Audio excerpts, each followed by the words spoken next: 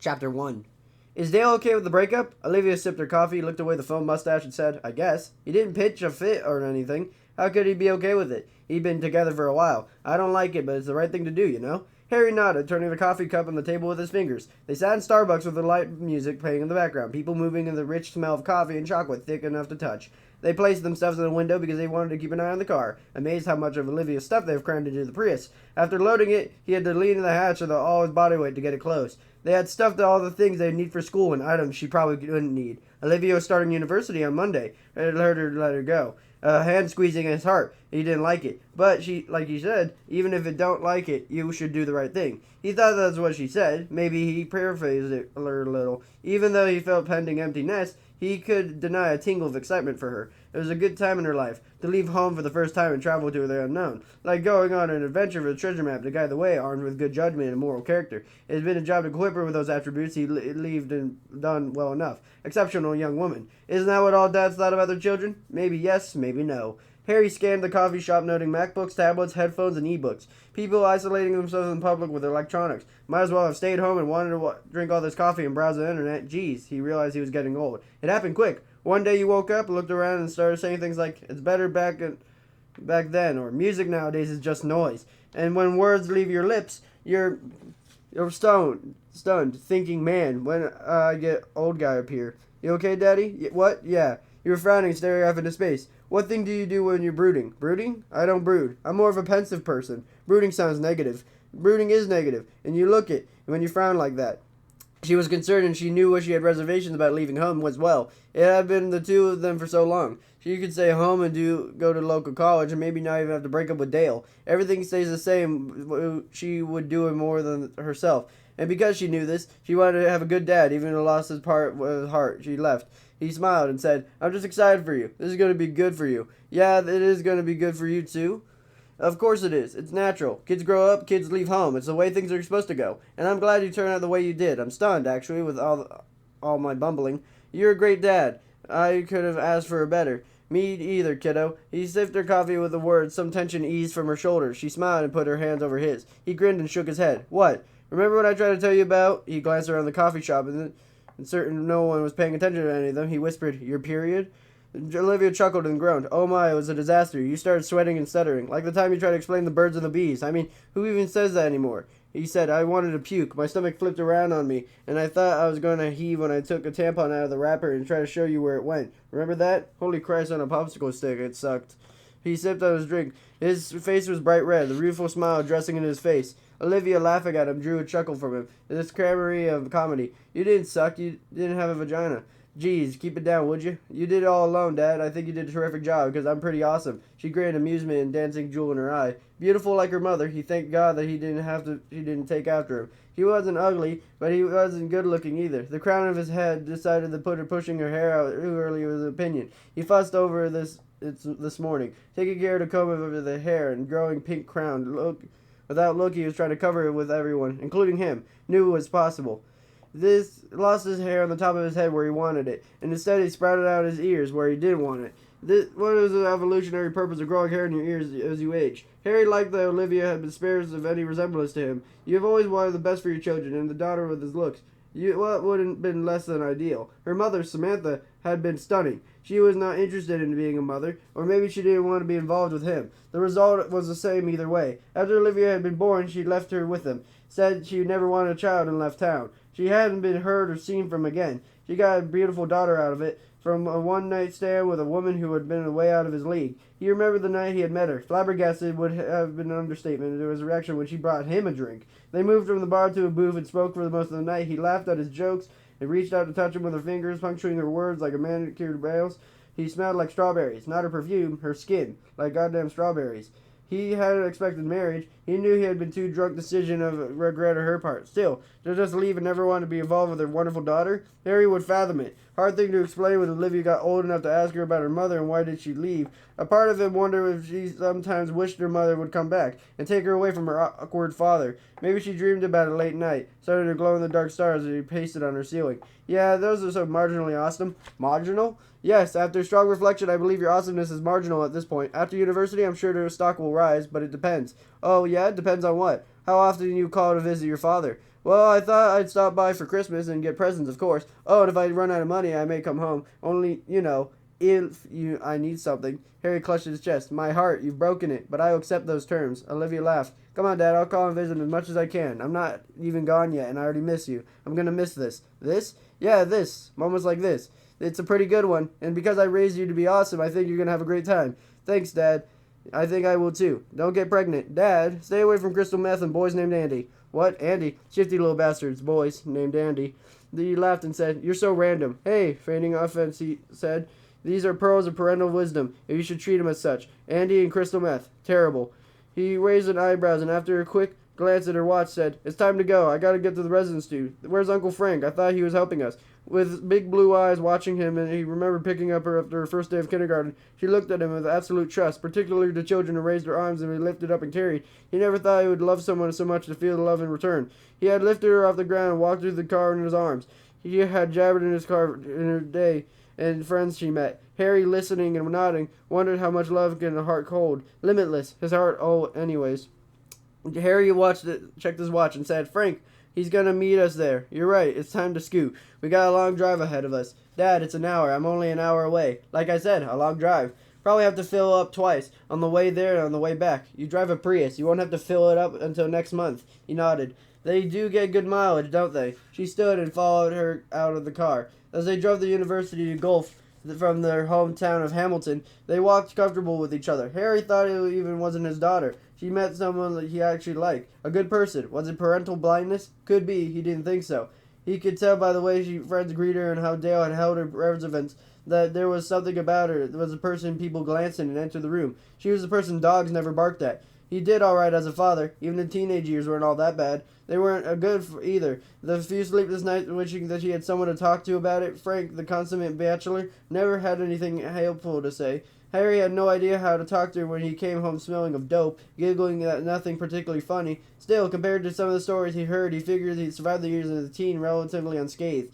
They arrived in the city, followed the signs posted in the Hanlon Highway to the university, smaller than Hamilton and less industrialized. Gulf was a pretty city. Old trees, plenty of green space, the town built around the accommodating of the university. Harry believed Olivia was safe here, one of the safest cities in Canada according to the Statistics Canada. The sprawling university's ground bloomed before them, older red brick buildings beside newer glass and steel ones. Along expanses of grass sprouting thick trunk trees and branches drooping from the weight of the leaves. Moving in the day, the roads around the campus were clogged with inching cars packed with laundry, hampers, lamps, and detritus of student living. The roads wound around the buildings, creating a daunting maze.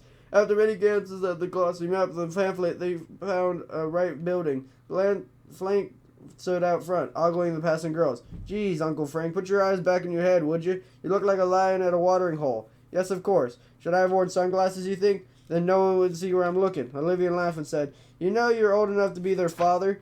He waved his statement off. Nonsense. I'm younger than your dad. You know, I'm quite a lot. But I'm more older than cousin, handsome, witty, and much more attractive because as a cousin, I have to be off limits, the risk of birth defects and all. Barry said, all right, let's get her upload and you two can carry on your conversation about how Frank is a creeper. Creeper? Me? He smiled and wiggled his eyebrows. Olivia laughed. They lugged off their stuff to the room, weaving and twisting past the smiling students, happy to be out of there under the parents' watchful eye. Harry noticed a few male heads turned at the look of the daughter, and the knot of worry tightened in his guts. People put drugs in drinks, he exhaled, and reminded himself he trusted Olivia.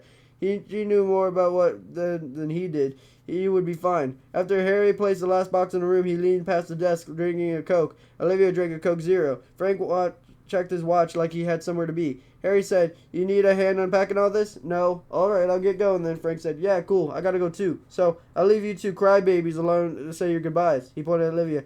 I expect you to see you on Thanksgiving, young lady. Depends. Are you gonna bring a date? A classic Frank date? This should be good. What's a classic Frank date? All looks, no substance. It hurts that I'm so transparent, but of course, I don't date for conversation. I have you and your dad for that. The few times a year I decide to show up anyways. We'll take care, remember? Try out as many dudes as you can before settling for one. Harry said, Frank, come on, man. He raised his hands. It's good advice. He scurried to the door, and Harry's mouth tried to turn to a thin line and said, See you.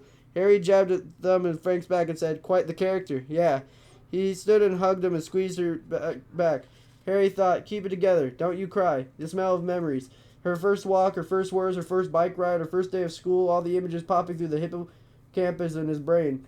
Weird to hold her hard in his arms, but to know he must let it go. He released her first, but his eyes have a bit of shine to them? Definitely. Olivia faked not noticing very well. I'll be home for Thanksgiving. You'll pick me up, right? Absolutely. Let me know the time and I'll be there. Frank's date should be entertaining. Friday she was string some words together and form a sentence. He rolled her eyes. Can't wait. I know, right? At least you know it'd be interesting. Frank's dates usually are. I'll see you then. Yeah, drive safe, Dad. I'll call you. Once a week, maybe twice. He pointed at her. I'm holding you to that. Okay, I'll call you twice a week and see you in a month or so. Damn right you will. He walked out, proud and sad, hoping he liked it there and hoping she hated it and wanted to come home.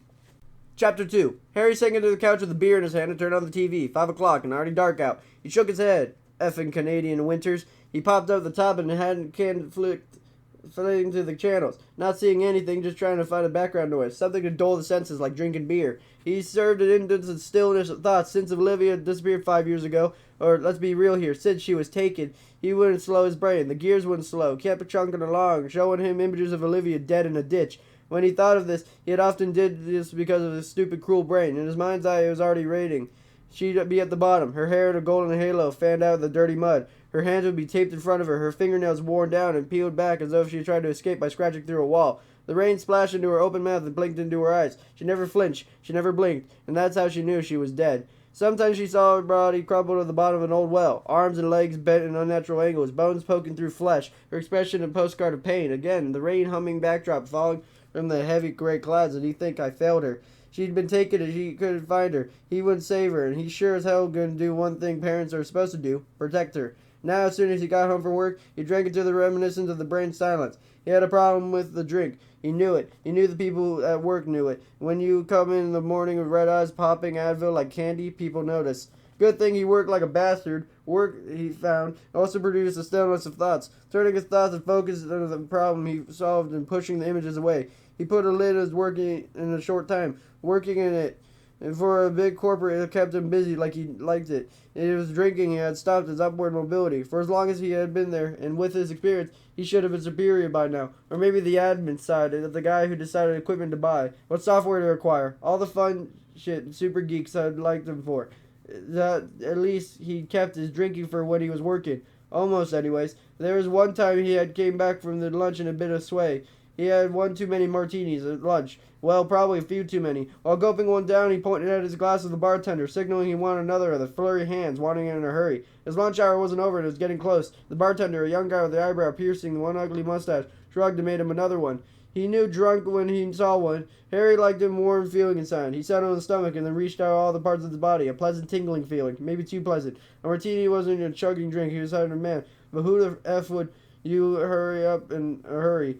Returning to the office like it was a mistake, he should have called in sick and went home to sleep it off. But like most drunks, he thought about he'd be fooling everyone, and like most drunks, he soon found out how wrong he was. He swayed in, talking a little too loud, bumping into cubicles and making a giant fool of himself in front of his peers and supervisors. Naturally, the supervisors became concerned. They sent Tracy to talk to him, person he had trained, the person he had been getting closer to before before he lost her.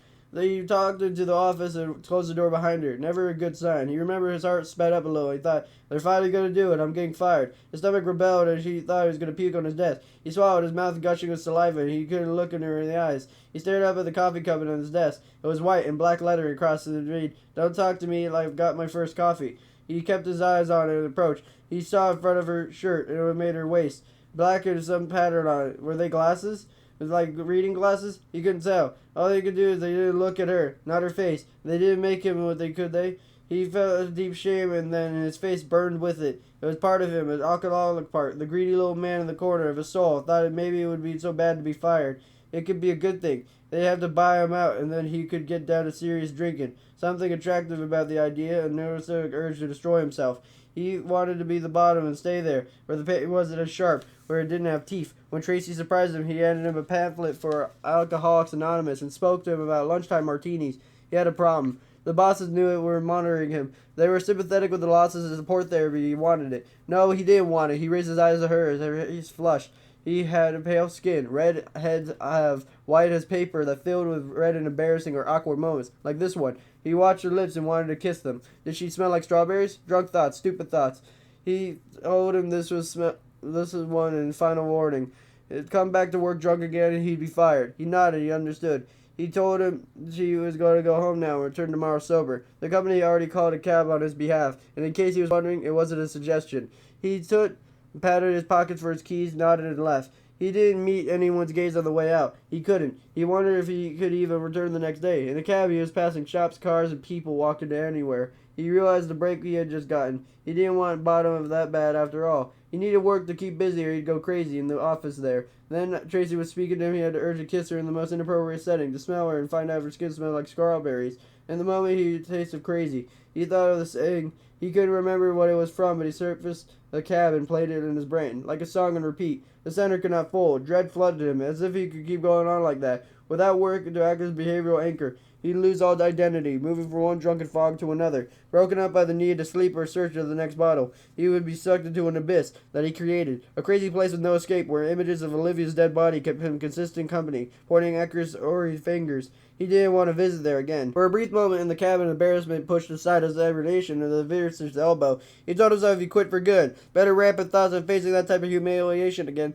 Then he got home, he opened the fridge to see the six-pack of Labin Maximum Iced beer on the shelf and thought 70.1% alcohol content, baby. Then he drunk constant lie of the tomorrow. I'll quit tomorrow flitted through his mind as he reached for the bottle. Then he restricted his drinking to home after work. He ate lunch at his desk in office and spoke so people could see him, and let his coffee spies know he was sticking to the deal. And who knew? Maybe it'd help him quit. He just had to take it one day at a time. He was fooling himself, and insightful enough to know it. The best lies, the most convincing, ain't the ones well as ourselves. And no one could lie better than an alcoholic. He turned to the hockey game, slugged back a beer, and went into the kitchen for another. He opened a cupboard for a glass and saw a shot glass. He took it down and looked in the liquor cabinet. It stood empty. What the hell did he drink the dark rum? He was sure he had half a bottle at least. You're a drunk, and drunks have no memory, he thought. It scared him a bit, to think he drank a bottle without remembering it. He put a shot glass back, opened another can and poured it into the glass and took a drink. Have a fear you don't want to face? The ugly truth is a little too ugly. Have a beer. The solution to harsh realities. A small smile creased in his cheek. He took another can of beer and brought it back to the couch and watched the Leafs suffer another loss. Damn, though, is a Leafs fan. He sipped out his beer, feeling the edges getting softer.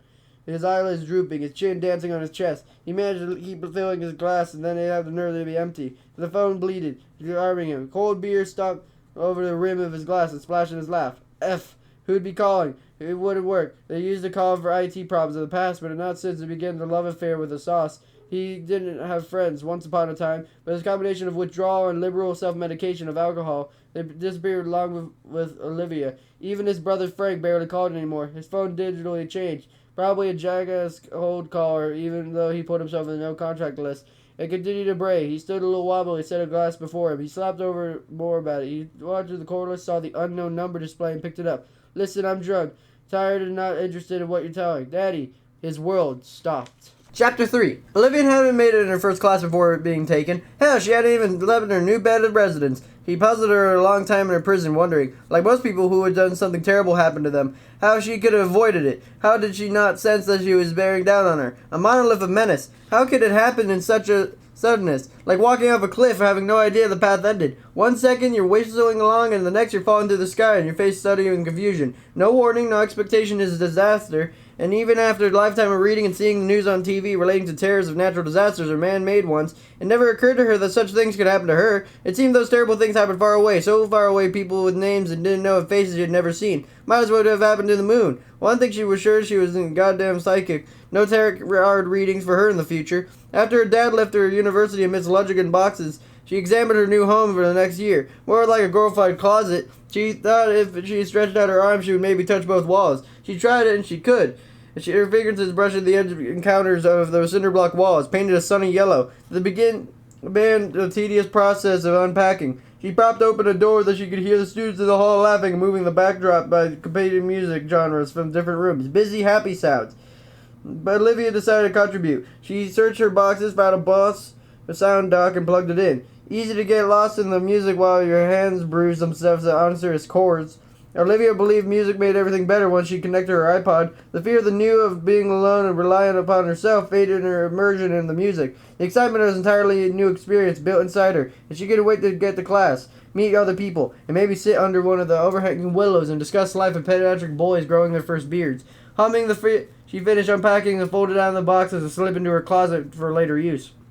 She lay on the bed, congratulating herself on the efficiency of thinking a ceiling could be used as a poster. Rock band or some cute actor? Someone knocked on her door, a tall, lanky dude, and stood in her door, the suggestion of a smile. She had a tattoo on the side of his neck, a symbol obscured by his hair. He had a paper in his hand and said, "Hi. Hey, I'm R.A., the resident advisor.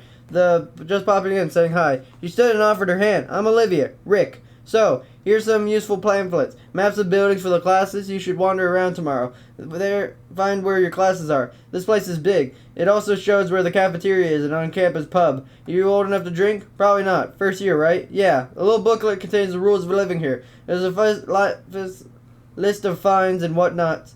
And the last one here is the phone number for campus security and all RAs. And it also has admin numbers, like who to talk to and what to do about changing classes. Okay, thanks." The cafeteria has a Starbucks now, and a Timmy's. They accept the meal plan cards. They're open late, too. Classes don't officially start until Tuesday, Monday.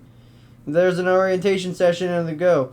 It's more like a detailed version of the stuff I just gave you. Starts at the University Center around 9 in the morning. You'll get an event calendar for Frosh Week there, too. But you can get those anywhere. Perfect. Thanks again, Rick. No problem. See you around. All right. He hustled off, and she heard him knock at another door down the hall and began his speech.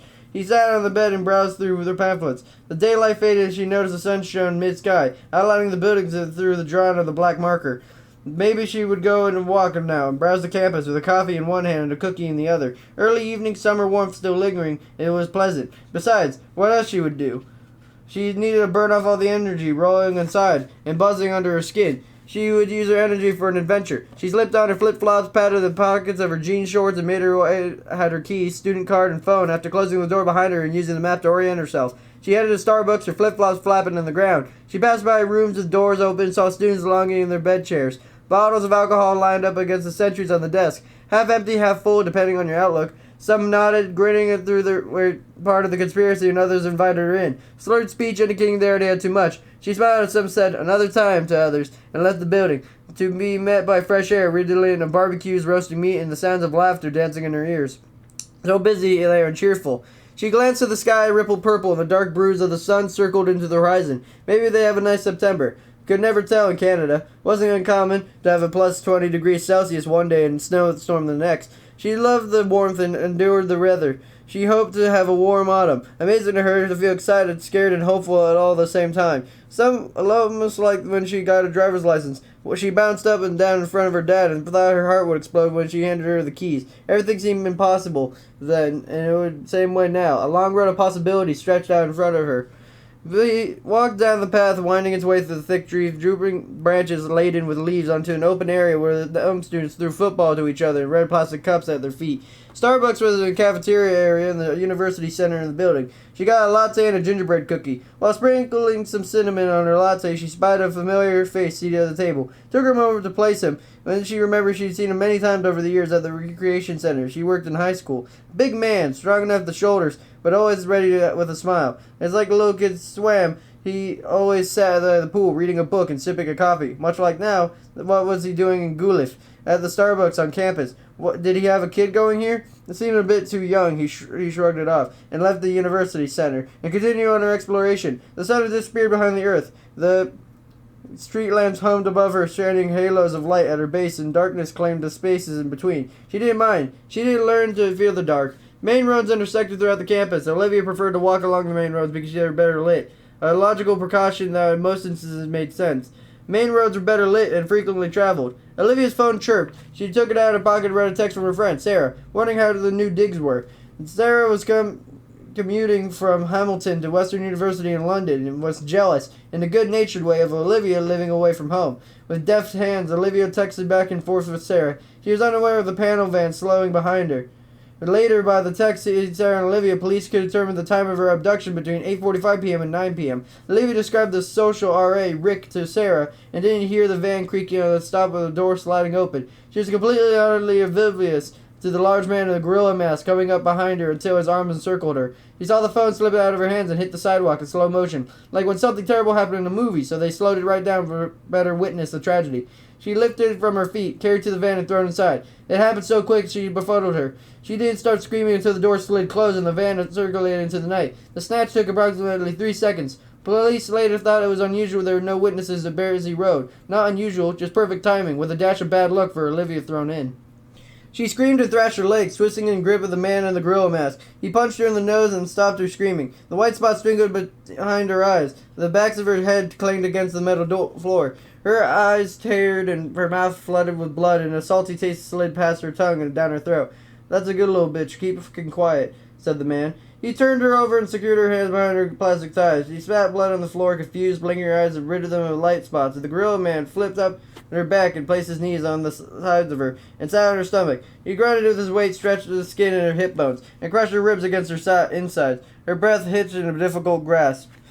The driver didn't look back. He didn't glance in the direction at all, and she knew there'd be no help from him. Olivia guessed the broad-shouldered man would be driving a speed limit, stopping all the lights, following the rules of the road. They could not afford to be pulled over, not with her, their stolen cargo in the back. Gorilla Man had keys or something in his back pocket, because she felt something unyielding grind against her hip bone. The pain took on immensity in its own, and reduced her lesser pains to dim background noise. Her nose throbbed and blood still ran through her mouth, yet grinding pain on her hip overshadowed it. He grit her teeth and tried to move her hips a little, to adjust the angle of her hips to lessen the pain. She must have thought she were trying to bug him off because he had her nose and mouth pressing tight. The pain in her nose exploded, needles probing in her brain and hand tightened, fingers pinching her nostrils, closing, shutting her air off. She could see an outline of the mask was passing streetlights glowed on her fur. Her lungs burned. She twisted her head, trying to dislodge the hand. She responded by gripping tighter. The pain of this grip battled against her head and breathed. She opened her mouth and jerked her head to feel its skin against her teeth. This skin, without thinking about it, knowing she had to breathe, needing air, needing a goddamn hand off her mouth. She clamped down the skin and crunching through it. Fuck. He lifted his hand and pulled sweet, beautiful air into her mouth. The air tasted wonderful and her lungs filled with it. She inhaled again and choked on the blood in her mouth, while the man in the grill mask examined his hand in passing lane of the street. The driver said a word. He picked up an iPod and pressed play, a woman's voice singing. Ava Maria issued from the speakers. She knew the song from her music teacher in high school. Her teacher, Miss Terrain, used to play it all the time and tilt her head, listening to it, and her eyes closed. The driver didn't look back, unconcerned about the partner swearing for why he did. The gorilla got off her and knelt beside her. At this moment, the removal of his weight equated to heaven. She leaned over her, and even though she couldn't see his eyes as the depth of the mask, she felt him roaming up and down her body. Olivia pressed her body on the floor of the van, desperate to create distance, maybe to disappear on the metal floor. He grabbed her nose and between his thumb and index finger and squeezed. He squealed and tasted blood dribbling in her mouth. The pain lifted up her hip off the floor. Then he let go, chuckling. The lights of the street ran across the ceiling, his head dark, furry blob. "You and I? We're gonna have some fun, aren't we, darling? You got spunk, I like it." Her voice trembled. "Do what you like, just please let me go. I haven't seen your faces, please let me go." He didn't move. The van rocked gently. He ran his fingers slightly over her cheeks, almost a caress. He flinched and couldn't suppress a shudder. His hand snapped out and grabbed her breast and twisted it, pulling her off the floor with his strength. She tried out, and after what seemed like a lifetime of pain, he let go. He said, "I'll do what I like anyways, but letting you go? Doesn't matter how nice you play or how great you suck a dick. We're never letting you go. You're ours now, and baby, we're gonna have us some fun tonight. Have a break you in, honey. Take that fight right out of you. That's the best part, breaking the new ones in. Woo-hee." The ceiling of the van blurred in her tears. Whatever they had in store for her wasn't gonna be pleasant. And no matter what she did in the end, she knew they would have to kill her. Why wouldn't they? The dead make terrible witnesses. It was clear that what he had said. He wasn't her first victim. They weren't bumbling fools. They had gone through this before and acted with confidence because of it. How many girls had perished under their cruel hands? Their veins ran cold with despair.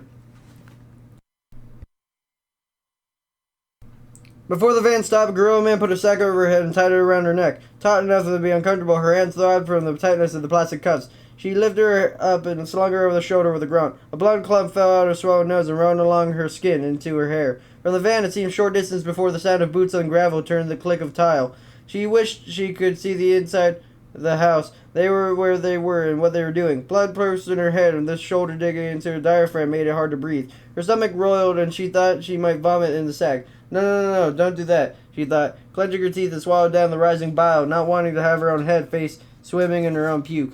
Doctor creaked in a heavy feet the wooden stairs. She could tell they were descending because each step dipped down. The stairs went on forever, each drop a fresh dig into her stomach. Her knee cracked on the corner of something's heart and she yelped. She felt the blood clot roll against her cheek. It was cold. "Shut up, that was nothing. You don't know what pain is." Her will has been reduced to sounds and rattling the urge to vomit. She heard a clinking of metal and the door scraped open. The steps flooded forward. She let her slide off his shoulder and she knew he was going to drop her like the sack. She managed to turn her body before she hit cold concrete. Her right shoulder, the hypnosis impact of the expulsion of hair hissed through her lips.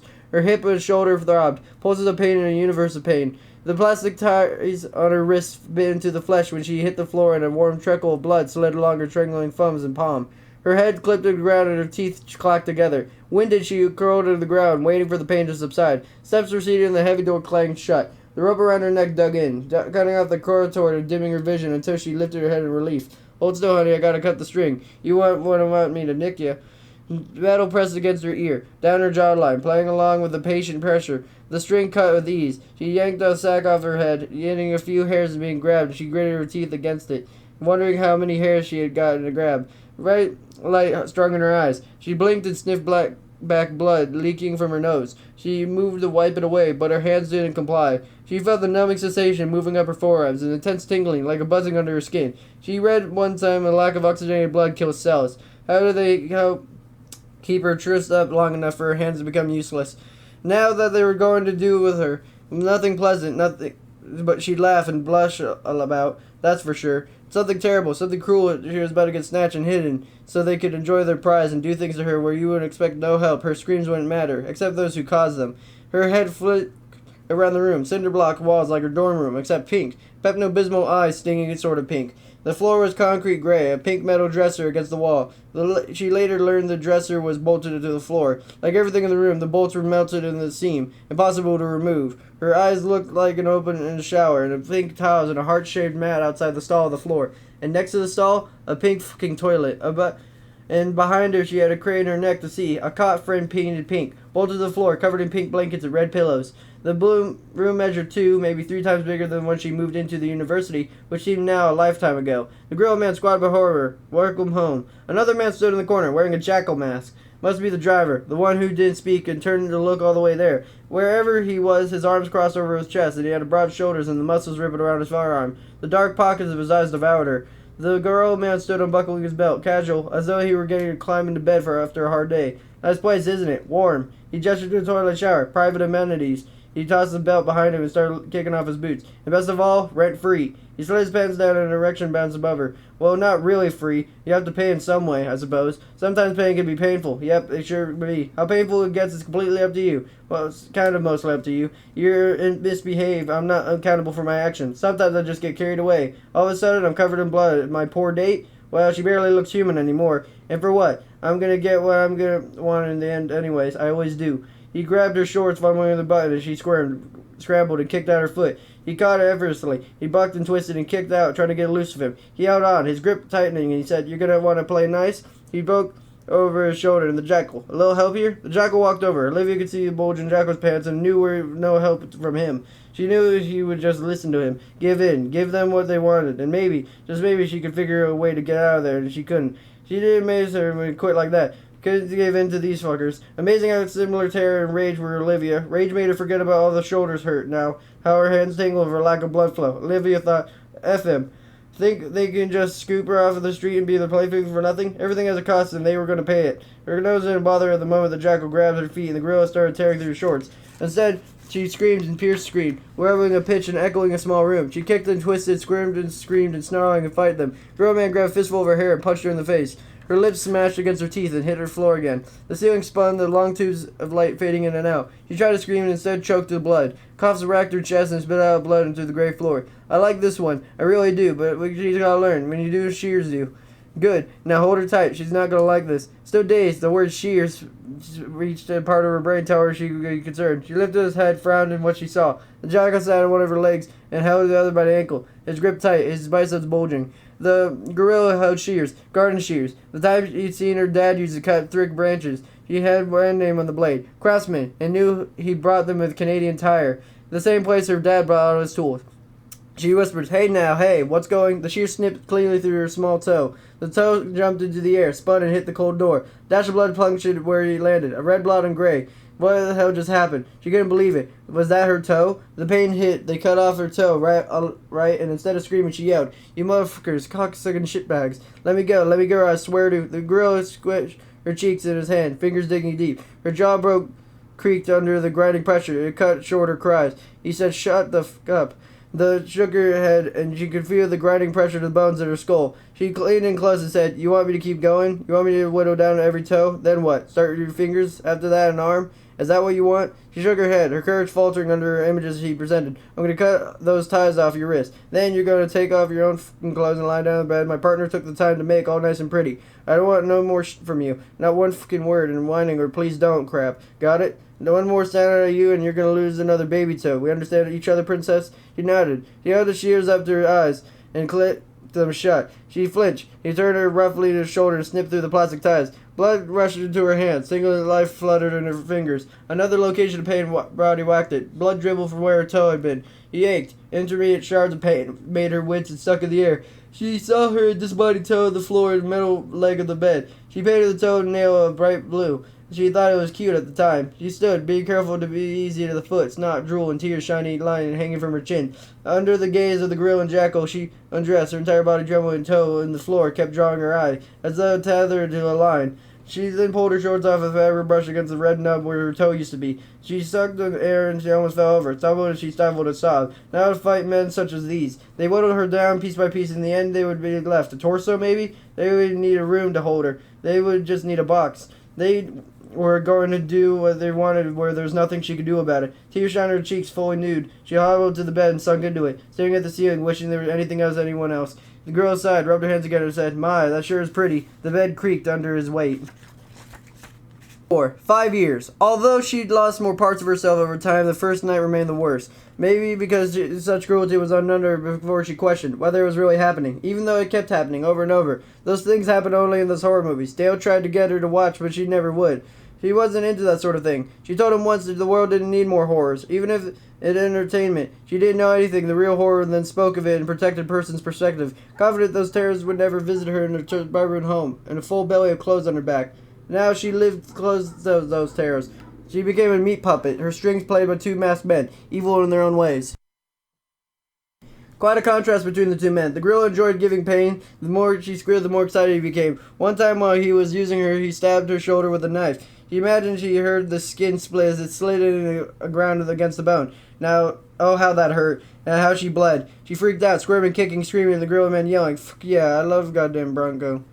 The jackal barely touched her. He would always be in the room, though. They always came to her cell together. They always wearing the mask. The jackal never spoke to her, not once. Afterwards, when the gorilla man got too enthusiastic, the jackal would carry her to the shower, clean her wounds, dress her in a fluffy robe, and comb for her, never saying a word. The dark eyes behind the mask enigmatic, and more than once she hoped to find some humanity in the depths. There never was. He would play Anna Maria on his iPod, attached to the portable speakers to repeat the same fucking song over and over. He would paint her toenails pink, the toe he had left anyways, resting her foot on his knee, always gentle and relaxed. He would clean her room with some sort of polish, mop the floors, and spray the room freshener before they left. He liked the scent of lavender. The girl man would snore on her bed for a weight, pacing the room, anxious for the jackal to finish the administration for his labor. It was the jackal who would show up after one of their date nights and make sure he took a morning after pill. The grill man sighing theatrically in the background. No need to threaten or force her to take a pill. She didn't even want a child by rape. The jackal proved uncrucible. She didn't know what he got from all this. He never used her, not that way. The jackal watched moving from the room at better angles, an almost forgotten shadow seen over the gorilla man's shoulder. She thought maybe, just maybe, he felt sorry for her, and there was some connection she could make to prevent him from participating. Maybe he cared for her. He wanted to believe it. She wanted to think she would become an ally. After a brief time, she dismissed the idea. He never shrieked from helping gorilla man punish her. The sense he even liked it. She got right in there, and he would bear his breathing and get faster, and he held down for the gorilla. At first, he thought every time he entered the room, he once moved the shower curtain rod, hid behind the door, and the gorilla's giant head appeared beyond the door. He struck it, grinding her teeth and screaming. Her arm was a reckless burr. Problem was, the rod had been hollow, a lightweight piece of shit aluminum. The gorilla man laughed at her, his arms crossed above his mask and his eyes peering out for protection of his forearms. Then he took the rod from her hands like it were nothing, like she were nothing. And then he punished her, laughing sometimes and other times, his voice growing rage. The jackal stood by to clean up after her. The jackal was there to watch. Over the years she examined every inch of the room. Everything had been bolted down. There was nothing sharp in the room. The corners of dresses were rounded. It had been built designed for soft edges. A mirror made of hardened plastic would not break. They had suspected pink curtains on the wall, nothing behind it. Certainly no window, just more cinder block pink. It was a decorative curtain, suspended by string. She considered choking someone with it, but they were never alone, and to think she would overpower even one of them was with the string wrapped around their neck seemed a ludicrous idea. Even if she managed to somehow get the string wrapped around the neck, the flimsy thing would probably snap in the slightest pressure, and she remembered what happened after she tried to ambush him with the curtain rod. There was nothing she could do. After some time, believing in the horror had become her life, she didn't want to keep on living. For what? To be the six men's plaything? Getting worded down and she's dissatisfied or angered in some way? What would be left at her in the end? A torso? Helpless in bed, unable to defend herself in any way? What would her life be like? She fought for the sake of fighting. She couldn't stop herself. When they walked in, expected to take it from her, she shook with anger. She should make it as easy for them. After time, the uselessness of her actions took a toll on her. All she ever got her efforts was punishment, more pain, more degradations. She never got out of the tiny cell, hadn't even beyond the door, so she wouldn't fight, wouldn't get hurt. The girl would rape her, and then, after her wounds were tended to, they would leave. If she didn't fight them, she would be raped. If she did, it would be hurt, maybe get her nose cut off, and still raped. What was the point? They made it clear that she was no longer had control over her life. Her life belonged to them. They could make it any time. Before they did, though, they would make it hurt. They were masters of pain. She wanted to die. It was one decision left to her. One she would contribute to. At least one thing she had control over. How could she get it done? There was nothing lethal in her room to do anything to herself with. Instead, she made the decision to do nothing. She would starve herself. She wouldn't eat any foods they gave her. It was hard at the beginning. Her stomach rumbled and complained, and she ignored it by sleeping, turning her back to the plate of food and dresser, calling for its smell. She thought of flushing down the toilet, but didn't trust herself. They would get too close to the pancakes, eggs, or whatever else they made for her. Two men would come into the room, look at the untouched plate, and remove it. Sometimes a girl would chuckle and say something like, "How's the hunger strike going?" Or, "Don't get too skinny, I may not want you then, and wouldn't that be a shame?" He felt herself shutting down, despondent and indifferent to everything, living in her mind. She moved to use the toilet, and the water in the bowl tempted her. She was so thirsty, and look at all that water, right there, and the bowl after her, and all she would do is dip her head in to lap it up. The sink didn't tempt her near as much. She would have to turn on the tap to see the water, and the toilet it didn't hide. She was right there, and she was surprised that the water had a smell. Now the chlorine pool she would smell at quite a distance, but she never considered water out of the tap or a toilet had sent to it. The water, the longer she didn't drink, the stronger the smell became. She ignored it, and letting the thirst build and hunger carve out a hollow hole inside her. She felt her energy sliding away. Weakness allowed her to ignore the hunger and thirst. Well, to a certain extent. So to keep it at bay, to force herself not to give in, she slept and she wouldn't want to sleep and traveled her own mind. She stopped using the toilet. She went to her bed, although she was amazed at anything coming out of her since she stopped having her body anything that would create waste. Maybe it was her own body eating herself to give her energy, and the waste was dead parts inside getting out. It didn't matter. In her mind, she was already dead. Hours passed in a slow grinding fog. She developed skin burns from a urine and crap, and although the parts of her disgusted, it was a smart part of no real voice. That annoying voice would overcome her lack of nutrient-induced lethargy. They hoped to eventually blend into the background so they'd forget about her, melt into the sheets on the bed, and disappear into painless oblivion. A place where cool men couldn't take her apart piece by piece. Stupid, but at the same time it wasn't. To her it was a way to escape them without having to physically escape, and face punishment. She pictured them coming into her room, their masks twitching, there in a panic, and they couldn't find her, even though they lay right on the bed, giggling into her pillow. Or more accurately, the pig giggled because she fused with it. She believed in the idea of way a young child believes in Santa Claus, a belief sustained by faith and hope. Like all their hopes since she had been in prison, they were shattered in careless ease. The girl and Jackal creaked open the door, and the girl said, "What the fuck's that smell? Did she shit her bed? What is that? What is that? What is this? Jesus." He stomped over to her, then kneeled before her, his dark, angry eyes boring into her, and she knew he saw her, and saw her illusion, not real. It didn't disappear at all. Stupid, stupid girl, she cried. You better fucking cry. What is this? Do you think you're doing here? Not eating and now shitting on your goddamn bed? This is not a hospice. When you're no use to me, you'll be hacked up and hung in my freezer. I'll toss your fucking guts into the woods for animals to eat, and then I'll cook you on a skillet with extra virgin olive oil and some spices, maybe with a bottle of white. Then I have a bit of your meat beside mashed potatoes and carrots on my plate. I think of all the good times I had with you. God, that sounds good. You know what? That idea is making me hungry. He canned it on his head, so the Jackal and said, "You hungry for that, Jackal?" No answer came from the Jackal. He never answered anything. Gorilla stood and glared down at her. He waved his arm at her. "This, whatever it is you're doing, doesn't make you useful to me. It makes you more work.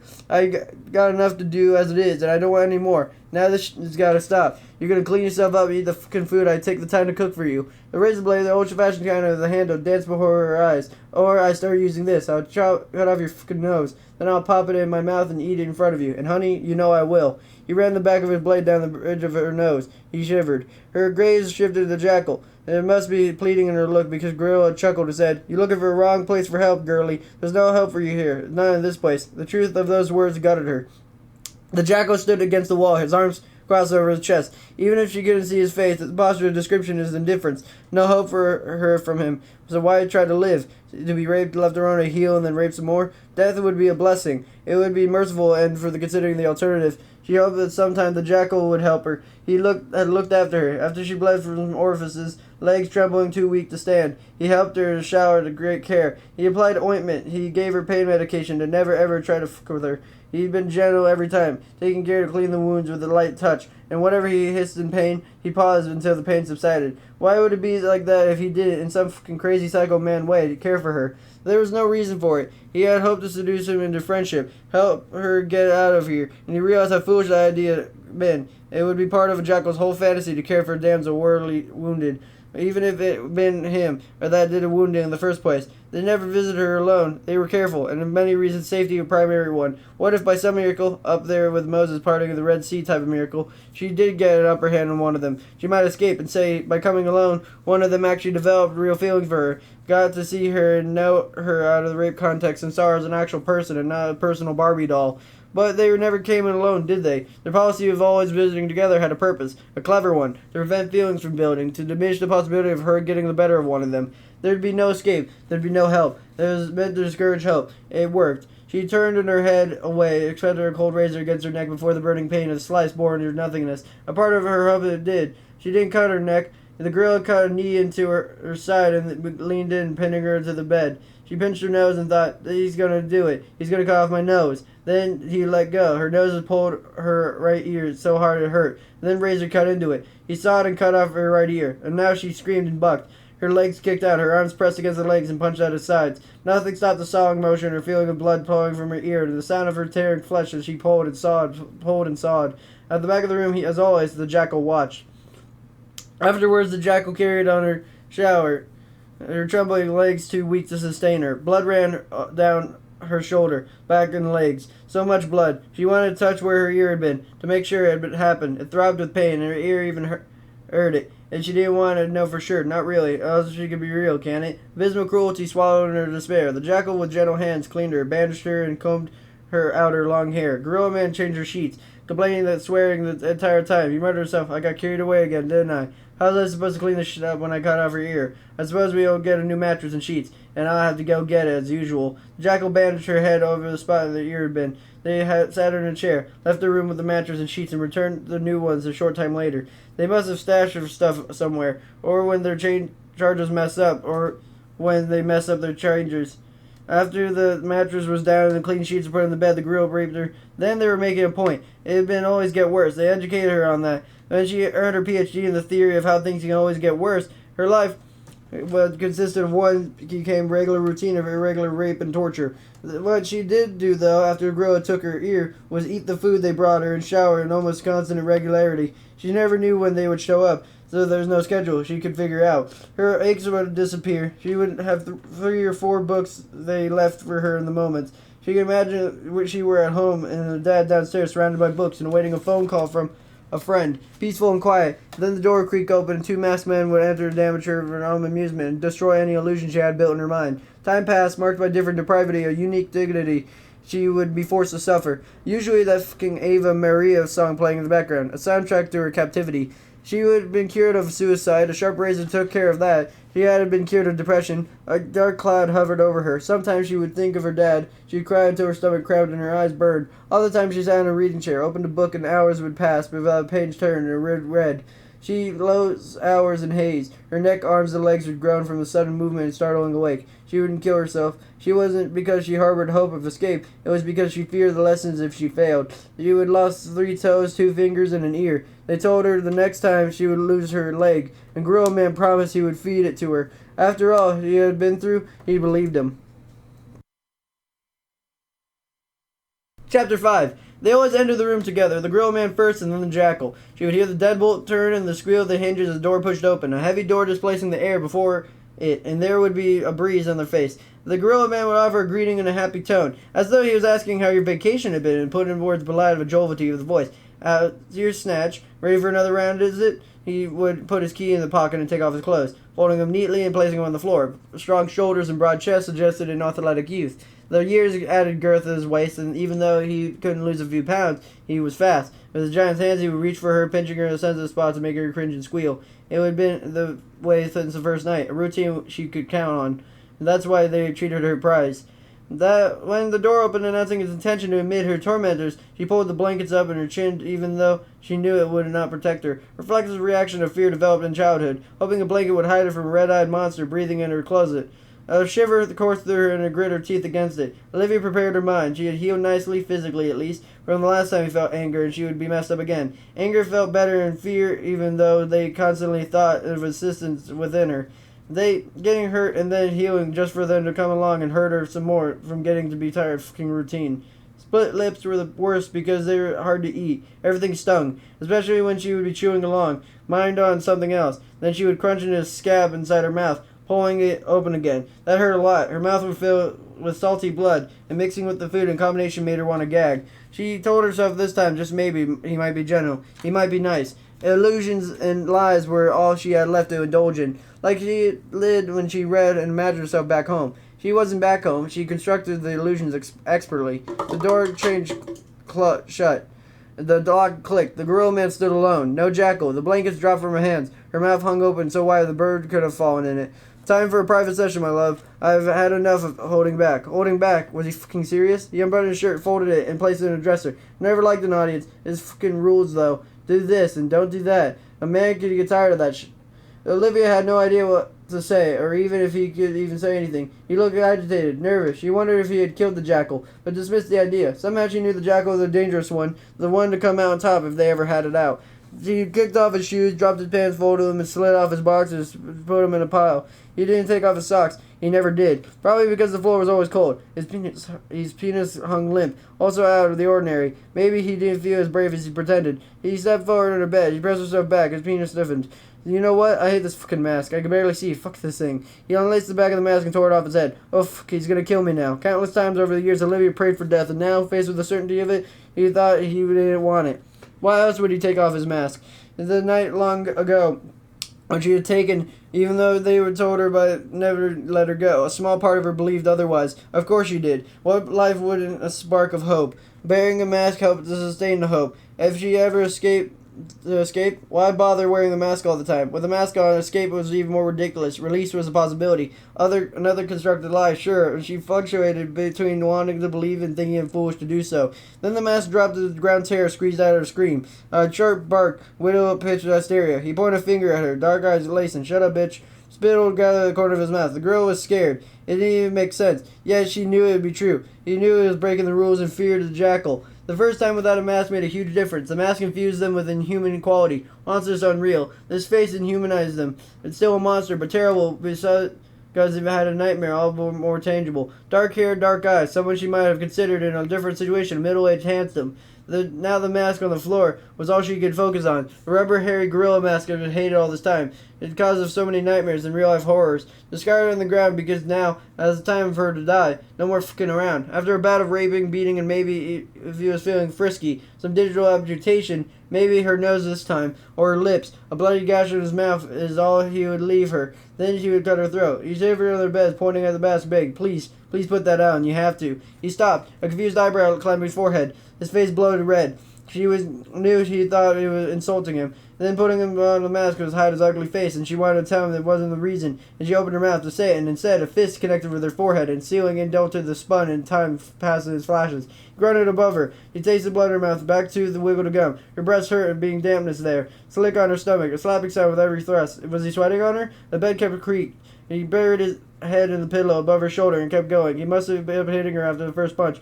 He must have blacked out. It didn't worry her. It hadn't happened before. Her breast hurt. What did he do to it? Her vision cleared. It would see lights, recesses in the ceiling behind an unspeakable plastic. A collection of dead flies pulled on the bottom. A vein jumped on his neck, next to her cheek. As he clenched her legs around him, he moaned, surprised.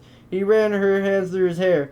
He tried to lift his head, but he held it down. Firmly, he responded by moving faster and moaning some more. He focused on the vein in his neck, pulsing under his skin. Jumping fast, she put her nose in the vein and he paused, maybe sensing the danger. He bit into his neck, ground the teeth together until they met, and screamed and tried to stand on the bed. Made it awkward for him to get his feet under him, and all he could manage to do was his knees and his butt on his heels. Entwined upright, he locked her legs around him, squeezed his head to her, and she ground her teeth into his skin. Blood spurted into her mouth and jetted down her throat. She gagged on him and couldn't release her hold on him. She held his head to her shoulder, keeping him close to his arm. Her legs tightened on him. He jerked up and clung to him. Warm blood, almost hot, ran between them. Effing bitch, she growled. He snaked his arms in between them, and Olivia could feel his hands on her stomach, moving up to her chest. She pushed on his hands and pulled with his back. She strained to hold them, and she meant to her death. She could feel them separating. Despite her straining to hold them together, her muscles tight with tension. His hands slid along her skin, slick from blood. She couldn't hold him much longer. With a tenuous heave, he pushed her down. His strength pulled her hands from his head and reared up to the wet, slipping sound. Her teeth gripped a chunk of his neck and reeled back. A flap of skin stayed with her. A wound pulsed an arc of blood across the room. It splashed the pink tile of the shower. His mouth opened with an O. His eyes bulged for a satisfying second. In time, she saw panic in him. Honest to God, got himself type of panic. With a mouthful of his meat and blood bibbing in her chest, she smiled and spat the excised meat on the pillow. She clamped his left hand on his neck and made ready to step off the bed until she saw her smile. He turned back and struck her with a hammer fist. Used to his rages, he saw it coming and raised a forearm to block it. His fist crashed through her hand and bent her index finger back. He heard it crack before, and the pain hit her as his fist sank into her stomach. The air whooshed out of her, and she curled into a ball, holding her injured hand against her chest. She gasped. He lifted her arm to strike her again, and he weaved drunkenly, eyes rolling into his head before he bring him down to focus. He grunted, stumbled, and almost fell to the floor. Blood covered the left side of his body, all the way down to his feet. He staggered, righted himself, and took attentive steps to his clothes. His chest heaved, his legs shook, like a toddler taking his first steps. To Olivia, he looked drunk. The hole he exercised in her neck was too big, and she couldn't stop the blood from running out. He seemed incredible to her that he might die here. He didn't have any thought of die, although she hoped for it, and all her heart on many occasions. To see him stumbling, then going down to a knee, his hand falling to his wound, a gush of blood hitting her dresser. She kept on the bed, her tingling finger forgotten. He swayed on one knee and then fell flat on the floor, his head striking the concrete. It made a thunk sound, dropping a coconut on the floor. His room was suffocated in the scent of blood, coventry, and cloying. Olivia crept closer. Was he dead? Did he hear hope? He cradled her injured hand with his stomach and moved closer. Small spurts of blood drooled from his neck wound. His socks remained straightly white, considering all the blood. He edged closer to him and tiptoes, afraid she might wake him. Did a finger twitch? Could she rise and fall back? Was he still breathing? He nudged him with her toe. He groaned and he jumped back. Takes a long time for someone to die. He didn't move. His flesh turned white and porcine, splattered in blood and white socks, and hurt the concrete floor, lying in spread pool of blood. He didn't look real, and none of this seemed real until the blood touched her toes, warm and then cool, so quick to lose its warmth. The blood oozed out and stopped altogether. Fucking must be dead. He felt numb, dazed. Everything looked great in detail. She could see the pores in his shoulder, individual hair sticking up. His sagging middle-aged ass appeared sunken, and for once in miserable time spent there, he didn't feel afraid of him, because he was dead, disgusting piece of shit rapist, torturer. She had hated him. He hit him with her healthy hand, punched him right in the back, and the impact sent ripples through his flesh. She stood and stomped on the head.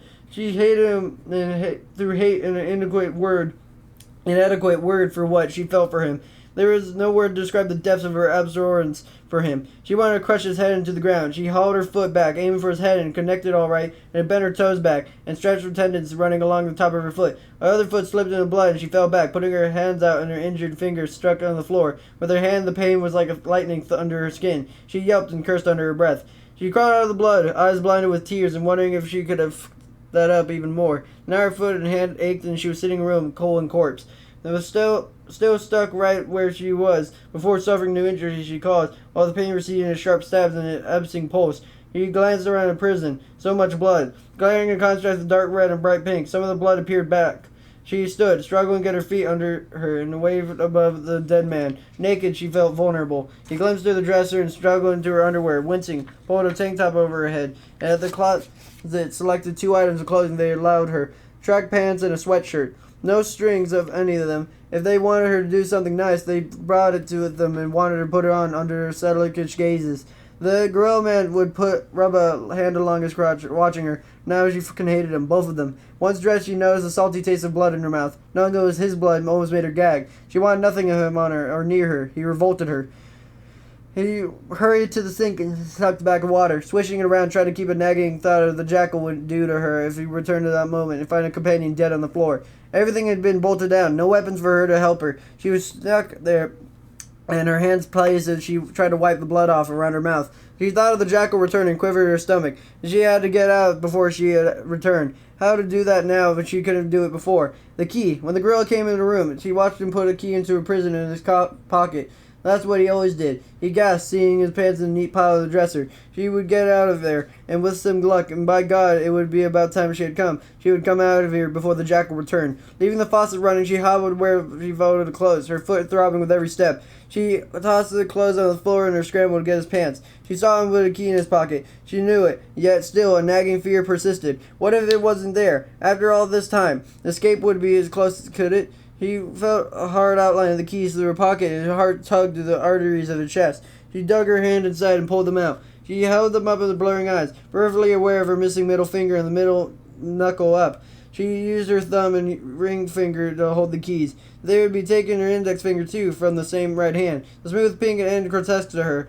Her lip quivered.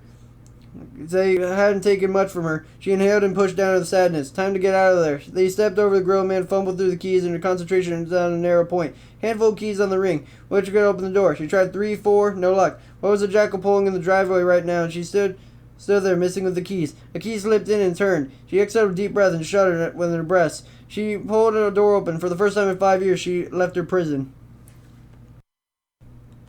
Wooden stairs in front of her led up to another door. A hallway extended her left and right. Narrow, the hallway walls were painted white with a dim bulbous ceiling. There were 3 doors on her left and 1 to her right. Heavy metal doors painted pink, just like her room. There were women like her down here, toys for her to be demented. How is this even possible? She should go. Right now. Go help and return. It'd be a smart thing to do. It wasn't equipped for a rescue mission. She took a step towards the wooden stairs and paused, her foot in the air. Then, as if the jackal returned to her absence, it decided to get rid of the rest of them. Could she live with herself knowing she could have saved them? The rooms were probably empty, though. How many people would you abduct and not be found out? Maybe they were just supply rooms, and she would get the fuck out of there while she still could. Lying to herself again, the rooms weren't empty, and she knew it. There were others like her, abused and tortured, waiting for an escape. That might never come. Olivia had to do something. Either way, she could at least check. She held up a key ring and jangled for her eyes. A lot of keys here. She moved to a door on the right, listening intently for any sign of movement from upstairs. What could she do if she heard the front door open and heavy threads of the boards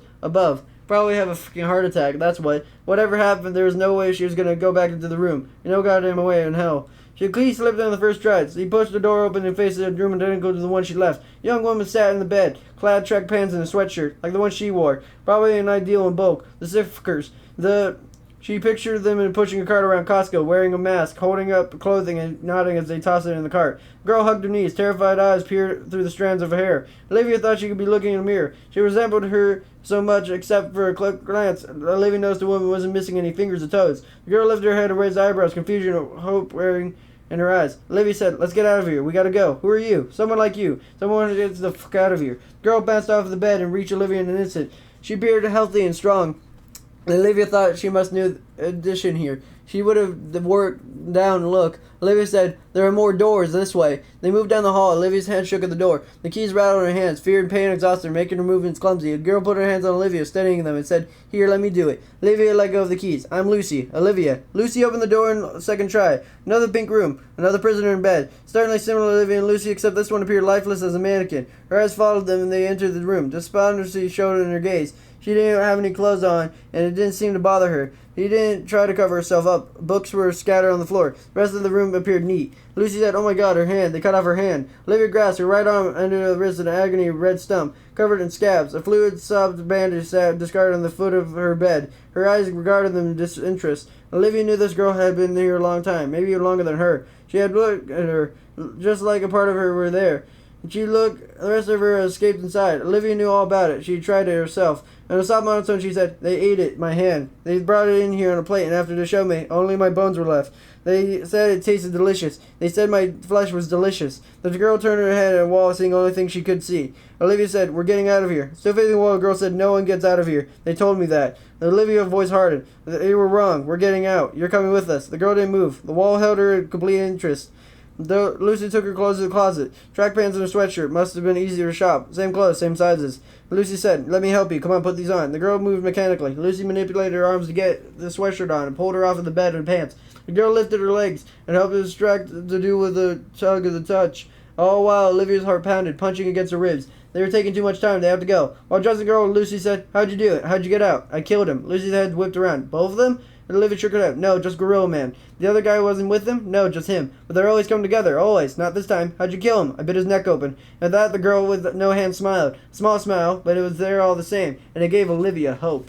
Chapter 6. The next room empty. Pink and identical to the others, except lacking a victim. Lucy said, "I don't like the other guy still being out there. He could show up at any second. I'm trying not to think about it." "What's with the pink? It's like a fucking unicorn puked in here." The girl with no hand said, "They see us as toy dolls. We're in the dollhouse. Their dollhouse." Olivia said, "What's your name?" "Jen." "I'm Olivia. This is Lucy." Jen moved a strand of her hair out of her eyes with a stump. Said, "Thanks for not leaving me here." Olivia said, "You would have done the same." Jen shook her head. "No, I wouldn't have. I would have run for the hills. I'm getting out of here." Jen turned to her useful steps, walking up the stairs. Olivia and Lucy glanced at each other, wondering if Jen was the right idea. How many doors would they open? What type of chance were they taking in staying around for so long? There was one door left, the last one. What if there were a whole new slum of upstairs? A giant house full of pink rooms with tortured dolls. What then? Olivia exhaled, knowing she would only worry about one thing at a time. Like a door ahead of them. They didn't know where they waited upstairs. No point in concerning themselves with that until they had to. But there could be one more girl like them, huddling in here, maybe pieces of her cut off, hoping that something, anything, to vanish the horror of being imprisoned here. Livy said, "Just one more door, then we all go together, all of us." Jen paused on the stairs, her thin shoulder bones trembling through the back of her sweater. Lucy said, "Hurry the fuck up then." Olivia said, "Bring the keys." The last door was different than the others, thicker and rubber seal along the bottom. Olivia put a hand on it. "It's cold." Lucy slid the key in, turned it, and clicked in the door. It hissed open. Cold air plumbed out. Olivia and Lucy stepped forward. The frosted air billowed into the hallway. Lucy saw them first. She yelped and gasped at the same time, a unique tittering sounding of lunacy and desperation. And Lucy's hand tightened on Olivia's arm. The smoke cleared. Shadows became visible. Two girls were suspended from ceiling hooks, and their stomachs hollowed out, resembling fish canoes. One girl with minus a leg, and the other one lacked an arm with a shoulder down. Cold storage for their food. Even death doesn't offer an escape. Olivia's stomach gurgled. Sweat beaded her brow as a chill originating in her bones shook her entire body. When Lucy spoke, Olivia jumped. "Let's get the fuck out of here, like now." Olivia backed up, an injured hand and foot, and now throbbed in the background of his horror. That's where they were supposed to end up, all three of them, in the meat fridge awaiting the gruesome dinner. The gorilla and Jackal seated around a table light with the candles and napkins in their laps, wearing tuxedos and their masks. In their mind, they weren't masked. They were real faces, and on the table with their plates and human masks. Hearts with blood sauce from the stock of the secret freezer dressed into their plates. Someone's daughter, someone's loved one. They toast each other with a glass full of red wine and dig in. The image conjured bile. She swallowed it, and then she felt more control and nodded at Lucy. Time to go. Jen led the way upstairs with Lucy in the middle of Olivia at the back. The stairs creaked under the weight. Olivia worried they may be taking too much noise. Enough noise for a person to hear them coming. Right outside the door at the top of the stairs, a person wearing a jackal mask and holding something deadly, like an axe. Sweaty hands gripping the handle as they approached, breathing harsh behind the rubber mask. Her eyes focused on the doorknob. Nothing to do about it. They had no weapons, and they're not going back. Not alive anyways. She couldn't shake the image of him waiting for him beyond the door. Her heart trembled and her mouth cottoned. She couldn't be steps away from freedom. This is how things happen. Not in real life. The gorilla and Jackal taught her about the real world. They cut away from her optimism a few snips of garden shears and a sharp razor. They showed her in real life, more often than not, a monster gets his meal and a boogeyman claims another child. Olivia found it hard to press forward. As though she trudged through the swamp, she wanted to be sure. Lucy reached to grasp the handle, and Olivia said, "Wait, do you hear anything?" Alarmed, Lucy said, "No, do you?" "Just listen at the door." Jen said, "There's nobody there, I feel him." Olivia stared at Jen and thought maybe she would. Jen was most likely been here the longest. What provided her longevity? How did Olivia and Jen placate the two men and avoid ending up being hooked in a freezer? It was obvious Lucy hadn't been there for that long. She didn't have the look to her. That looked past the desperation she and Jen shared. The haunted look seen in old photos of Holocaust survivors. She hadn't lost an ear or a hand and some fingers and toes. She had all her fingers, even though some terrible times, that for sure they all had, but they were varying degrees of it weren't there. Sure there was. Getting her hand cut off and having it returned to minus flesh was pretty fucking terrible. On a barometer of awfulness, it sat right at the top. Those atrocious moments can shape you, mold you into something you no longer can recognize. The Olivia who had been thrown in there so long ago is vastly different from the Olivia standing on the stairs in the dark, hoping murder and the jackal mask wasn't waiting on the other side. They all changed, so maybe Jen, who had been there the longest, could feel him. Maybe her senses had been sharpened and picked up the ability to visit the imminent. Maybe Olivia had to know the soft assurance issued by Jen and served to quell her fear and still her doubts. Right, said Olivia. Open the door. Let's get out of here. Jen turned the knob and then the door didn't open. Lucy sighed and said, It's locked. Of course it's effing locked. Olivia said, Try one of the keys. Yeah, right, sounding as surprised as though she'd forgotten all about them. She stuttered. I still got them in my hand. Jen stepped to the side and Lucy, after finding the right key, pushed open the door. Olivia saw a kitchen over the shoulder of Jen and Lucy. Stainless steel appliances, granite counter, white cupboards and a wooden side above a light switch reading, Bless this mess. Olivia, struck by ordinacies of the sea, paused on the stairs. They all did. Olivia didn't know what she expected, a commonplace commissary with a hint of religion, wasn't it? She expected more chains, hooks, something indicative of evil personalities living here. Jen crouched low, moved ahead first, head swiveling like a deer approaching the watering hole. On the island in front of them, Lucy plucked a knife out of the set of the box. She paused, considering, then grabbed her another one. Olivia crept in to do the same, and her eyes were drawn to the cordless phone. Sitting there on the counter, she didn't remember crossing the distance of the doorway on the phone. It was like the phone materialized in her hand. She pressed the talk button and the numbers back lit a pleasant green. The dial tone droned in her ear. There had been never more a beautiful sound. Her fingers flew on their own. She didn't have a phone to police. She called 911. That would be a smart thing to do. Instead, the image of forefront of her mind was her father's face. She could still hear her voice in her head, telling her that it was okay, that she would make friends on the first day of school when her yard of screaming kids overwhelmed her and weakened her knees. The person who checked her closet and under her bed because she was too afraid to. The man who read to her when she was sick, keeping a cool cloth close and hand making sure she took her medicine at the right times. His calm assertiveness when he was teaching her how to drive and she reserved the right pole in the empty parking lot. When the jumping car scared her heart into her throat, he had been in a rock. The one person she always had to count on. It didn't occur to her he wouldn't answer, or that he even moved the number had changed. He would be home, because he wouldn't be anywhere else. So that who she called when his voice came in the line, it felt like sunshine on her face, the sweetest music in her ears, and a voice soaked in tears and hope. She cried the name of the person who always been there when she'd always be there. She cried. She couldn't help it, as her dad screamed her name back at her. Chapter 7. The Jackal tapped the steering wheel of the Steve Miller Band singing The Joker on the radio. He attempted to sing along, but he didn't know the words and tended to mumble them. He knew himself as a terrible singer. The worst still, it put him in a better mood. Music could do that, and he knew what else lifted his mood? The visit with the girls. They were up to now, he wondered. Especially his favorite, Olivia, his beautiful angel, soft skin, eyes made for pain. Large liquid pools of despair. He yearned for her. Oh, he loved her in the most. The truth is he saved him from normalcy. They allowed him to stand out in the herd of born conformity. With him, they could remove his carefully crafted mask and put on his true one. In many ways, he was grateful to them. He made them free. He made them exalt the freedom and the pain and death, provided him. A freedom and indulge his fantasies. How many people could say that they did that? Many a handful of people, maybe less. Unless you were some fascist dictator, the person who created the laws, no one possessed real freedom in what they want. With every action accompanied by consequence, true freedom couldn't be achieved. In theory, it could never be achieved, but it didn't hurt to strive for it. In order for him to pursue the freedom he wanted, he had to fool the world, fool everyone that knew him. He had to wear the face that said, trust me, or I'm safe. He hated that face, and if he ever had to wear it all the time, he would go nuts, like a shooter in the bell tower behind kind of nuts. He referred his own type of crazy to that, and it was the girls who gave it to them. Against their will, of course, and that made it more precious to him. He glanced at the time and dashed and nodded. He had time. He could pop in for a visit. He would serve to keep Grady on his toes. Even better, he can spend time with Olivia. Grady could just sit in the fucking corner for all he cared, pouting under his mask and the arms folded across his chest like some sulky teenager. No need to hurt Olivia tonight. Tonight he would be gentle. Maybe paint her nails or French braid her hair. He liked French braid on Olivia. She looked like royalty after he finished. His erection pressed pleasurably against the front of his pants. He grinned. Only Olivia had the power to do that. to cause an erection without the thought of violence entwined. Imagine when he took her, made a long-awaited decision and partook of her. It would be nothing short of glorious. He could wait a little longer yet. Without her, what would he have? The other girls, although wonderful and very similar to Olivia, were missing that something. They were cardboard cutouts of Olivia. Strange to feel the emotion for a person. That was what he felt. Love? He smiled in the notion. Would you want to destroy the thing you loved? He didn't know. They changed the song to Ave Maria. It boosted excitement to see her. A thing he didn't believe possible. It scared him a little to feel this much. It gave the other person a certain power over you, and it was both terrible and scary. He would have to destroy her sooner or later. He knew that. Chapter 8.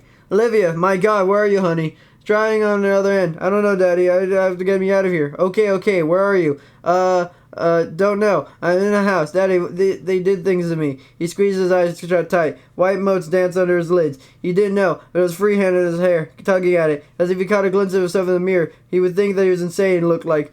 Don't think about that right now. Help her. Help your daughter. He paced to the floor, his thoughts twisted and swirled, refusing coherence. Focus. You need to focus. His gut felt loose, almost liquid inside. Harry dug his nails in the fingers of his palm. The sharp pain brought clarity. Okay, is there any mail lying around? Something with an address on it. Bills. He shook at someone, then the drawer opened and heard something metallic hitting the floor. Olivia, who's with you? A wetness in her voice thickened her tears. He replied, others like me. Dear God. Others like her, more fathers and mothers waiting to hear, to know something about their daughters went. People living in constant hope and despair, hoping to learn their children were safe. Despair to learn their death. Plastic smiles covering up the urge to scream, to cry, to tear out of her hair and wish it was someone else's child reading about. Someone else's baby who had been ripped violently from their life. Okay, we got something. A hydro bill. I don't know. It says the address. 87 Alice Street in Erin. Erin? You know how close that is? Jesus, you've been so close all this time. Come get me. I will, right away, but you need to hang up and call 911. No, I don't want to. I need to hear you. I know, it'll be hard for me too. Real hard. You have to do it. They'll get the address from the phone call, but if they don't at least know it, and then if you can, run out of the neighbor's house and wait. I'm going to call them too, from my end, just to make sure someone's coming. I'm coming too. I'm leaving right now. I'll be there as fast as I can. Eddie, call him, honey. His voice broke. You have to call him. Okay, hurry. Come take me home. I'm coming. Call them. He hung up. He reached the phone. His hand was aching, clawing, holding it so tight. Olivia, alive. He snatched the keys and his cell phone off the table. Grateful that only 2 deer beat. He could drive. He ran his car and yanked at the door so hard it peeled the nail of the index finger back. He cursed, realizing it had unlocked the door. He pressed the button, got in and sped away the driveway, typing an address and GPS as he went. He white-knuckled the steering wheel, his face glowing in concentration. He muttered under his breath and called 911 on his cell phone. With luck, Olivia had already called and they were almost there. Operator answered. Police? What's your emergency? Harry told them. Chapter 9. Olivia called the police. At first the operator's voice resonated in indifference, but it soon changed. The operator told her the police were on the way. Could she make it out of the house, maybe go to the neighbors? Olivia didn't know. She had no idea how far the neighbor was. Could it be right next door, or could it be through a field of deep snow? The operator asked Olivia to stay on the phone until the police arrived. The calm, professional voice soothed and rattled the nerves of something. Then Jen and Lucy stayed near her and widened eyes searched every part of the kitchen. Olivia said, okay, I'm going to try to fire the front door. The doctor said, are you sure the other one is not in the house? Olivia remembered what Lucy said earlier, how she knew she wasn't here because she couldn't feel him. Olivia thought she was right about that. She knew what Lucy meant. The jackal and the gorilla carried them in the air, an oppressive menace and a tangible doom. The house felt empty, devoid of them, a vacuum bereft of evil, I'm sure. Then get out of there. Our officers are about 5 minutes out. Okay. Barefoot, she moved out of the kitchen into the hallway. The front door waited. Stairs curved upstairs. He ignored the dimly lit room branching off the hallway. She focused on the front door. It offered an exit to this hell house. All she had to do was open it and walk out and keep walking and she could be free. Tears spilled down her cheeks unnoticed. The aching in her fingers and toes distant hum. The 2 girls following behind her, companions in misery, were nothing to her at the moment. All she cared about was the freedom on the other side of the door. A mountain lion could be on the porch, and Olivia would kick it aside to escape the house. Well, that was a fucking cat compared to the animals who imprisoned her. Olivia said to herself and the operator, I'm at the door, right here. Good. Get out of there. I'm going. She reached for the knob and frowned. The door didn't have a handle, just a deadbolt lock, right where the knob should be. What? The operator sounded alarmed. There's no latch on the door knob, just a lock. You need a key to open it. Do you have one? Lucy screamed up aside Olivia, holding the keys. Olivia took the grill, said, how about one of these? One of these should do it. To the operator, Olivia said, maybe. Lucy gave Olivia one of the knives she took, a smaller one, and held the keys up to the light. Olivia had no idea what she was looking at. They were keys, for fuck's sake. Just pick one and get on with it. Olivia glanced back at Jen. He held her stump to her stomach, bent over, peering in the picture of the frame in the dark table of the hallway. He turned her head, and Olivia said, fake, like a picture came in the frame or something. Olivia didn't answer. Though, what could she say? Who gave a shit about the picture in the frame? They were still trapped in the house. They didn't know what Pacto was. They didn't know if they had the keys to get out. Olivia trembled and much teeth chattered. And her operator said, "Is everything okay?" Olivia said, "I don't know yet." Scrape at the keys and breathing. Lucy said, "None of them work." Should we look around?" Lucy held her arms out, exasperated, and said, "Where? I mean, this is a small fucking house. They'd be anywhere." Jen said, "Just break a window." In the same tone, someone would say, "Past assault." Olivia said, "Fuck it, then let's do that then." The operator said, "The police should be there any minute." Olivia said, "I'm not waiting any longer." Heavy footsteps crunched gravel outside. Porch blank groaned. Lucy braked away from the door, knife held out in front of her. Olivia whispered to the operator, "I think he's back." The operator caught up at the moment, lost her professional tone and blurted F. The girls backed up from the door. Something sharp poked Olivia in the back. Lucy muttered, "Sorry," and Olivia realized Lucy's knife must have jabbed her. Olivia didn't respond. He held the phone against her ear and held the knife in front of her. A pitiful little knife pointing at the end towards the door. What the fuck would he do against the jackal? He'd take it from her and carve her up. Piece to piece. No window and front door. Or would she not even know who stood outside? It had to be the jackal, though. She would have known better. There was no escape from this place for him. He'll open the door any second now and yell, "Honey, I'm home." And then whisk him away in another hidey hole and stock up another meat freezer. He sucked back the sob and racked her bony frame. Would he have a gun? Would he even bother taking someplace new? It would be smart to execute them on the torch the place. "It's an officer." Olivia jumped and glanced at the phone. Surprised he still held it in front of her hand. She forgot all about. "What?" The operator said, "At the door. It's a police officer." "How do you know?" "We're talking to him over the radio. There are 3 of them there. 2 are at the back of the house." "Tell them to break down the fucking door," Lucy said. "They can't. It's a steel door." Olivia said, "Windows." The operator said, "I'll tell them. Stand back from any windows." The girl glanced at the living room to the hallway. A shadow passed in the front of the window. Flashlight beam circled the room. A loud snap in the window shook the frame. Another snap in the back of the house, and then a cacophony of sound of officers trying to break the windows. Jen said, "Some sort of safety glass. It won't break." Lucy snorted and said, "You gotta be fucking kidding me. Cops can't even get in, and we can't get out?" Jen said, "We weren't meant to get out. No one has." Olivia said, "Give it a test, Jen." He said harshly and wanted to take it back after Jen cringed with her stump raised to ward off the blow she thought coming. Only it scared her. What Jen said. It scared her even more because she was thinking the same thing. Jacko owned them. He had proven to them over and over. He would never let them go, no matter how many cops surrounded the house. Stupid thought, paranoid even. Don't make it any less true. Her dad would be there soon. Please get here soon. The operator said, "Technical officers will be out there soon. They have a ram. Something to break down the door. Hold tight. The maniac will come back. Now I have the place surrounded by police." Chapter 10. The jackal saw the swirling red and blue of the lights reflected in the windows, the coloring night sky, and unveiling waves. He knew what it meant. The show was over. They found his girls. He felt gut punched. The floor he thought so solid underneath him disappeared. He floated over an abyss. To see, he had to see. Dangerous and against everything he taught himself. About self-discipline, yet compulsion about being denied. He made the turn toward the house, his sanctuary, nearing Christmas. The suburban homes glittered and flashed at him. A neighbor had gray hair and large frame glasses, hugged his arms against the cold staring of the street towards the flashing lights. Where was the gorilla? He would be a weak spot. Even after this careful conditioning of him, he knew staring at the infinite life sentence would change a man's mind about the royalty. He slowed as he passed the house. 3 police cars spaced out in the street, lights cycling through the colors. He squinted and saw an officer in the porch. The doors and glass were keeping the officers out, for now. 3 cops? He thought most of the officers of the town rode around solo. Well, could there be more, though? If not, the rest would be here soon. He felt a sudden surge of rage at the night side of them, standing where they belonged, like they were invited, nosing around, talking to his girls, judging them and given the right to. What did they do about them? Nothing. They know how many hours he spent caring for his girls, bandaging them, showering them, cleaning them out after they pissed in the bed in fear. Had they no right to take them from him? His knuckles cracked as they tightened the steering wheel.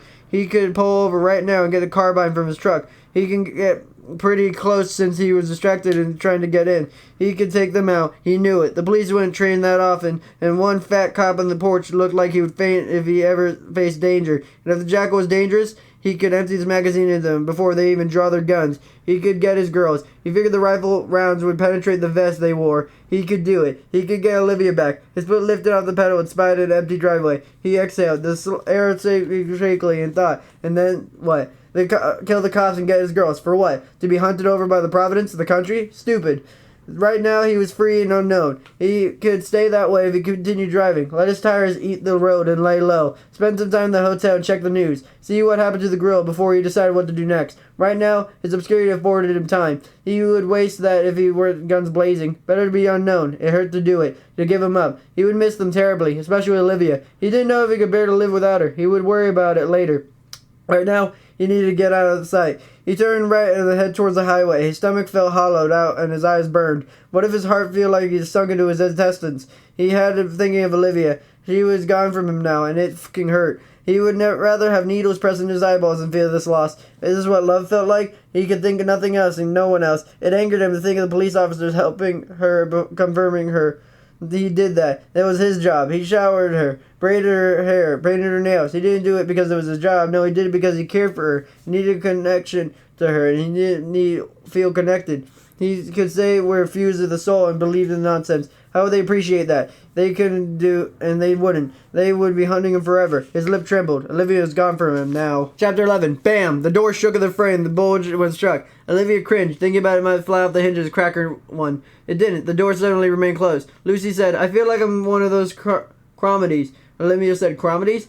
Lucy said, yeah, crime comedy. They're cops that can't get the damn door open the crucial moment of the storyline. The camera would show them all standing there, rubbing their chins, discussing whether they would not blow the door open. Well, they wouldn't do that, would they? Olivia said. Lucy shrugged. They all moved further away from the door, staring at suspicion. Olivia would have asked the operator if she had put the phone down. The detective officer showed up. Bam! The frame cracked its plaster. Bam! The frame warped the door limb down, schooling the bent hinges and the crooked frame. Standing in the doorway, Olivia saw a technical officer holding a ramp, his eyes wide, surprised at the breach of the door. 3 men clad in black, wearing helmets and goggles, charging the machine gun. The sights held up in their eyes. Everywhere their eyes moved, the barrel followed. The first one in sight to alive without looking at her. Anyone else in the house? No. You sure? Pretty sure. Okay, go with them. Officers in regular uniforms rushed in and ushered the women outside. They squinted against the flashing strobe lights and felt as disoriented and bewildered as cavemen leaving the dark home. Ambulances were parked in the front of the house, with crews standing outside, heavy bags slung over their shoulders. Seeing the girls emerge, the crews hurried over to them. The porch was freezing, under Olivia's bare feet. The blanket had thrown over her shoulder. She was bombarded with questions. A CTV news van parked tight beside the ambulance. A man with a camera on his shoulder argued the paramedic. Olivia's eyes followed the elongated tower protruding from the roof of the news van. It scraped the night sky and she noticed it. A real sky with real stars. A cold breeze ruffled her hair and she gloried in it. Out of the house, she was out of the house. Liberating and terrifying at the same time. So much space, it didn't enough space. Her eyes darted everywhere. So much happening. Lights flashing, faces crowding her space. And tiny part of her wanted to be back in her room where it was, for the most part, quiet. Hand pried the knife out of her hand. An older man, a paramedic with silver hair and kind eyes behind glasses, said, Come with me, dear. You're safe now. Olivia burst into tears. Chapter 12. The reunion with Olivia overwhelmed them both. He rolled up in his car, panicked because no one told him anything on the phone. He called the police, asking for updates. They brushed him off. He didn't know what they meant. They were intentionally keeping him in the dark because they weren't ready to give him the terrible news. When he got there, would an officer's stripes on his sleeve meet them where to tell him they had been too late? Sorry about your luck, Mr. Barnes. We found your daughter. She's dead. Was that what they waited him when he got there? Goddamn, he would go for a drink right now. A little nip to get him through this. Something to bolster his courage. He didn't believe he would make the blow like that. To hear Olivia's voice on the phone with thought impossible. A goddamn miracle, really. He was terrified to believe it was her. Terrified to doubt it. And then she knew. It was her, all right. His golden heart. Calling for him. Wanting her daddy to bring her home. He couldn't fail her. Not again. It would kill him. The surge to continue living would dissolve as sugar in water. After she disappeared, the first few months, hell, the first couple years, he believed she would return. Some people would call that denial. He preferred to call it hope. She would walk in the door in some temporary amnesia story that would make any soap opera writer proud, and he would believe it. Why wouldn't he? He would just wander back. When a couple years turned into 3, 4, then 4, the reality of Olivia never coming home sunk in, albeit slowly. The not knowing kept him up many nights, thinking about the contents of a bottle left in the house.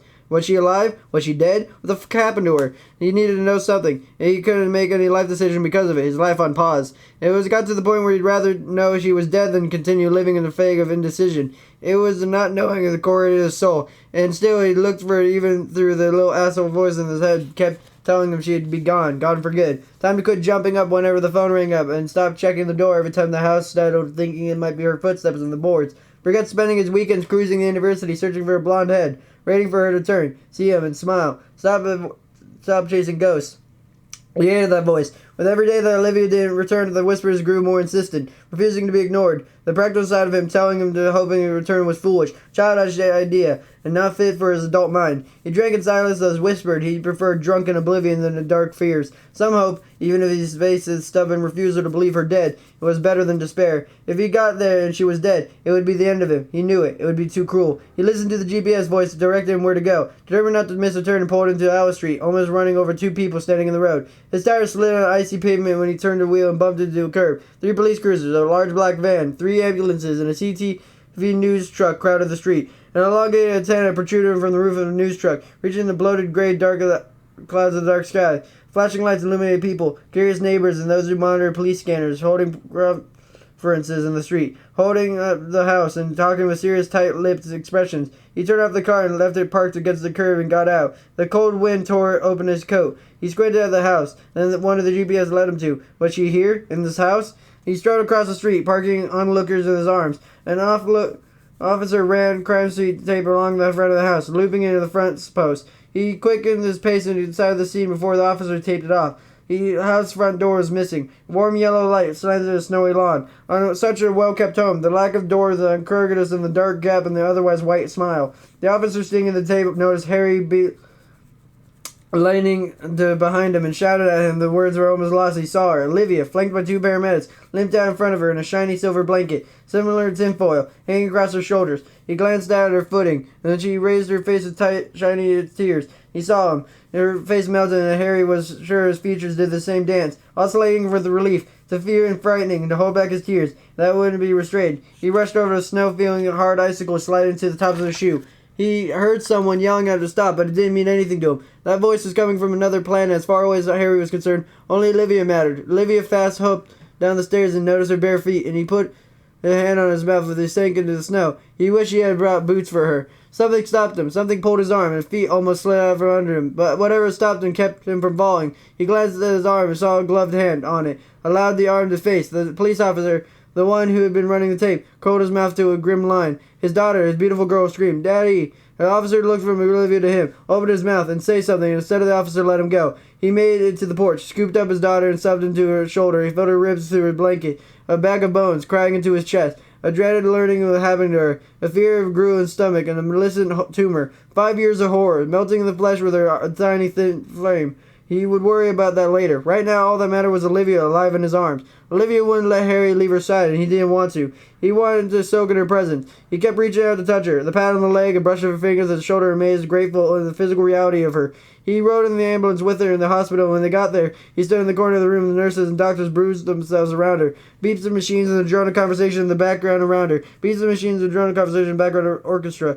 He noticed the spot where her ear used to be, and his stomach clenched. When she held her hand, he felt empty spaces where her fingers once were. When the nurses covered her in a warm blanket, Harry's eyes took in the missing toes on her feet, and the blanket floated down to cover him. He wanted to vomit. What would be for him, though, it was not for her. Time enough to agonize over, and she must have gone through these past 5 years when alone. Olivia wouldn't witness any more pain. Turning into a blubbery mess wouldn't do her any good. She needed a father to be strong for her. Later, alone in the dark, maybe when she'd given anguish and a fear of what she lived through. Not now. Not the time to hold her hand, smile, and then turn the trusting eyes to them and tell her everything would be all right. Because that's what parents were supposed to do.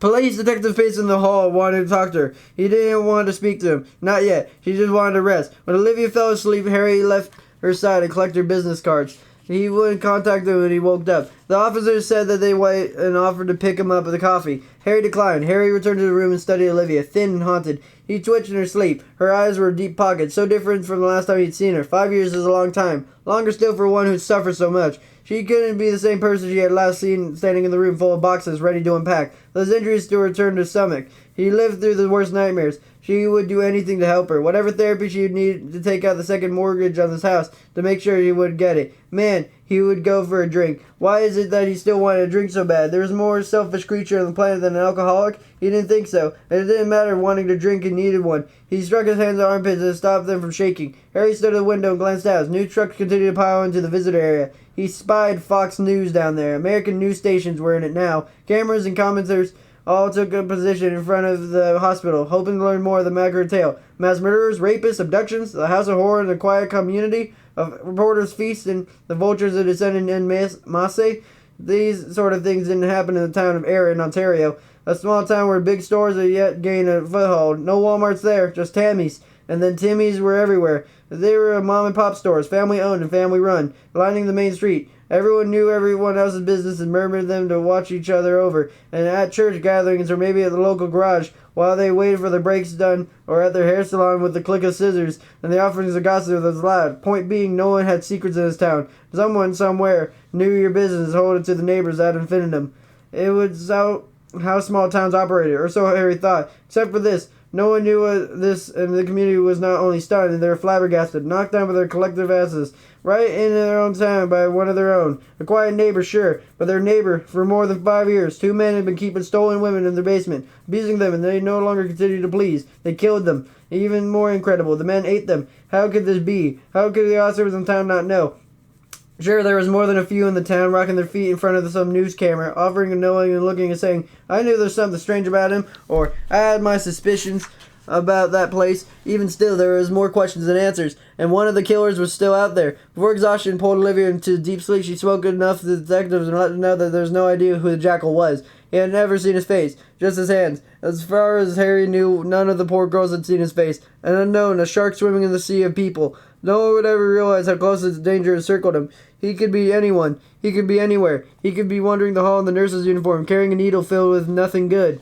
Look, he could be doing a drink right now. Sweat beat his brow. Maybe he could sneak a quick nip of something. He remembered seeing a pub just down the street. Of course he noticed it. Alcohol has made the business to make note of such things. An eternal GPS of places to get plastered in. He could walk outside, tilt his head, and sniff the air and follow the sound of the nearest bar. Olivia frowned in her sleep. What's she dreaming about? Was he considering leaving her alone who would go get his drink on? He means so much to her. You can't run off another 5 years for her to return a fucking drink? He started drinking after Olivia disappeared. He thought he had every right to. Well, if not a right, an excuse anyone could understand. But now she had been returned to him, safe and alive. So why did he still want to drink? There was no excuse now. A self-loathing return, a familiar cycle, too easy to recognize, yet always feeling powerless against it. If he drank, he didn't like himself. He didn't like not liking himself. And the inspiration that brought on. So he drank. So stupid. Just stop and be there for your daughter. She straightened, resolved to do right for her and for herself. She would need a lot of support from him. He needed a sober give it. He would quit for her, right? His drinking got bad after she disappeared. So now that she was back, he would be able to control it, right? A niggle of doubt surfaced in his brain. An errant thought suggested he would quit tomorrow, right after a few drinks tonight. He pushed it away. He had to do this. Would do this. He lasted a day. Chapter 13. The jackal lay on the bed, flicking back and forth between his new stations. They were everywhere. He and his partner had made quite a splash. Olivia killed the gorilla, also known as Sean Grady. A cheek creased with amusement, proud of her even though it must have been done for him. His Olivia, he sighed. He already felt the loss. The separation from her distinct as the knife grinding into his guts. Sean ruined everything they what he, the jackal, had worked so hard to build. He paid the price though, didn't he? He sure did, and he got what he deserved for being a selfish idiot. The jackal knew what would happen as though reading it in a script. Sean had slipped before and visited one of the girls alone. He returned to their place, well, Sean's place according to Mortar and Bill payments, and the jackal didn't appear in any documentation anywhere, and sent something off, kilter. The jackal didn't appear in the kilter. Usually a TV or a radio would be heard somewhere in the house, but his house was silent. Sean's truck was parked in the garage, so he knew Sean would be home, but he didn't see him and he didn't hear him. And then the jackal knew Sean would be in one of the soundproof rooms. His heart jumped, thinking they might be visiting Olivia without him. A jealous anger fired in his chest. He snatched the key, sat down the basement stairs. He stuck the key in the lock, set it to turn, pulled it out a panic flick of a wrist. In a goddamn hurry, he pulled on his mask, his heart punched his ribs. So worried that Sean was doing and who with, and he hoped to God he didn't believe it wasn't Olivia. He forgot the one he should never forget, the goddamn mask. It proved anonymity would keep him safe. A careful man, he read about the blunders of their adventures, hunters of the most interesting game, potential victims escaping by virtue of luck, or the killer's complacency of reporting them to the police. Able to identify for some of them, even able to point out the house or apartment. That's how got Jeffrey Dahmer arrested. Something similar got Ted Bundy caught too. The possibility existed for one as charges and escape. Very narrow, yet such things have happened before. To limit it, the jackal had rules. Always wear a mask and always visit in twos. That way, if one ever overpowered, the other would be there to help. 2 to 1. Always 2 to 1. The safety ratio. And even if there some fluke the person made it out and went to the cops, neither one of them would be identified. Very simply rules. Even an idiot like Sean would have no trouble following them. Clearly he did. After he got his mask on, he returned to the door and opened it. Olivia seated on the bed and her knees drawn up to her chest, tense, and he peered in. He closed the door. Sean wasn't there. He checked the newer girl, Sandra. He couldn't remember. Sandra, Sandy, whatever. That's where he found Sean, running on top of her while she cried, his mask forgotten on the floor, his sweaty ass cheeks clenching like a fist. The jackal closed the door, Sean unaware of him entering, and waited for him in the kitchen. After some time, he heard a heavy door clink shut and the heavy tread of the wooden stairs. Sean paused when he saw the jackal sitting at the kitchen table, a bottle of water in his hand. A twinge of fear flickered in his face. There and gone. He smirked to hide the fear. Sean opened the fridge, took a bottle of beer, and drained half in one swallow. Thirsty work, that one, he acknowledged the jackal on the tip of the bottle and drained the rest. He leaned against the counter, preparing whatever Jackal had to say to him. Jackal stood, swinging the keys around in a finger. He plucked the knife from the twig and trotted downstairs. Wait, what are you doing? You didn't wear your mask. He let the door open to Sean to hear her screams. So let him know he fucked up and they wasted a girl they could have kept a good long while. Jackal made quick work and had to restrain himself. Blood always excited him. The smell of the warmth of it. He wanted to bite into her when he saw the blood shoot out of the cut in her neck. It splashed on his face and onto his mouth. The blood was so warm the erection pulsed wonderfully as he wanted to bite, but thought it was supposed to be a lesson Sean about self-control. It wouldn't do if he lost control. He left her with a sigh. The gash in her neck resembled a bloody trench. Blood filled the skull in small spurts as he held her in his arms. He looked into her eyes. He watched her go and whispered to her it's okay. It wasn't her fault. It was Sean's. He gurgled close to her eyes. What a waste. He returned to the kitchen, blood up in elbows, red gore glistening in his chin. He tossed his knives into the sink, studying Sean, said, "You want to do this on your own? Go solo?" Sean looked down his feet, a submissive gesture, and said, "No. Maybe change the rules then. Tweak them a little. Seeing as how you can control yourself, it might be a good idea to change them." Jackal sucked blood out of his fingers, waiting for Sean's response. "I can't control myself." "Really? So you meant to go down there without your mask on? You meant to do all those things, did you?" Sulking, Sean said, just happened." The jackal laughed. A short bark, bloated with incredulity. "It just happened? What were you going with?"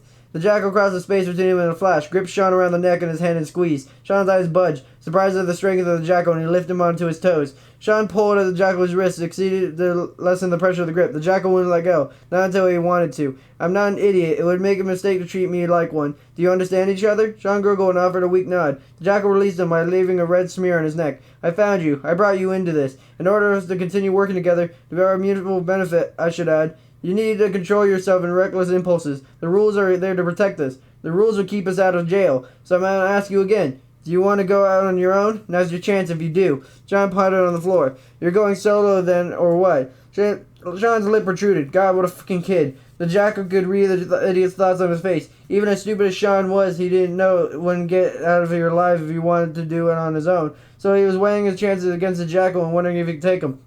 He could see the show that thought process of Sean's body language and his blinking eyes. The jackal almost wanted him to try it. It would be interesting for a short time to take him for kill the asshole.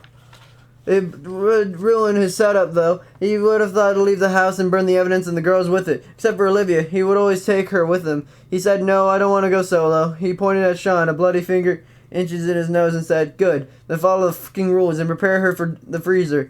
It was good to get it out in the open. For Sean to acknowledge the jackal ran the show. Sean was perfect for pinning all of this on. Jackal ever needed to.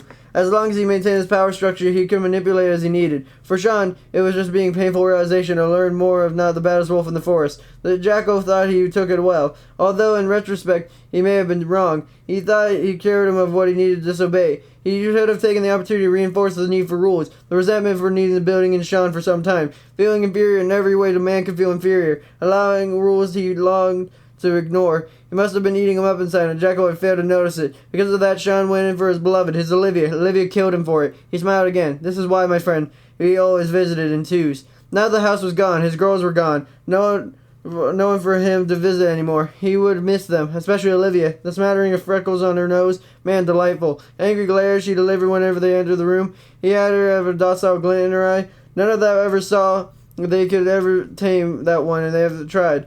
That was where the fun lay, trying to take the resistance from them, to make them accept, believe that their life was no longer theirs to control. Everything about the radiated exquisiteness.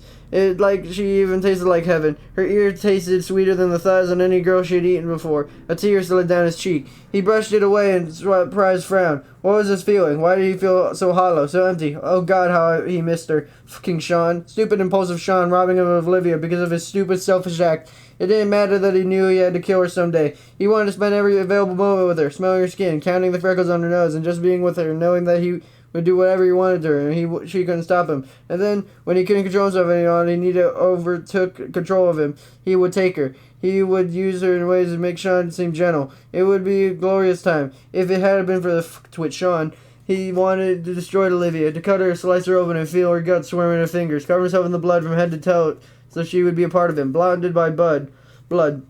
So wear her most intimate essence, break open her chest and yank her heart out from the roots and tear it into his teeth, witness the strength of her life ebb and the dying gaze, to finally take her, without his mask, without hiding, in such bitter exhaustion, he would destroy something he loved. Was there anything better in the world? His heart ached. It was all gone from him now. 5 years of foreplay and then have a moment stolen and rage to hurt him. How long would his agony last? He glanced at the news again, hoping to catch a glimpse of Olivia. His camera angle focused on the house. Cops in uniforms, hands and clasped in front, stood guarding the tape running down the property. There would be plenty of his DNA in there. Would he...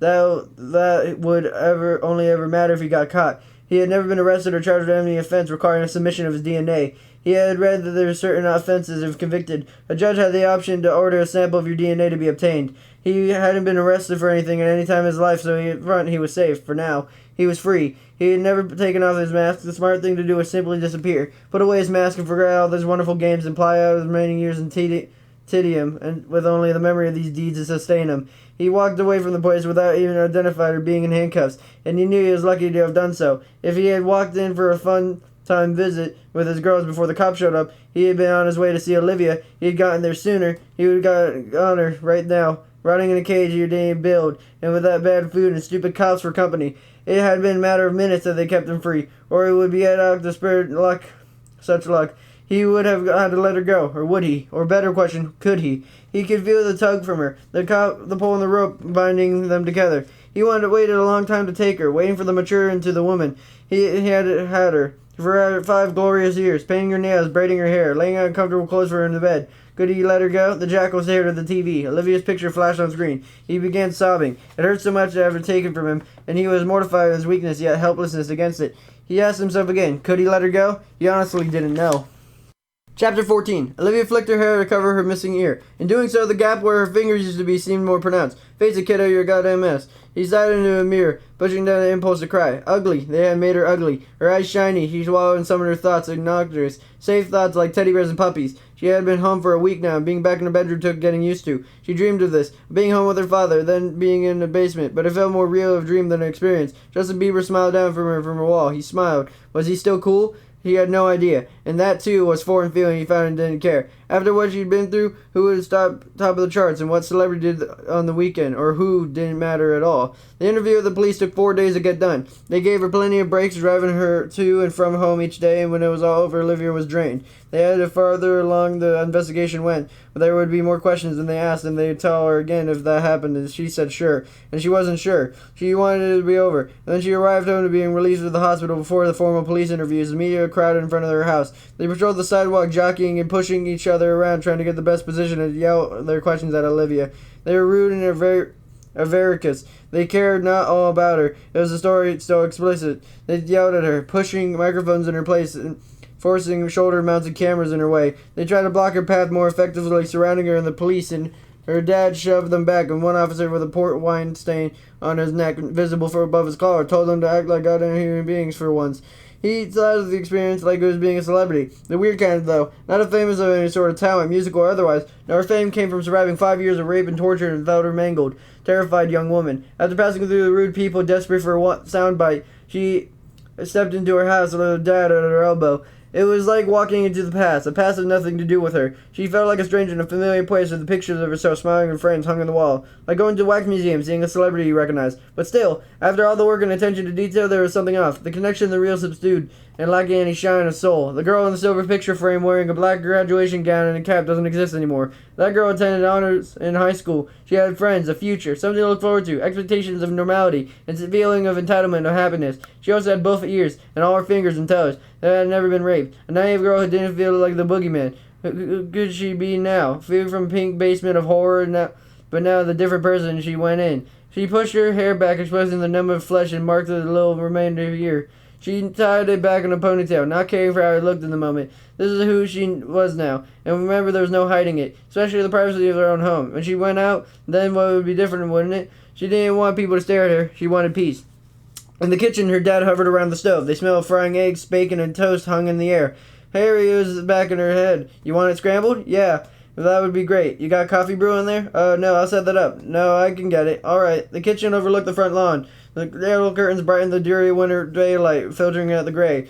Well, in the road, parked in front of their house, were the 3 new trucks idling in plums of the vehicles struck in the air. "Those idiots still there?" Harry said. "They showed up 30 minutes ago. No wonder so many people hate the media. I almost feel like bad for those celebrities, always in the pictures of those tabloids. Must be exhausting. I'm exhausted just by thinking about them." Harry patted her on the shoulder. Since she got home, he always found some way to make her physical content.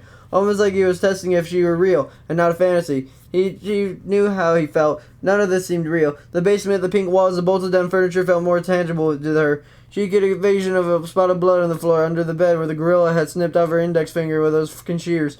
She loved those shears. He commented on them all the time and how great they were. How especially they clipped through bone. The finger rolled under the bed as it sailed through the air. They could reach it. Not with the bed bolted to the floor. He remembered the gorilla complaining as he lay flat on his stomach. Using a bedroom and snagged an index finger and draw it in towards him, pissed about having to get the finger and not being able to clean up the blood. He ever silent jackal later bandaged her hand with care. How she hated those fuckers, and one of them was still free. Why couldn't it all be over? She escaped and she wanted to be done. Isn't that how it's supposed to work? Harry said, "You okay?" She flinched, drawn out her memories, gave him a tremendous smile, and said, "Yeah, I think so." His eyes slid to her ear. He pulled onto her quick hug. He said, "Why don't you sit down? I'll make a coffee." He pulled away. "No, I got it, Dad, really." "All right." He put a filter in coffee maker, scooped in the coffee, filled it with water, and turned it on. "See, not so hard. You forgot to plug it in." She frowned until she saw the plug in the outlet and said, "Hardy hard, Dad." And playing fully bumped in with her hip.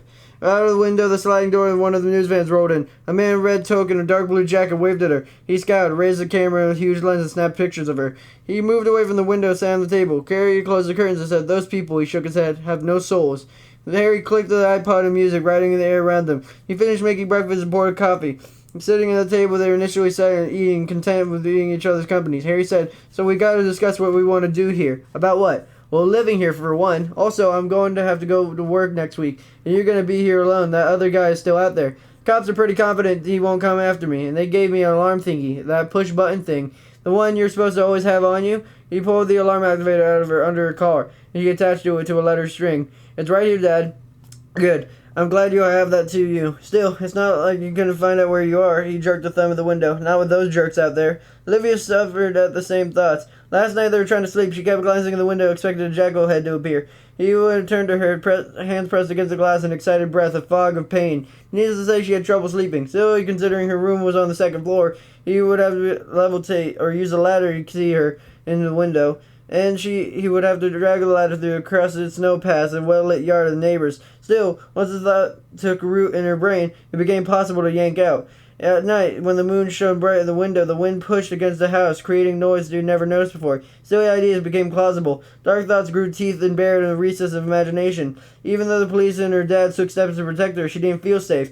Before she even got home from the hospital, Harry had someone install an alarm. The police gave her a plunger alarm, too, at the same time, usually reserved for victims of domestic violence. The alarm wasn't bigger than a lipstick container and easy to use. To press the button at the top and the signal would be sent to the police to respond to their home in priority 1.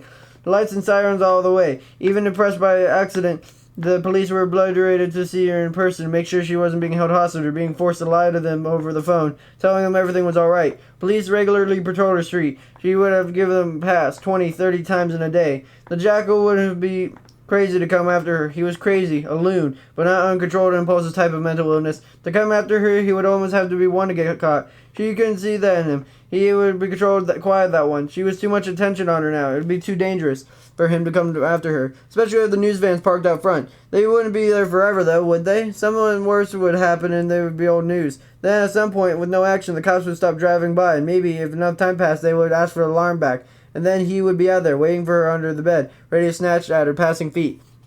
She'd rather be dead than spend another second in a prison constructed by the jackal. Moving and disappearing from sight might be the best idea. He would be hiding, which wasn't the ideal way to live, but she at least would be alive.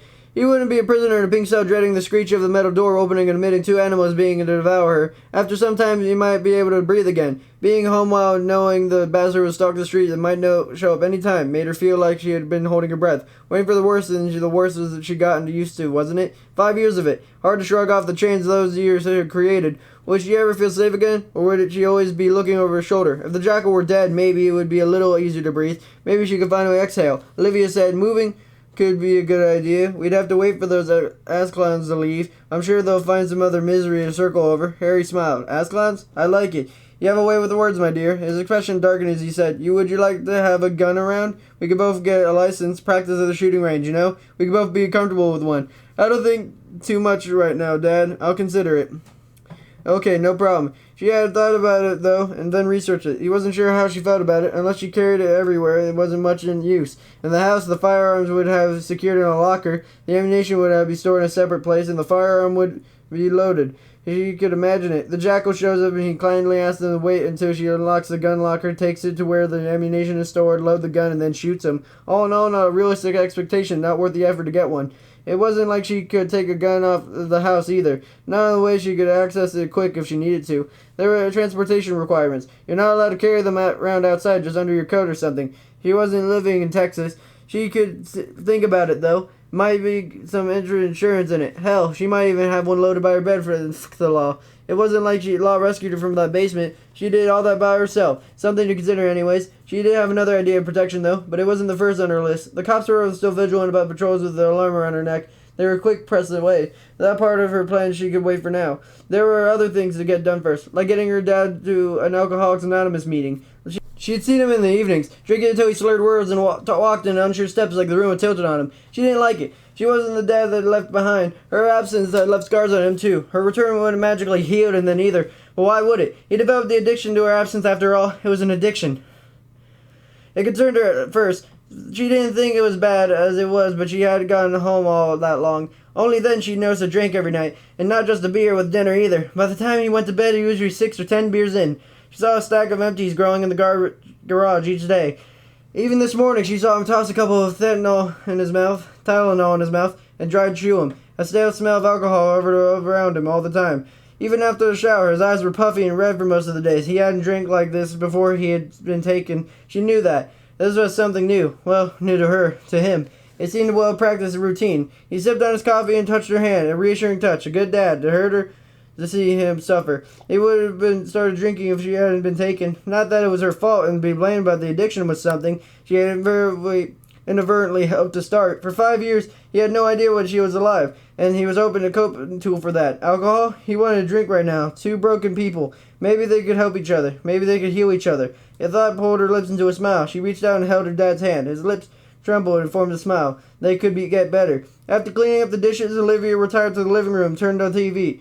He crawled up to the couch, her knees up to the iPad on her lap. The TV droned in the background. Her dad sat in the chair across from her, a book open in his hands, ladling glasses at Olivia every once in a while. Harry said, Frank should be back next week. He called a few times, you know. Where's he been? Some conference. Big important contractors conference. Our only serious work getting done was drinking. Why didn't he talk to me? He sounded in shock. Kept asking if you're really home. I told him yes, you know. Asked him if he wanted to speak to you. It was like, no, just tell me how she is. Like if she spoke to you, it wouldn't be real anymore.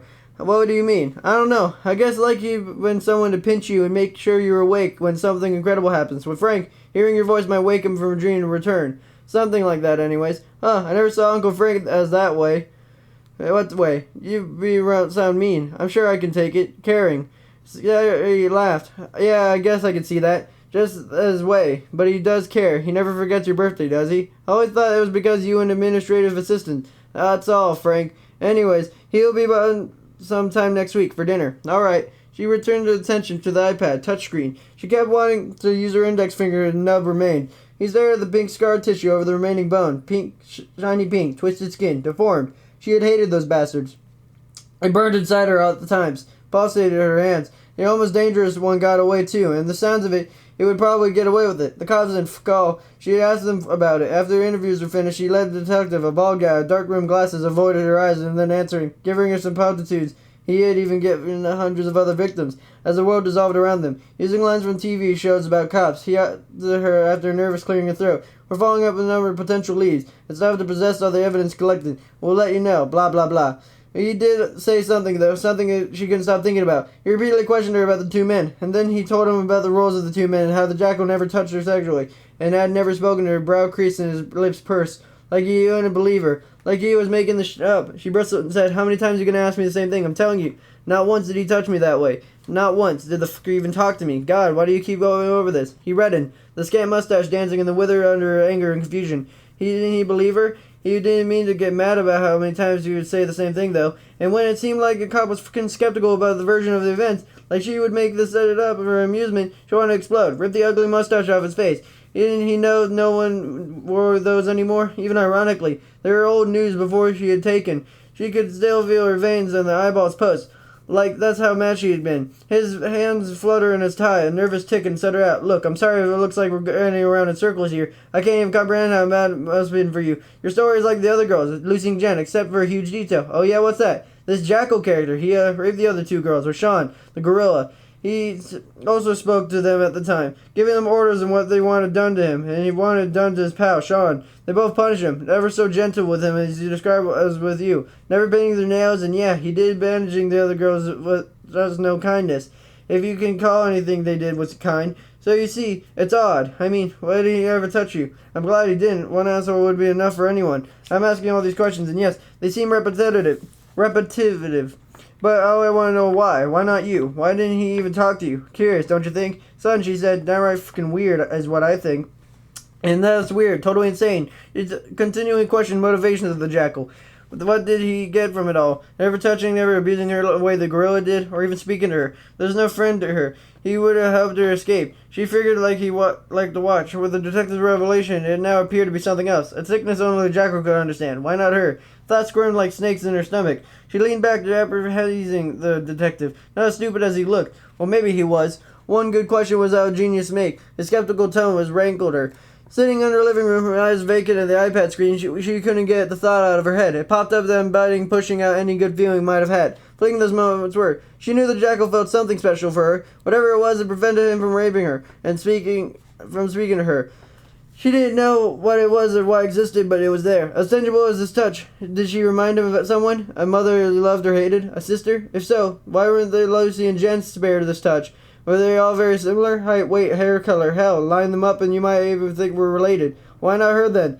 It scared her in a guilty corner of her soul. He felt relief. She hadn't been subjected to tag team horrors.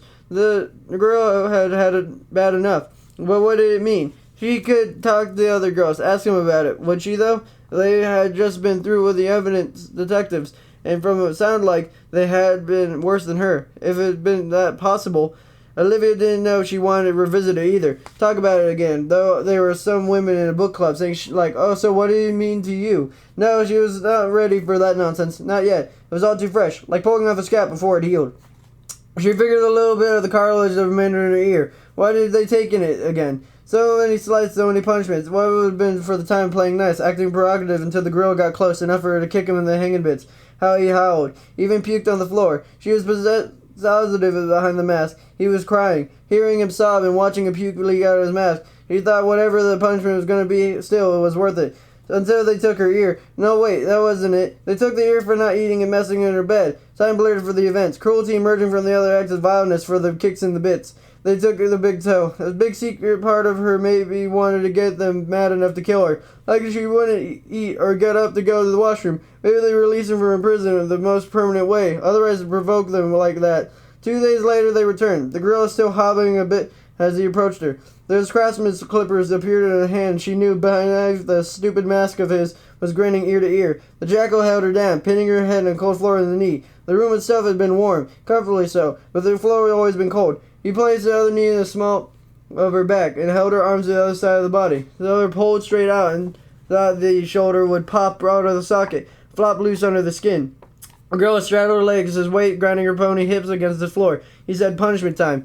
He cackled his clips together so she could hear and grabbed her foot. She kicked out of the girl and lost his grip and slid further down her legs, to the back of her calves. She wouldn't lift him. He grabbed her foot and tried to move it. Too strong. All she could do was waggle her foot. He stopped wiggling when she could feel the cold blaze on the east side of her big toe. The clippers crunched through her skin and stopped at the bone. She screamed. The girl said, "Hold still, won't you? Just one more clip." The girl grunted as she heard the click of the blade bite for the bone. Her toe popped off and the girl said, "Got it." The pain. Her body convulsed with it. The Jackal held her down. She screamed until she thought the inside of her throat must be bleeding. The girl laughed. He picked up the toe and held it before her eyes. He said, "Another part, gone forever. Whittling away at you, dear, one piece at a time. Soon you'll be nothing."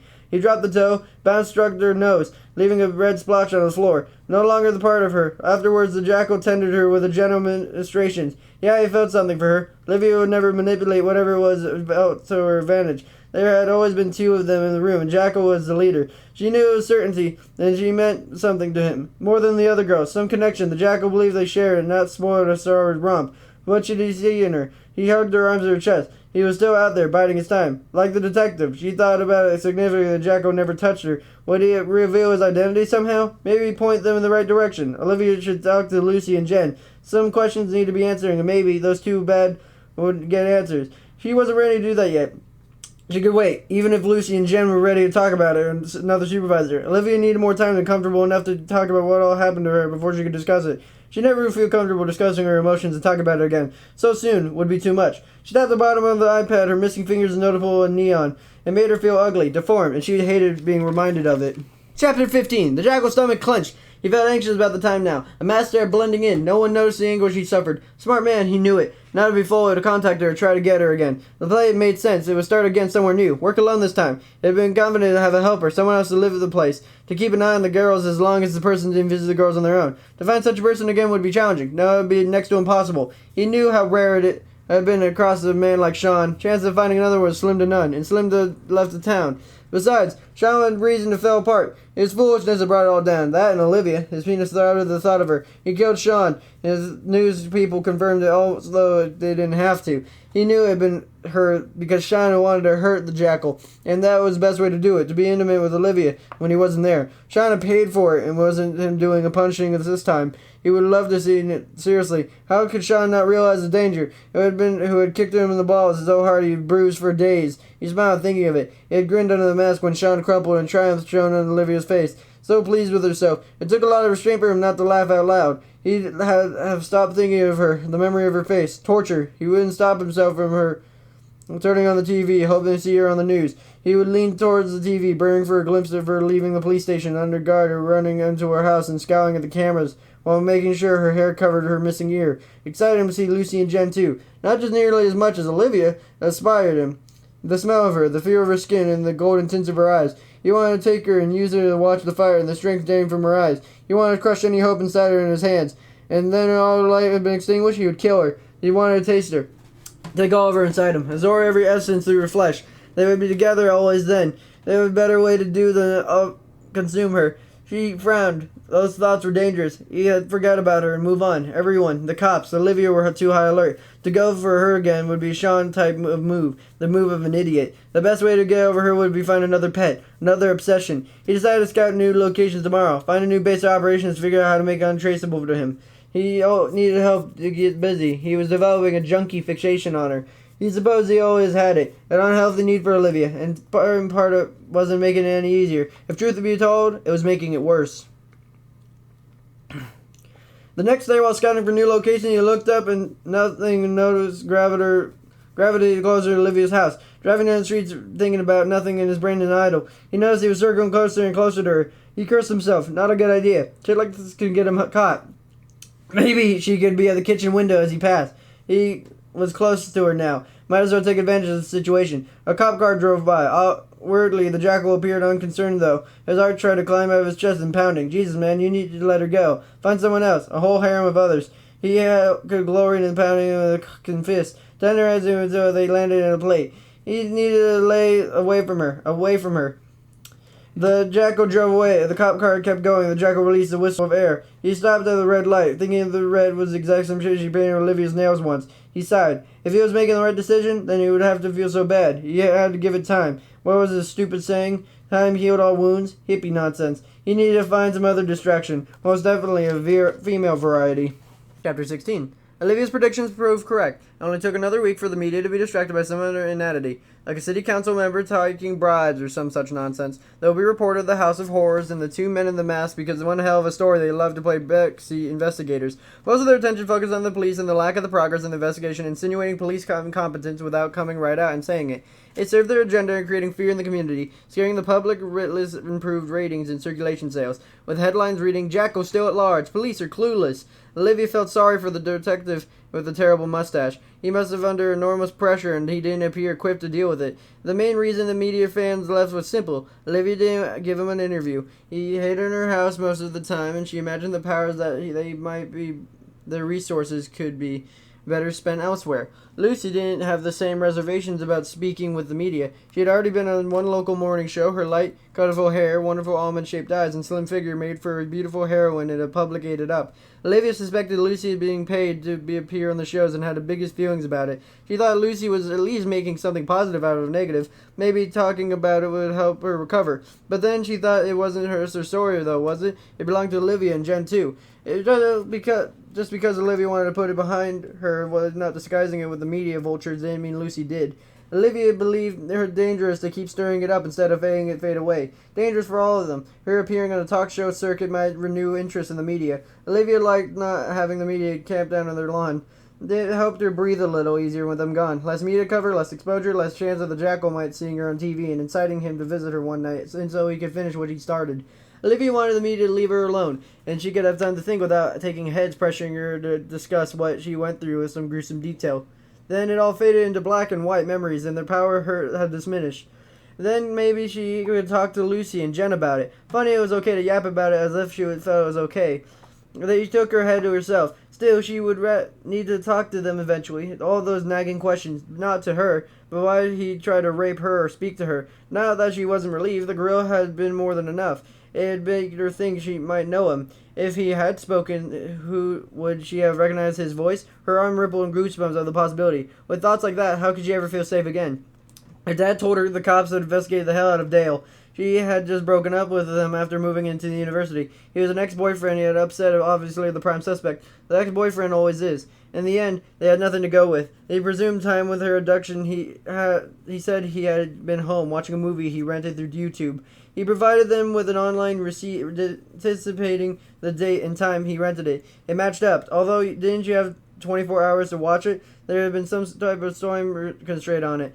Didn't mean he couldn't have grabbed her. Thinking down maybe the jackal was ridiculous to her. They were the same age, grew up together, and had some friends. So how did he meet Sean Grady? How did he meet the leader of a torture duo? He could tell by the body language the deference shown by Sean, and the jackal was leader of the little torture club. Besides, the jackal looked a lot bigger than Dale. It was possible her projection of fear made him seem bigger, but Dale always had a kind, gentle. The jack's kindness came at an expense of pain. Without her pain, the torture, he wouldn't bandage her or paint her nails or comb her hair. Jackal had been kind because he couldn't have any other way. Dale wouldn't be the jackal. It didn't make sense on so many levels. An absurd idea with the power and niggle on her brain. And why did the jackal never talk to her? Why did he never rape her?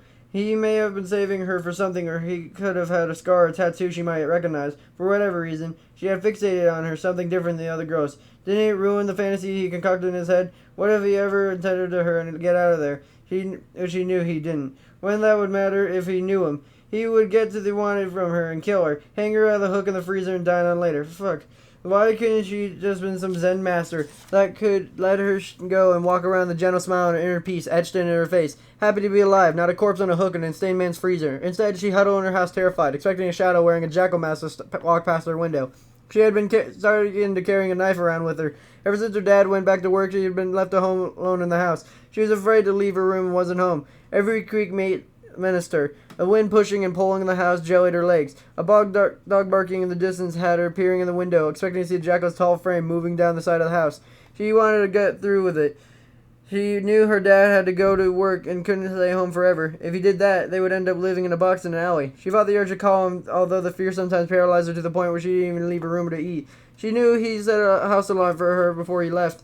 We knew he around the house to see if there were any footprints in the snow. He called it checking the perimeter and would flash her extravagant salute. He did everything so to make her feel safe. He even called the police station to make sure the patrol cars would cruise by her house in case the vigilance began to lag. Even if this knowledge and the firm belief of the jackal would be a complete idiot to try and nab her and the pressure continued to build inside. She used the washroom with the door open.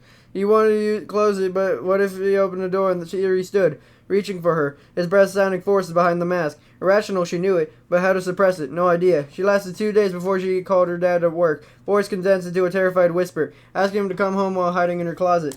He did, and he brought with him a knife, a 6-inch Bowie knife, complete with a sheath and attachable to a belt and a hang on her waist. He liked it a lot. The blank gleam she studied her eyes, and the wide-eyed terror she normally saw staring back was gone.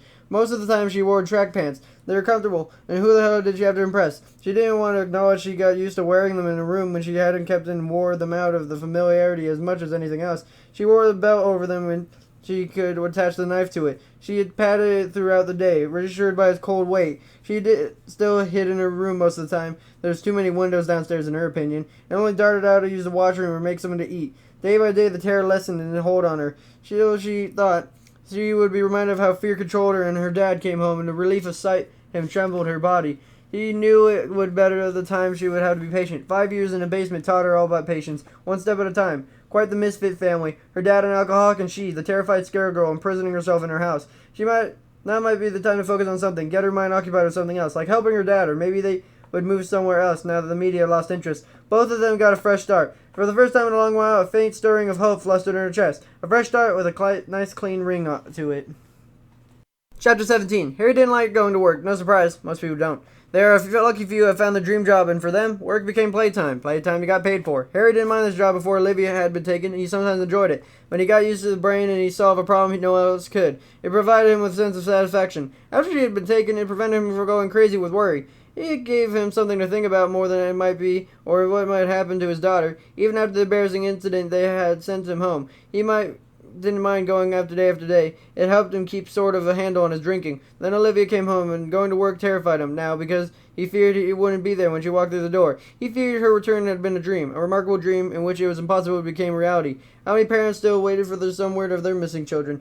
He might have been one of those, fighting to breathe, with such a heavy weight on his chest, admitting life drifting through a fog. In a space between thoughts, terror's fingers would crush her heart. He would want to call her, to hear her voice, and how to return was real. He worried it, because it was fear more than he did that. He couldn't imagine how she functioned, escaping such an insane situation, being thrust back into a world where beds weren't bolted to the floor, and men with animal masks were no longer visited her room on a whim. Instead, he called the detective almost daily to check on the status of the investigation to see if officers were driving by the house. No updates, and yes, they were driving by. He loved him when she called, asking him to come home, and felt guilty but loving it. He shouldn't be happy he was so scared at home she called him, should he? He didn't mean he would come home to her. It meant that her return hadn't been a dream. His boss had been very accommodating. He had 2 kids of her own, and understood she needed to leave when Olivia called, but at some point it would have to stop. Olivia knew it too. Her calls came less frequently, and he found himself spending entire days at work without a call from her. It nagged at him, and he lost time wondering if she was up to and if she was okay. Harry called Olivia before leaving work every day to see if she needed anything, or for him to pick up on the way home if he had been running low on booze. He would make a quick stop to resupply. He knew his drinking worried her. He noticed her watching him when she got another beer. He worried about himself too. And then she returned. He hadn't been carried away with the booze intake and wouldn't even explain to himself why he continued. She was home, right? There would be no reason to keep drinking. Most times he would be pissed halfway through dinner, slurring his words and staggering in the washroom, confused on how he got drunk so fast. Livy's eyes would remain on him, an unconcerned frown drawing lines between her eyebrows. He wanted to stop. Oh God, how he wanted to stop. It amazed him at the level of self-deception required to keep going. To lie to yourself that you know is still convince yourself you'll quit tomorrow or the next day. And all you need to do is one more drink. One more taste before you shut down for good. It never was one more taste. One more taste became one more bottle. Became one more case. You're goddamn drunk. How is it one person can hate themselves at the moment and cheer themselves at the next with a bottle of booze in hand? Truth is, Harry loved to drink. It's simple. That was what made it so scary. The alcohol hitting his lips to the anxiety he lifted with. It turned ocean waves into fear of gentle ripples. It made his mind empty. It erased every fear and amplified self-dissipation. When he called Olivia before going home, she sounded nervous. Although she'd spent in the closet again, he hoped she hadn't. He wiped the hand across his lips.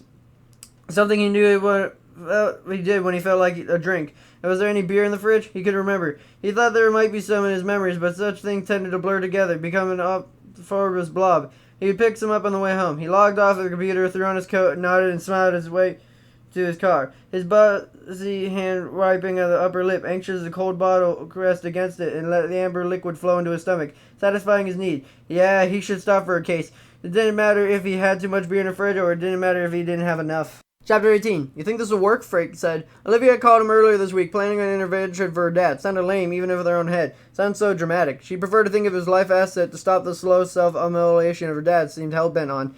And then she left Frank in the front door. She knew his question referred to the intervention she was planning. He responded by engaging in an awkward hug. He noticed the knife on her waist. He didn't always been reluctant to touch her, as though it would have been relating to care or something. He cared about her in his own way, a familial obligation that dictated some interest in her well-being. She knew that, but he'd never depended on him or anything before. They had never been really close in the pattern of amiable acquaintance. Would take a while to reassert herself. Olivia found herself reluctant to let others in. She trusted her father and she needed help, and it was the reason why he caused Uncle Frank to come over. Because she wanted Harry to get better. She offered Frank coffee. He accepted, and then she placed himself on the couch, the crease in her brow deepening in the wavering of every car. It has to, Olivia said, her arms hugging her knees as she peered out on the window, waiting for her dad. Her hand stayed away from her knees and a finger played with the remaining tissue of her ear. She pulled her head down over it. Frank stood, leaning against the wall, almost looking bored. He turned to the coffee cup in his hand and said, I could really do with a beer right about now. She rolled her eyes at him. Not funny. It shifted his gaze from the window and said, You're right, sorry. I'm just not comfortable with this whole intervention thing. He needs it. I don't see it. I mean, sure, he has to drink now and then, but won't we all? Of course you don't see it. You're never here. Don't turn this around on me. I'm not. This is about you at all. I'm stating facts. This is the first I've seen you since, I wasn't in the country. You were supposed to come over for dinner that one time and canceled, remember? But that doesn't matter. Point is, you're not here. And if you're never here, you can't see it I see every day. I'm telling you, he needs help. He drinks himself stupid every night. Not 1 or 2 nights a week. Every night. I want my dad back. I need my dad back. If you don't want to help, by all means, leave. I never said that. And then, I'll do what I can. The key turned in the lock. Harry walked in, saw Frank and smiled. It made him look young. He carrying a case of beer in his hands. Frank, holy shit, where did you get in? Frank shuffled his feet, his lips jerking into a semblance of a smile, then faded away. Harry snapped back at Olivia, confusion fogging his eyes. Dad, it's time we talked. About what? But he knew. The panic flared his nostrils, and without realizing it, he hugged the case of beer to himself, protecting it away from running backward into football. For Harry, it would be going to be a long night. The hard part was expecting that he needed help. He knew that ages ago, and even though he preferred to ignore it, it would help copious amounts of alcohol and strive their elective shield called denial. The hard part was giving up, not drinking anything. Sweat dotted his brow. He wanted to turn around and run into the night. He even glanced back over his shoulder. His door was closed. Olivia took the case from under his arm. He clenched his hands, refusing to let go for any instant. He recently, and Olivia exhaled, relieved. She handed the case to Frank and stood against the wall, his mouth a tight, grim line. His voice wavering. Harry said, Now what? Now we get you some help, Dad. He hugged him, and his body trembled. That night, Harry attended his first Alcoholics Anonymous meeting. Olivia sat on one side of the book, and Frank, looking equally bored and embarrassed, sat on the other. The stories had all different yet disturbingly similar feel in Harry's ears as he listened. They affected him deeply. His eyes glistened and his lips wiggled tremendously throughout the meeting. These men and women were him. The self-loathing, the hatred, the nights choosing a bottle over a loved one, they were all him. Externally they appeared different. Some looked homeless with the dirty clothes, unwashed scent, and unshaven countenances. Others could be dock workers, truck drivers, nurses, doctors, lawyers, all varying in education levels and income, yet all the same in one way. Alcohol ruled them. Alcoholism would decimate and humble anyone. The great leveler. Like any disease, it chose whom it affected indiscriminately, and the person carried it like a black mark of the rest of their life. There was no just one drink with people such as these. One drink lit a fire, that dark part of the soul that they needed to continually fed. One drink led to a waking up in prison in a vomit bib with their shirt over their night. They would remember lying beside a person they didn't know, head throbbing and reaching at the nearest bottle just to take the edge off. Had Harry been as bad as that? No. But on more than one occasion he dangled over the precipice, one foot on solid ground, the other wavering over a dark hole, hungry for him, desperate to grind him up. Now Olivia returned, and she pulled and tugged him away from the gaping maw of oblivion. He wanted her father back. She deserved him, and he agreed with her. Every night for 2 weeks they attended a meeting. Not Frank. He had enough the first night, saying he was busy with work, blah, blah. They were not always in the same meeting room, or even in the same building, so new faces showed and new stories were told. Harry never considered himself a spiritual person. 12 Steps, written by 1952, contained a lot of references concerning God and surrendering to him. It made Harry uncomfortable. To read him over and over, then repeat him to himself in a quiet room, and when the first came upon him, and soaked his sheets in desire to give up. He sometimes dreamed of drinking a river of alcohol, filling him with equal parts of guilt and immense satisfaction, and woke up wanting to be shred the 12 Steps book with his bare hands. He spoke to Olivia about the religious aspect. Near the end of the second week, they sat at the kitchen table with even a cup of coffee before them. The steam snaked into the air. She asked him the process she felt about it. He said, sometimes it's hard to take it seriously, even though I can't imagine anything more serious, the God stuff.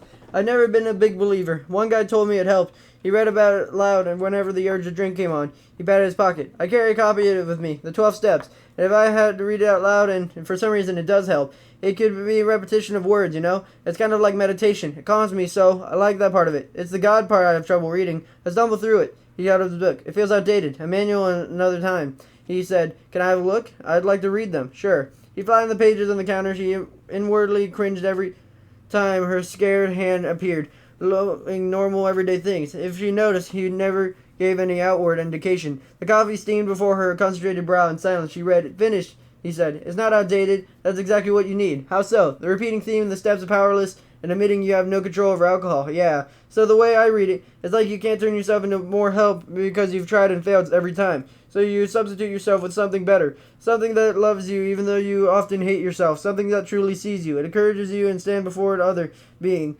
God. Whoever completely naked, all deceit stripped away. It forces introspection. So the God thing. It doesn't matter. Not really. The point is people lie to themselves all the time to rationalize bad decisions or keeping drinking or whatever. And the other you can't lie to because it sees all. So you're not praying to God, you're praying to self inside you. And the other that sees past the bullshit and won't let you pull the wool over your own eyes. It's always been there. It's just been hogtied and shackled by the need of alcohol. You're providing it the key. And if you happen to believe in God, the easier it is to submit. You shouldn't struggle with something inconsequential. In the end, the purpose is truth. To find out the way you drink, then you can heal. And if you're lucky enough to understand it, you can share the knowledge with others. He felt better about the conversation every time he had read the 12 steps after. He never jumbled over the G word again. He felt well on his way to recovery and cautioned himself each time to take it slow because alcohol addiction wasn't a beast easily tamed. Olivia proved to him that the motivation, and although he knew it had been a lifelong battle, there was a wisdom to the advice taking every day one at a time. Sometimes he would go a whole morning without even thinking about drinking, and it wouldn't surprise him into smiling. He looked forward to going a whole day, hell, a whole week without rubbing his hand over another lip, imagining the bubbly suds breaking over his tongue. It would be the time to celebrate, with coffee, maybe in a fancy mocha. Yeah. 3 weeks into the program, Harry considered a sponsor. He told of most successful recoverers of all had one. He would be someone to call, an alcoholic like him. When the urge became too strong and the demons pressed against the window at night, something of frosty mugs of beer in each hand. Having someone to talk to, who has always walked the same road as you, increased the chance of recovery and abstinence. Maybe Olivia had acted as a cigarette sponsor. Smart kid, that one. She had plans for him. They always knew she wanted to move. They have been looking for places, not too far from his work yet, far enough where they could feel like they're doing new, and of course, so the jackal had a harder time finding her, making life chances a little while in every stage of recovery is discouraged. He could tell Olivia couldn't wait any longer.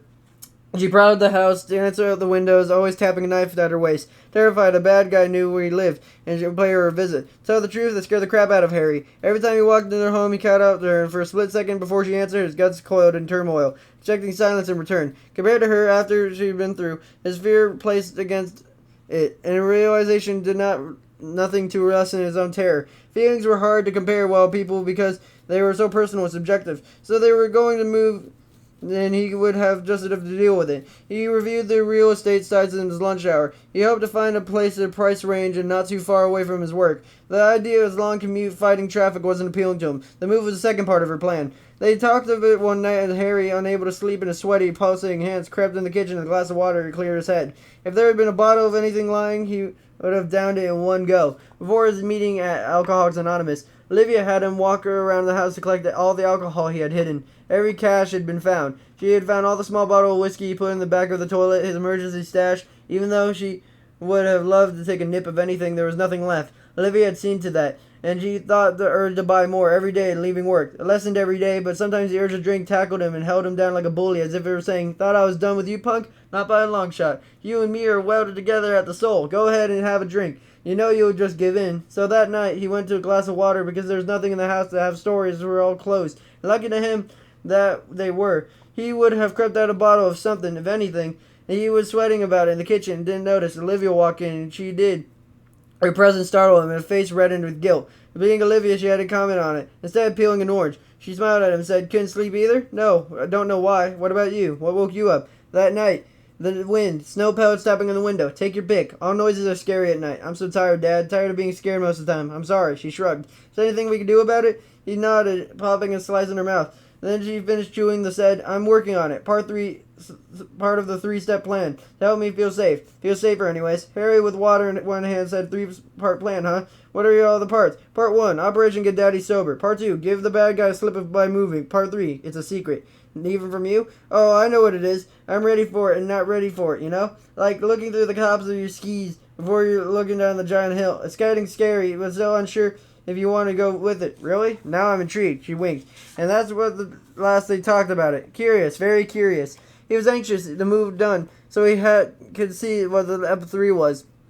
The move would be a big change, by any change to be avoided on the journey with sobriety.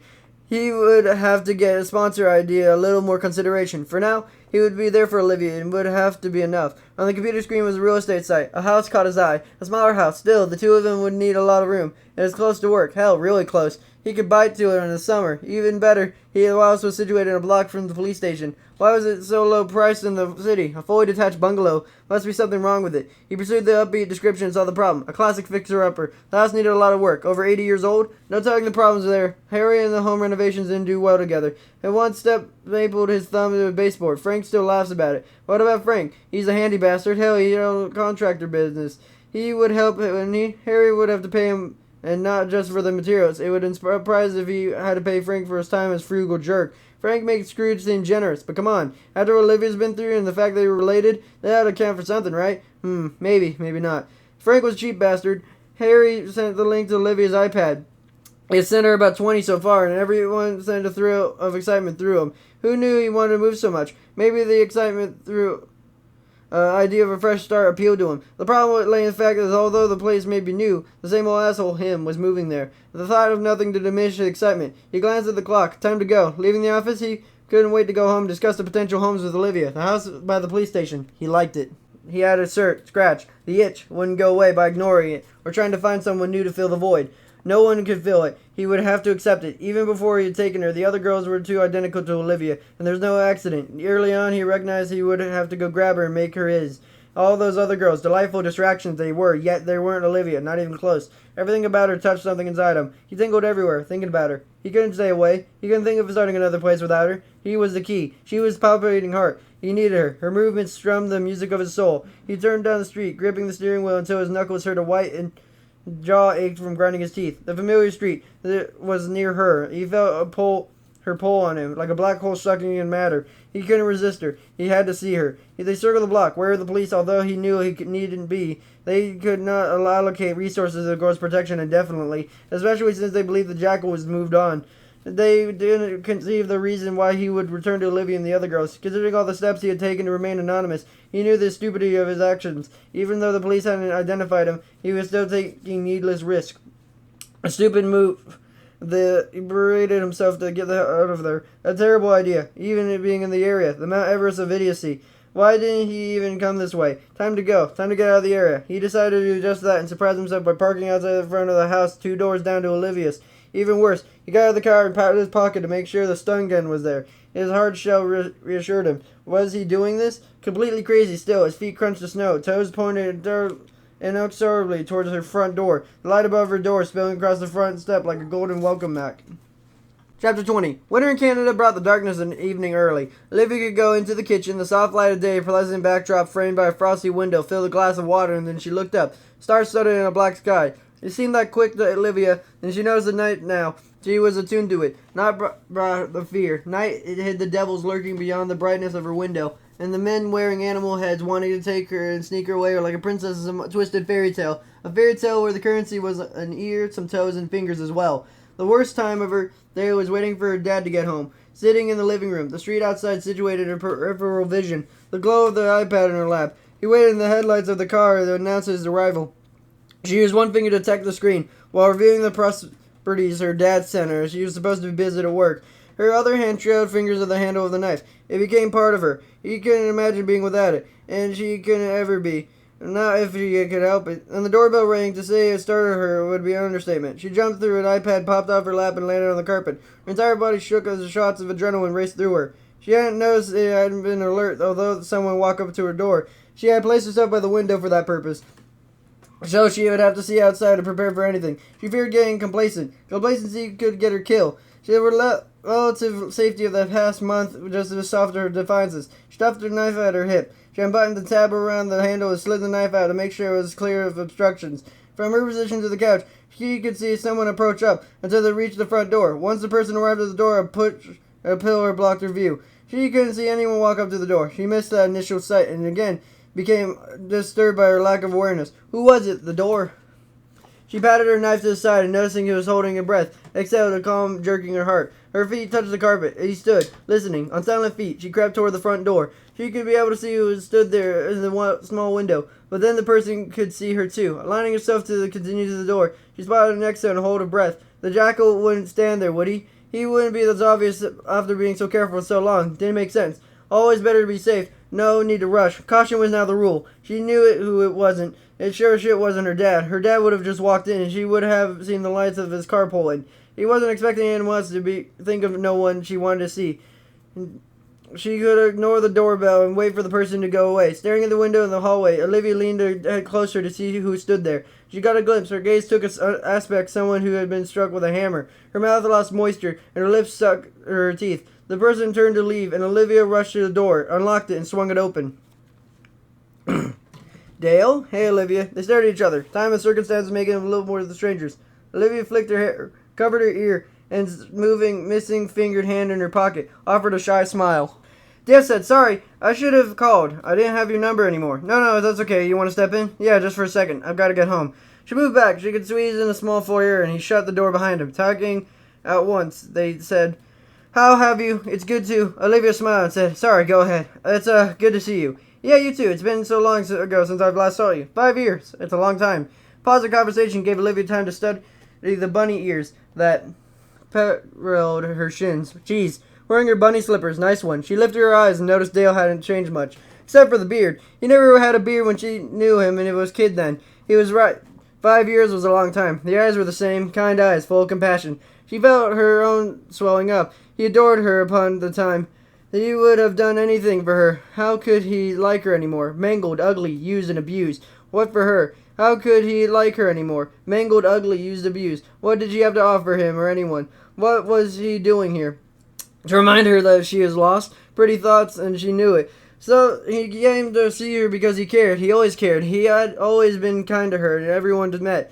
To see him remind her of all she lost. It hurt her, and she projected her own insecurities onto him. She exhaled, not wanting to lift her head and reveal her shiny eyes. Though she stood in the shadow, the doorbell rang again. He emitted a little yelp. Her hand gripped her knife. Dale noticed the movement and eyes bulged. For a moment she felt ashamed. The door opened behind Dale, and Frank paused, sensing the awkward moment. He said, why's the door unlocked? Hey, Uncle Frank, you remember Dale? His dark gaze eyed Dale with suspicion. No, I don't. I dated him a long time ago. Oh, hi, Dale. Dale nodded and said, sir? Sir, I'm not an army. You can call me Frank. They crowded each other in a small foyer. Olivia wished Frank would just spit out what he came for. Olivia said, Dad's not home yet. What? Oh, yeah, I noticed the car wasn't in the drive. To Dale, Frank said, is your car on the street? Dale said, yeah. I wanted to block the driveway. Dale handed Olivia a piece of paper. Here's my number. Please call me if you did. Okay, I'll do that. Dale smiled. Great. That's really great. Best time to get me is in the evenings. During the day, I'm in class and I have the phone turned off. Olivia said, class? Yeah, second year of law school. How's that going?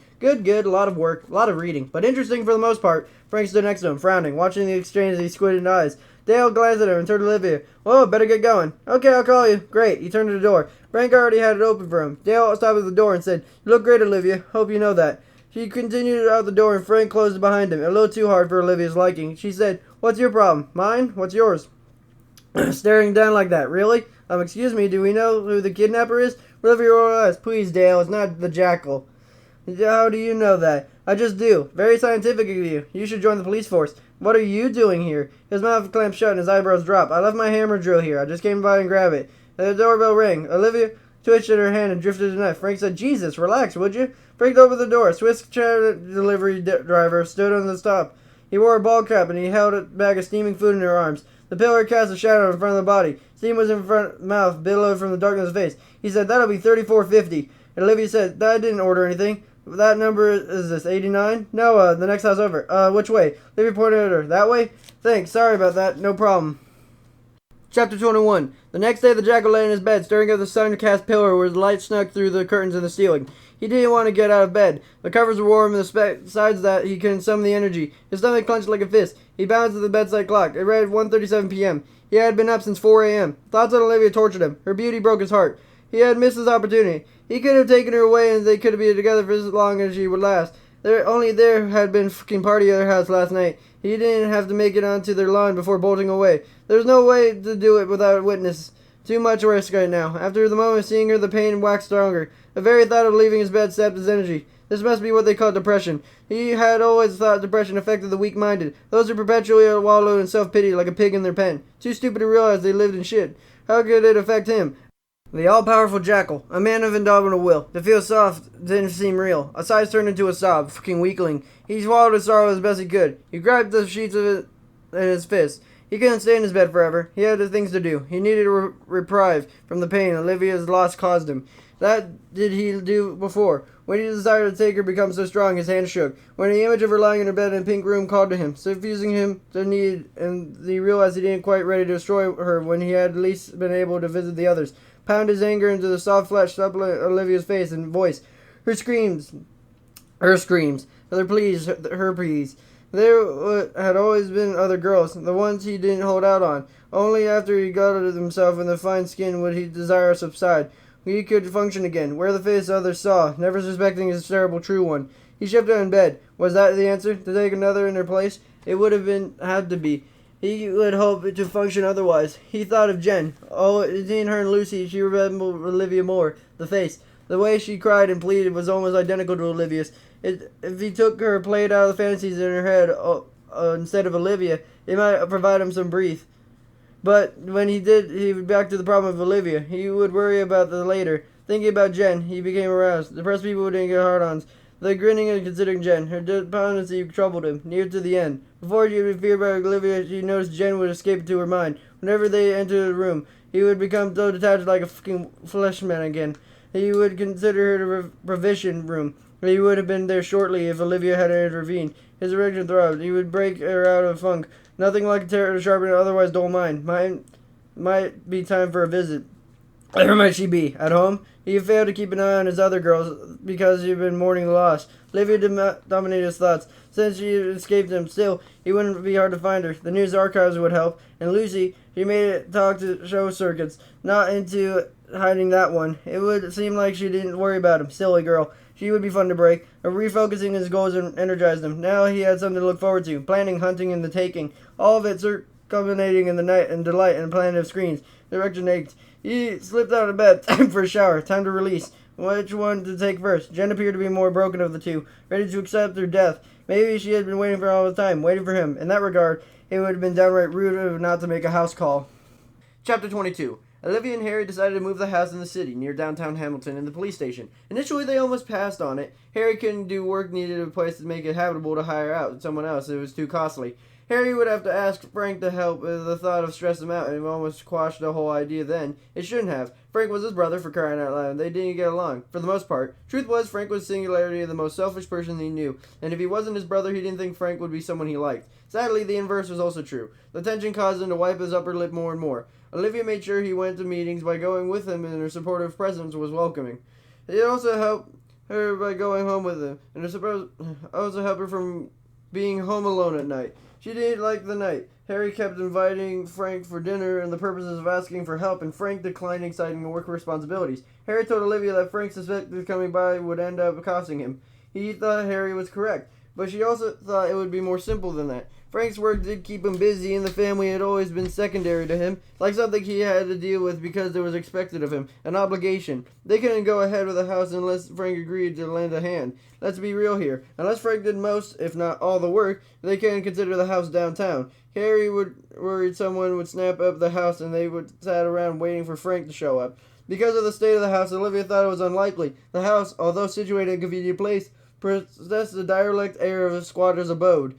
To doubt the homeless people would be upset to see it sold. During this time, Dale and Olivia spoke to each other on the phone often. They were getting to know each other again, even though it would never be the same. How could it? They were both such different people now. Funny before their unfortunate incarceration. She felt powerful once in a relationship. Not to say she never had take her shit from tried being advantage of him. No, it was more like he would do to her more than she would do for him. But he loved her more and she loved him. Nothing would be inconvenient for them if they helped her. They remembered once phoning him after a night with their friends, drunk at a house party, asking him to come pick her up and drive her friends home. He did it, no complaints without an expectation of repayment. Even when her friend Heather puked in the back seat, he cleaned it up the next day before she could. By the time he showed up to the coffee and bagels, the car was spotless. If that were her, she wouldn't have picked them up. He would have told him to call a cab and fallen back asleep before she hit the hang up button. Strange to think such thoughts now, years later. She ever thought she took him for granted. In retrospect, maybe she did. Now she felt afraid and excited at the same time. What did he think of her? He had so much baggage now, scared externally and internally. She refused to leave the house and meet him for coffee. She felt safe leaving the house with her dad and didn't feel comfortable with anyone else. He offered to chaperone her around, and he turned to him without structuring adequate words. Unable to describe him in terror, offer inspired. She just couldn't do it. Not yet. All those faces in the crowd, and one of them could be him, the jackal, and she couldn't allow it. Stalking her, waiting for the moment when she would be vulnerable to take her away from him again, and just end her. Odd considering she would go to the meetings with her dad. Her dad made the outside world appear not so scary. Like he carried a staff of safety with him. Or it could be as simple as Harry being her dad. Livy thought it was better to stay home and reflect the safety, with the alarm chain under her shirt, ready to depress the moment despite gallant offerings of Dale's protection. And that's what she did. Stayed warm and comfortable inside her while welter piled up beneath her windows, brightening up the night on the crystalline white carpet while contemplating a new house. She studied the floor plans, dreaming of what she would done to make it more secure. She wanted to be impenetrable to those unwelcome. They were needed Frank's help to make the place habitable first. When he agreed to come over for dinner, it took them both by surprise. Harry and Olivia prepared a roast dinner with Yorkshire pudding, one of Frank's favorites, and intended to stuff him into a stupor, and he could really agree to assist him in restoring the house at a significantly discounted price. Free would be ideal, but knowing Frank, unlikely. They fed him, both Harry and Olivia drinking Coke and being unusually accommodating and nice to Frank. One of them was already on top of his plate with roasted potatoes, forked more meat on his plate, and be up in a flash if he needed another drink. This served to provoke a squint-eyed, suspicious gaze from Frank. Frank, leaning back and dabbing his mouth with a napkin, said, "That was wonderful. Now I've been fattened up. You two can schemers tell me what this is all about." Harry said, "Schemers? What do you mean?" Olivia feigned shock and raising an eyebrows. "For the past 2 weeks you've been trying to get me over for dinner. Even I know I'm not that likable. And roast beef? Olivia hates it. She always has." Olivia said, "I can't believe you remember something like that. I'm a genius. I remember everything. So what's this all about?" Olivia said, "Proclaiming yourself a genius doesn't make it true." Harry shot a reproachful glance at Olivia, his neck apple bobbing, and said, "We want to buy a house." Frank held up his hands. "Whoa, we talking a loan? You know the interest rates are fluctuating like crazy right now. The market isn't all that steady. I don't have that much ready cash if people think you know. And I don't feel comfortable." Harry said, "Not a loan. I could buy the house. That's not the problem. The problem isn't quite a fixer-upper and not much of a fixer. But you're a successful businessman. A contractor, no less." Frank rolled his eyes. "Your flattery is transparent and ridiculous. So what? You want me to fix it up for you?" "How much free time do you think I have?" Harry said, "For now, all we want you is to take a look at the place with us. Maybe knock a few more bucks off the price then. You know, give us your opinion on what its work needs to be done." "What if my opinion includes knocking the house down and starting over?"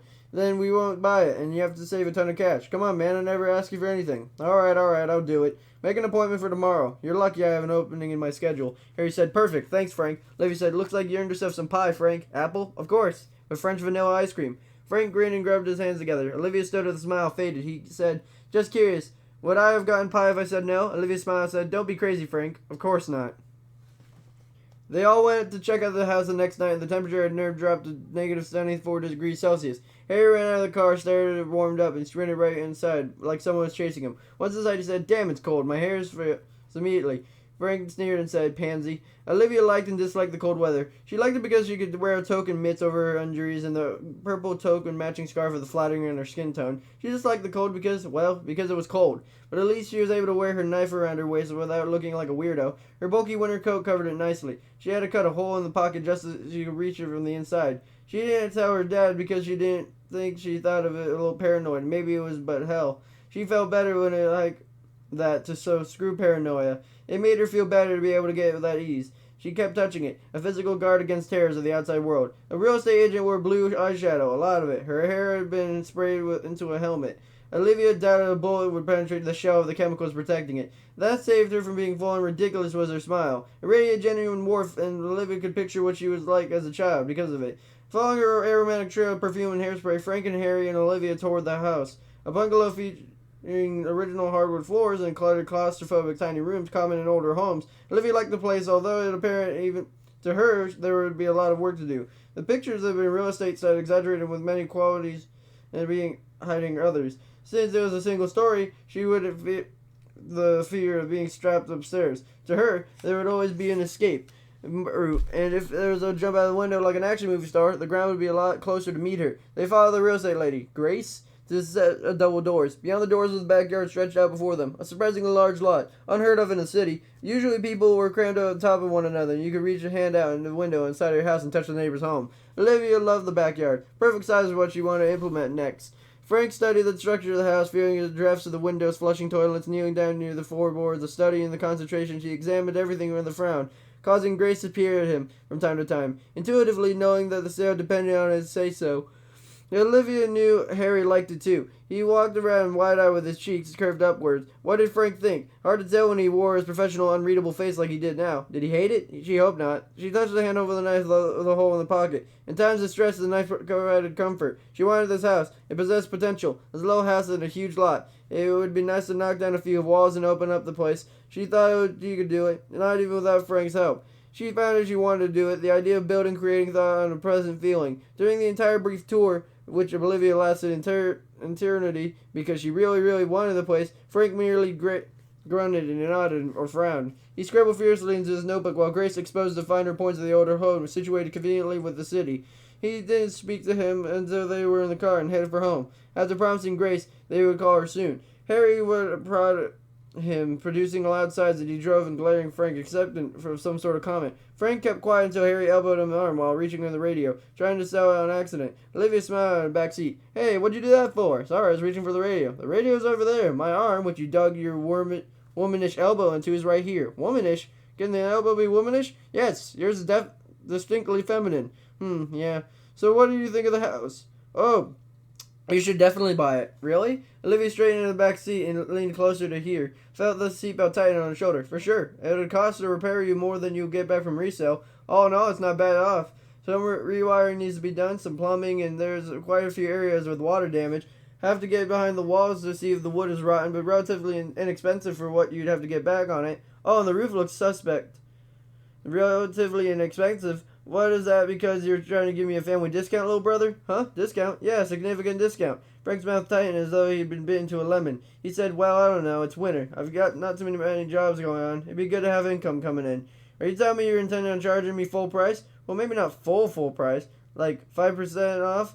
I was expecting 2.5%. Harry's hand kneaded on the steering wheel. His lips disappeared into a line. Olivia knew the look. It was the look she had got when she arrived home late from the high school party, or the other time she found a joint in the pocket of her jeans. Harry was about his stack. Frank could see it too, and he shifted his seat, positioning himself further from Harry. Are you fucking kidding me? I know you can be a bit of a robot, which is probably why you're so successful. It was a bit too much. I never wanted to bring this up. I never thought there'd be a situation in which I had to. But Frank, you're going to do this for free. I'll pay for the supplies that cost, or for what you get from them, and you're going to do work for free. You owe me, Frank, but that's, you owe me. Who gave you the money to start your business, huh? No bank would give you the money, remember that? It was me, Frank. Me working 2 jobs, going to school, and I gave you all my savings. Did I charge you interest on it? Did I complain about it even though I went into debt on the student loans? I didn't work 2 jobs to go into debt, Frank. I worked 2 jobs to pay for school. I did that for you. Now here I am asking for help and you sit there wanting to make a fucking profit off of me. No way, man. No fucking way you're going to do this. And by God, you're going to like it. They drove in silence. Olivia could hear her father shaking. Harry didn't get mad often, so when he did, he realized a few years' worth of anger. Frank kept his face turned towards the passenger window. Street lights flashed on the hair. Frank said, okay, I can do that. Mollified, Harry's shoulders dipped down and said, good. Well, when you're right, you're right. The wheels turned underneath them and the winter wind pushed against the windows. Olivia exhaled glad and the tension had passed and ecstatic they're going to buy a house. Frank said, did you say, by God, you're going to like it? I might have. Olivia said, you definitely did, Dad. Frank flashed his teeth and said, do I really have to like it, Harry? Really? Struggling to keep a straight face, Harry said, damn right you do. Chapter 23. Jen's reality had been knocked loose in the mornings while in captivity. Being returned home free of the torture didn't return to her in her former self. That person died in that house. At home now she would pass hours in Fueg, sitting in the kitchen, the coffee forgotten in her hand, her breakfast untouched before her, and she would be aware of the family moving around her. They would speak to her, ask her questions, yet the voices took forever to reach her. She answered her mom's question of whether she wanted a toasted jam and breakfast and realized her mother was no longer in the kitchen. The question had been asked for hours before. She didn't wonder if she had lost her mind. She knew it. She had lost it in the pink room where illusions of safety and privacy of her own body were stripped from her by men in animal masks. Voracious men, delicious and unlimited appetites. Men who made a meal of her flesh. How do you return from that? You can't. Every time you step in her head, returned to view and reminded her of the room of those men. Physically, she came home and she was welcomed with tears and hugs from her parents and her two sisters. Mentally, she never left the cotton candy room. She knew her parents worried about her. She heard them talking in the night, wondering what to do. She wished she would tell them about anything to relieve them of the pain. Jen found it difficult to differentiate between the real world and the bunkhouse of the inner mind. The place she created where she could disappear to from the men. The floaty plane where the times it seemed to be hovered around her own body, witnessing transgressions against her flesh and her mind, wouldn't rage from any sympathy for. As though she were watching it on TV, the director failed in developing empathy for the main character. Her sisters had been overjoyed to see her. They talked to her through where old Jen, using jokes and sarcasm to communicate.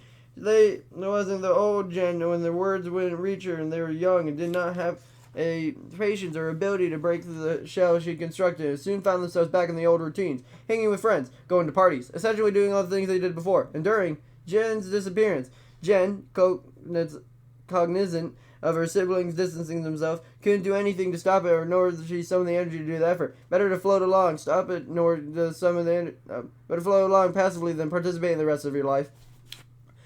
Her parents did not know her to do nothing but do their best to make her feel loved and safe. They were stunned and overjoyed to have her back and be convinced that she was dead, and they were getting so used to her being home and alive. For years after she disappeared, her parents would lie in bed comforting each other, whispering kind platitudes about her daughter being alive, while believing the dread certainty of the daughter mouldered in a shallow grave in the field of somewhere.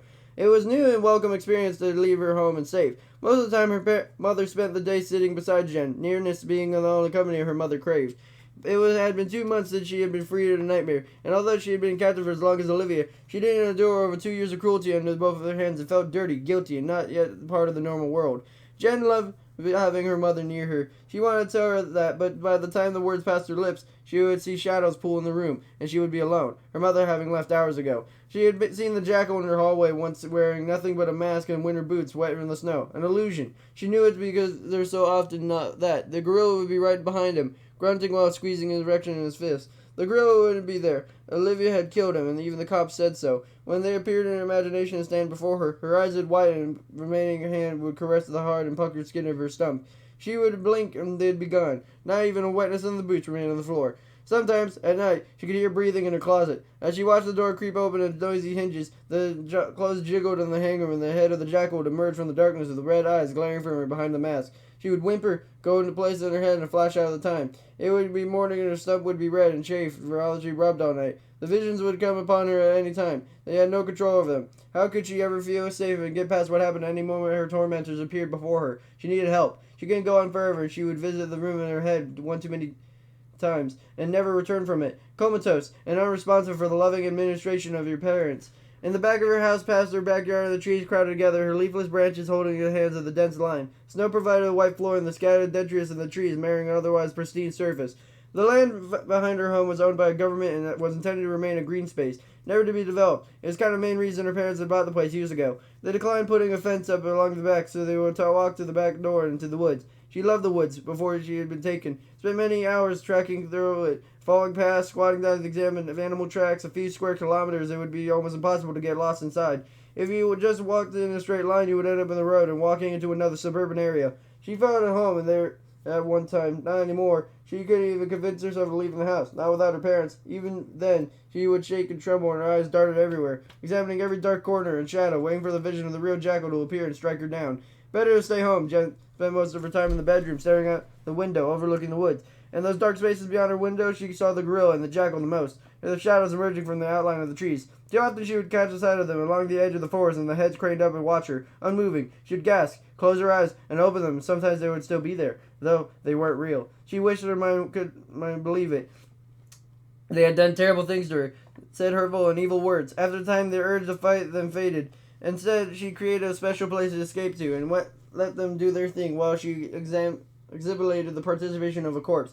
Terrible as it was, the minuscule, defiant part of her railed against the thought, and she wouldn't push it away. She began to believe she deserved what they had done to her. They did the best to convince her of it. A mixture of harsh words and kind tones, and their sick way. After time, the words made sense to her. How did this happen to anyone in some way they had earned it? They broke her down. She knew it. She had seen enough movies and written enough books about domestic violence to understand it. Their constant barrage of degradation wore at her armor, and once she decided to deserve whatever they would do to her, it became easier to submit, participate, never stop fighting them? Absolutely. The ghost of their cruelty haunted her and appeared in her house, in her closet, most often from the woods. They had no corporeality. The only substance they possessed was what gave them in their mind. Sitting in her bedroom, the TV droning in a dresser, wrapped in a fleece blanket, she changed to the woods and saw the jackal walking through the approaching her house. She dismissed it, although her heart beat faster in her breast. Her mother turned to the vacuum downstairs. Usually something stayed home with Jen. Her mom and dad rotated the duties, changing their holidays at work and burning through the sick bank to be with her. Could her mom see him? As she looked outside, would she see him striding through the trees? He shook her head. Remember, Jen, it's not real. She exhaled, closing her eyes, opened them, and she made his way to the house. She grasped but knew it couldn't be real. He maneuvered through the woods, wearing a dark coat, work jeans, boots, and gloves. The jackal's head tall and proud on the shoulders. She frowned. Almost every time she imagined him, he wore the mask and boots, never closed. Sometimes the gorilla would show up trailing the jackal, sometimes like now, but the jackal disappeared.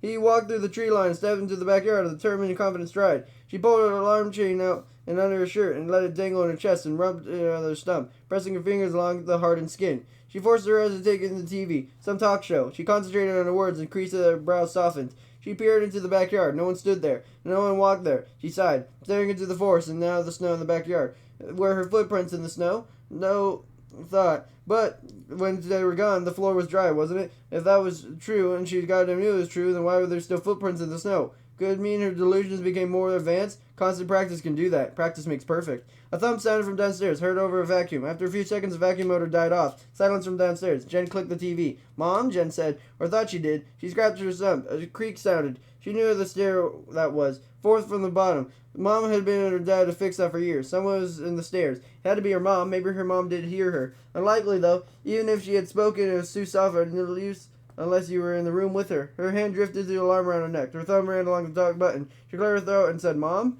No answer except another creak near the top. That step moaned under the weight of her father. The girls and the other were too light and disturbed. Someone big crept toward her. A dream? A vision? He'd spoken for. Or, like the many other things, did it occur only in her head? No, she had spoken. A vein jumped in her neck. She started to open the bedroom door, afraid to blink. The jackal appeared, framed in the doorway. Light reflected off his eyes deep in the mask, trying to otherworldly glow. A knife dripped blood into the hardwood floor. She could hear it, more detailed than any previous illusion. The thump of the downstairs, the blood on the knife. Did something happen to her mother? This had been a dream then. She would wake up and find her mother alive and well, covering her in a blanket and telling her everything is fine. The police said it would be very unlikely to ever see the jackal again. He could risk it, they thought. This couldn't be real, could it? His chest heaved under the dark coat. He stepped into the room, his tread heavy in the tent. She could smell him. He stank of outside and sweat. He said, Are you real? Time to take you home, my sweet Jen. His voice was muffled, echoey from behind a mask. So you're real then. He held up the alarm on the chain, making sure he saw it. He lunged for her.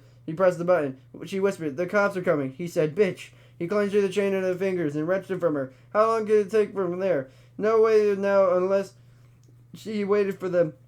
He was not going to do that. Pressed for time, he would make a quick escape. If he took her with him, and realization clouded the brewing storm behind his eyes. No need to panic. Time to get creative. He said, Change of plans then. He grabbed her chin in his left hand and squeezed, holding her steady. Fear and acceptance rattled inside her frame. Afraid of death, yet relieved her damaged self would and have a struggle any longer. Easier to give in, to quit, than to fight. Better to submit. He raised his knife and stared into his eyes with Bulvatine placidity. In one swift movement, he swung his knife and buried it deep in the top of her head to sink into the softness of her brain. Blood sprayed out her nose, and she sank into the darkness with a gurgle.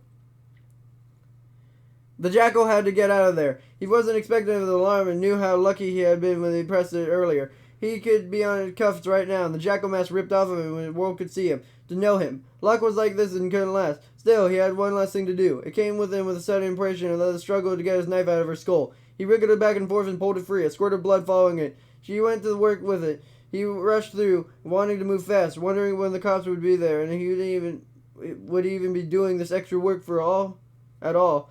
But when he started something, he hated to quit before he was done. He thought he worked fast, but it felt like forever before he was finished. Time to move slow under stress. When he eased out of the back door, the sirens were all the same distance away. He set off through the woods. When the trees enfolded him to remove his mask, he took off his irreversible jacket and turned it inside out, and now it was red, blood red. After putting his gloves inside the mask, he stuffed it inside his body and zippered up the jacket. He pulled his toque out under the pocket and put it on.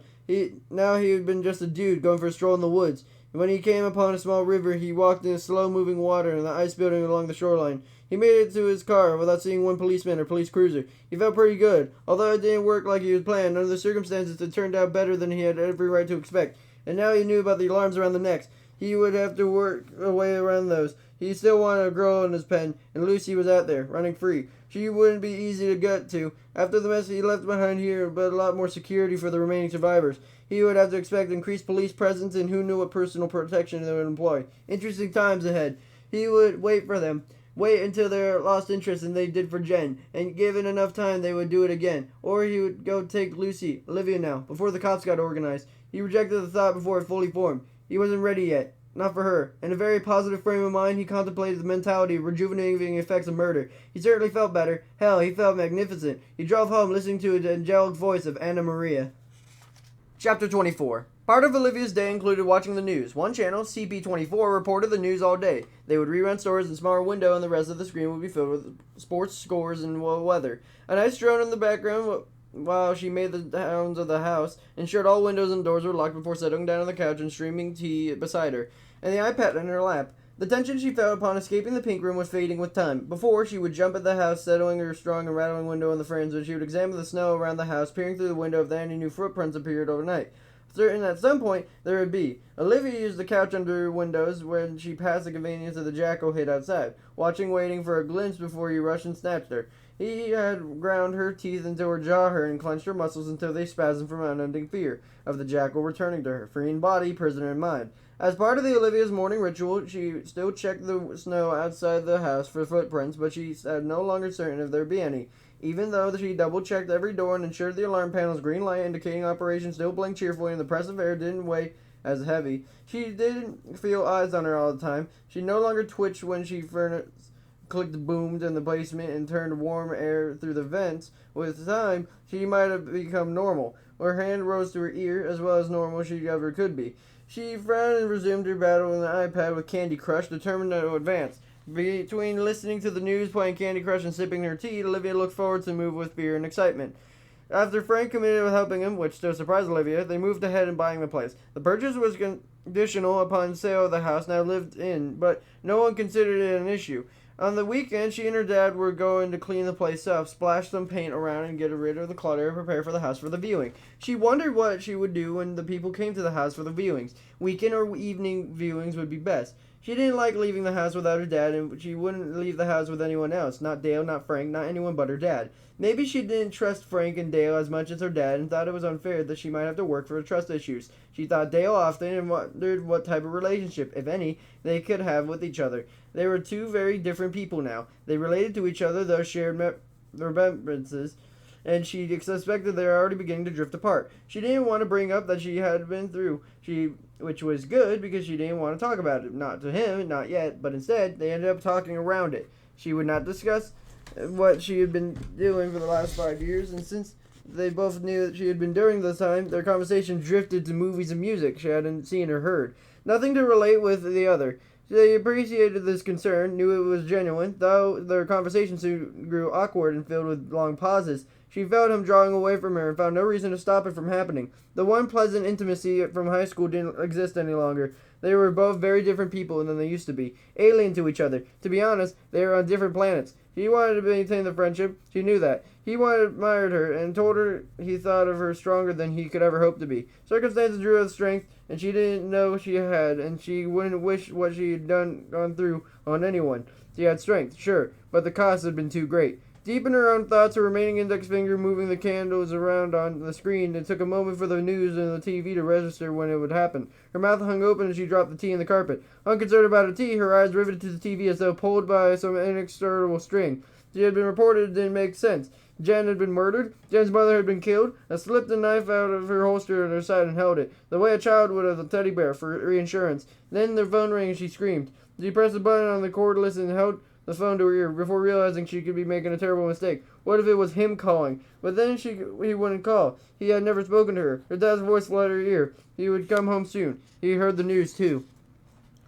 Detective arrived as Harry and Olivia sat down for dinner. Olivia didn't want to eat. The idea she may have to eat something never occurred to her. And her dad insisted to make grilled cheese sandwiches instead of 2 glasses of orange juice on the table. Olivia's hand strayed on the knife in her hip. Tactile hardness of the handle felt cool under her fingers. He twitched and cringed at the sound of the wind pulling and pressing against the window, the vinyl sliding in the house. All the process she made over the months evaporated in the moment. She had been reduced to the quivering mess she had been when she walked out of the dungeon.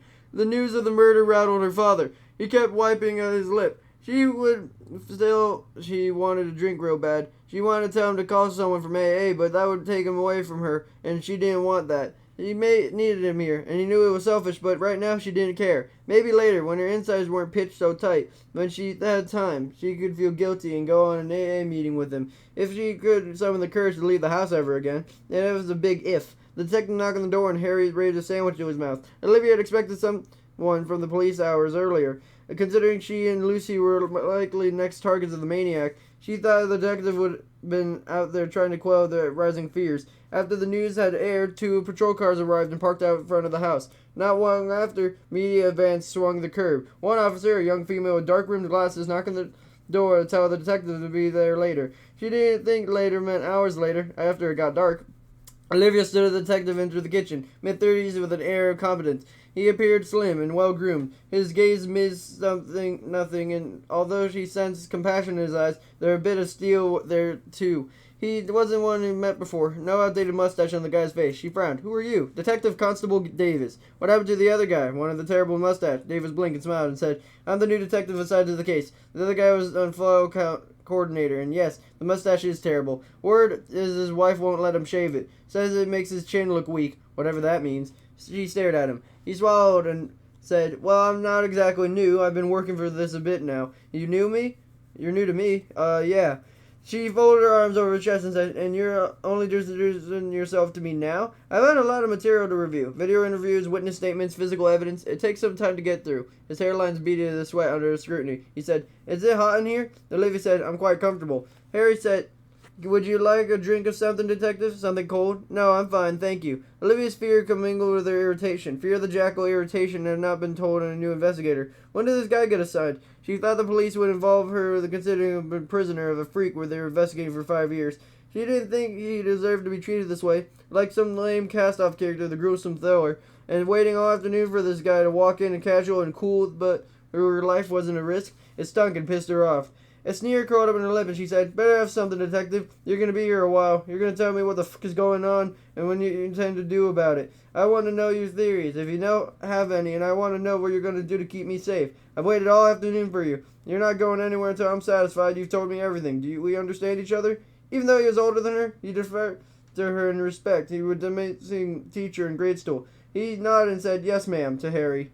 "I'll have some coffee, please, if you have it." Harry set coffee before Detective Davis and made tea for Olivia. Davis pulled the camcorder from the bag he brought with him, and after fiddling with the tripod for the right height, he attached the camera to it. He pulled out a large notebook and taking a sip of coffee, nodding appreciation to Harry, he said, "The reason I brought the camera here is to ask you some follow-up questions. Reasons that I thought you were of when reviewing your previous interviews. Before we get to that, I'm going to fill you on the investigation and why it may seem to you that the police may have dropped the ball. Before all that, though, I think I'd like to say a few things to you first. Things you may have heard before, but I think they're very important, okay?" Olivia nodded. Harry had beside her, the glass of water in hand. "Okay, good. First, I want you to know none of what happened to you is your fault. None of it." Taken back, Olivia muttered, "I know it." "Good. I'm glad. I just want to be clear. Nothing you said or did or didn't do caused this to happen to you. Some demented sticks got into your head and do terrible, horrible things to do or their own benefit.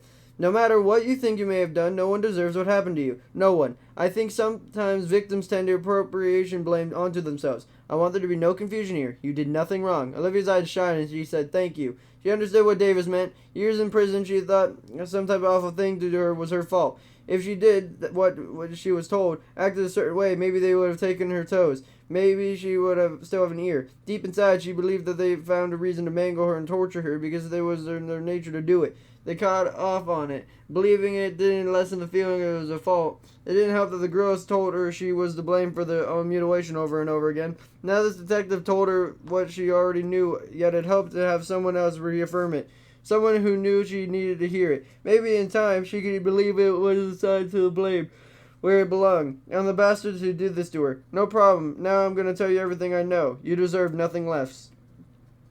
After Davis left, Olivia closed the door and locked it behind him. She felt exhausted and leaned her head against the door, her head swimming with information. She did indeed tell her everything.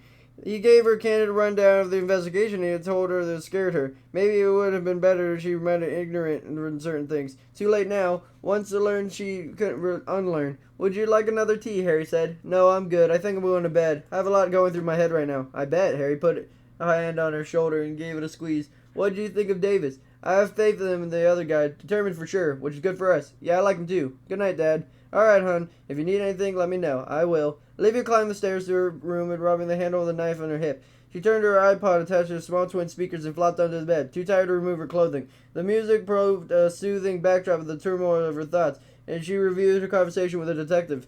Davis laid out the entire investigation to her. She had a lot of questions. In the end, more continued to travel synapses on her brain in a highway to nowhere. Everything started with her escape. The goal of police investigator abduction, but now it soon hit the wall that all leads were exhausted in a file and forgotten and untouched. While she escaped, the police had no idea women were abducted or murdered. When they did find out, they had to investigate in reverse. And Olivia killed the gorilla. They helped the other girls to escape. She did it on her own town of Erwin. The Ontario Provincial Police were the responsible agency for the town, but they were primary investigators of the murders. They pulled resources from across the province to assist. Detective Davis, a seasoned homicide investigator, was assigned to the lead. These investigations were complex and required a vast amount of resources to conduct. They generated a mountain of information that needed to be sifted through and determine importance. The forensics officers spent over 2 weeks in the house. They recovered DNA fingerprints.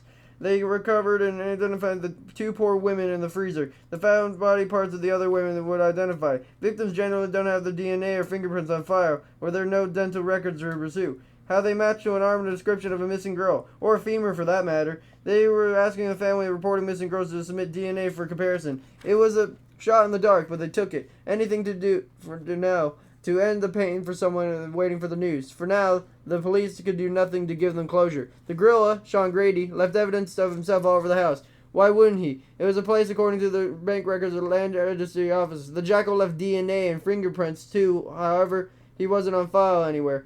That meant he would never have been charged for any offense requiring DNA or fingerprints. If they did end up identifying him, they would have all the evidence they needed to convict. But in order to do that, they needed to find him. They exhausted all the connections that Sean Grady had with anyone, anywhere. Grady fit the typical serial killer type.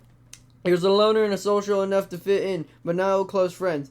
He had been well liked in his job as an electrician. No one had a bad thing to say about him. Only the income he generated didn't cover the expense he paid off of the house and a shiny new truck. Forensic audit of his financials couldn't trace the money back to the benefactor, leaving the police wondering where the money came from. All had proven was Sean Grady owned the house and converted it into the prison where she had been kept. It did tend to support a theory that the jackal may be financially independent or well off. But other than that tidbit, there are no other avenues to pursue the determinant of his identity. When the police started on the backgrounds and the victims, how did these killers find them? Why were they chosen and how were they picked up? Olivia had been abducted in Guelph, Jen from Barrie, and Lucy from Burlington. The two dead girls were last seen in London. 4 different police services had different records of the policies on how to investigate. Olivia's disappearance was treated as suspicious from the beginning, and so a lot of time and resources was spent on the investigation. Lucy's disappearance was suspicious, but had no leads and had been soon investigated into a dead end. Jen had been fighting with her parents a lot and had run away from home more than once before. Barrie police thought she had run off again. They didn't treat it as an abduction. They stranded missing report was submitted in a minimal follow-up. Even if located, she was over 18 years old and the police couldn't take her home.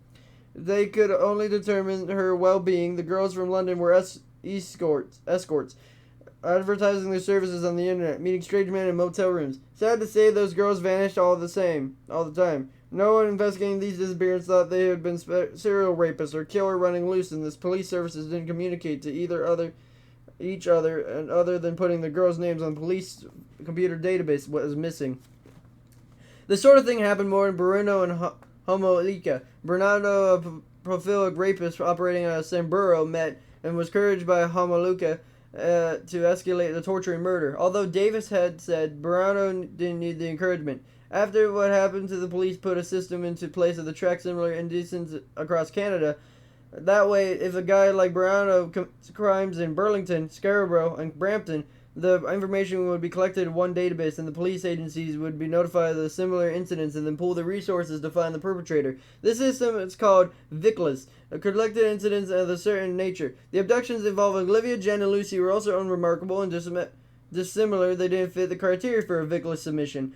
No one had a clue that they were connected until Olivia fought her way out of the basement. Imagine trying to collect 5-year-old evidence, track down leads, and interview people about years' past events. All trails to the victims are unconcluded by time. If there happened to be a video, it would be long erased and gone. After having explained to her, Olivia appreciated the difficulties. Davis wasn't complaining. He wanted her to understand, and now, even though the likeness of the evidence even existing was marginal, they looked into it and hoped that something would lead them to the jackal.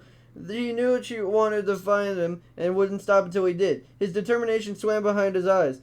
During this video interview, Davis kept asking questions about her strange relationship with the jackal. He wanted her perspective of why he treated her differently when Lucy and Jen. He smiled and said, "How would I know that? He's fucking crazy. I don't know anything that crazy, Tick. I don't even wish I did." He turned off the camera, concluding the interview, and Olivia said, "You spent a lot of time in my thoughts on the jackal. Can I ask why?" "Holding up wires," he said. "Absolutely. I waited to tell you this. I didn't want to influence on your interview. It's pretty messed up." "I can take it," he said. "I know. You've proven it the hard way. Possibly the hardest way there is. So here it is. Jen got it pretty bad. He did things to her. We think it happened after. He killed her. Though I think it was either a message or even worse, a compulsion. What did he do? He cut her up. He took her ear, 2 fingers and 3 toes." Olivia stalled in her chest. Little nodules and skin appeared on her arms and a chill overtook her.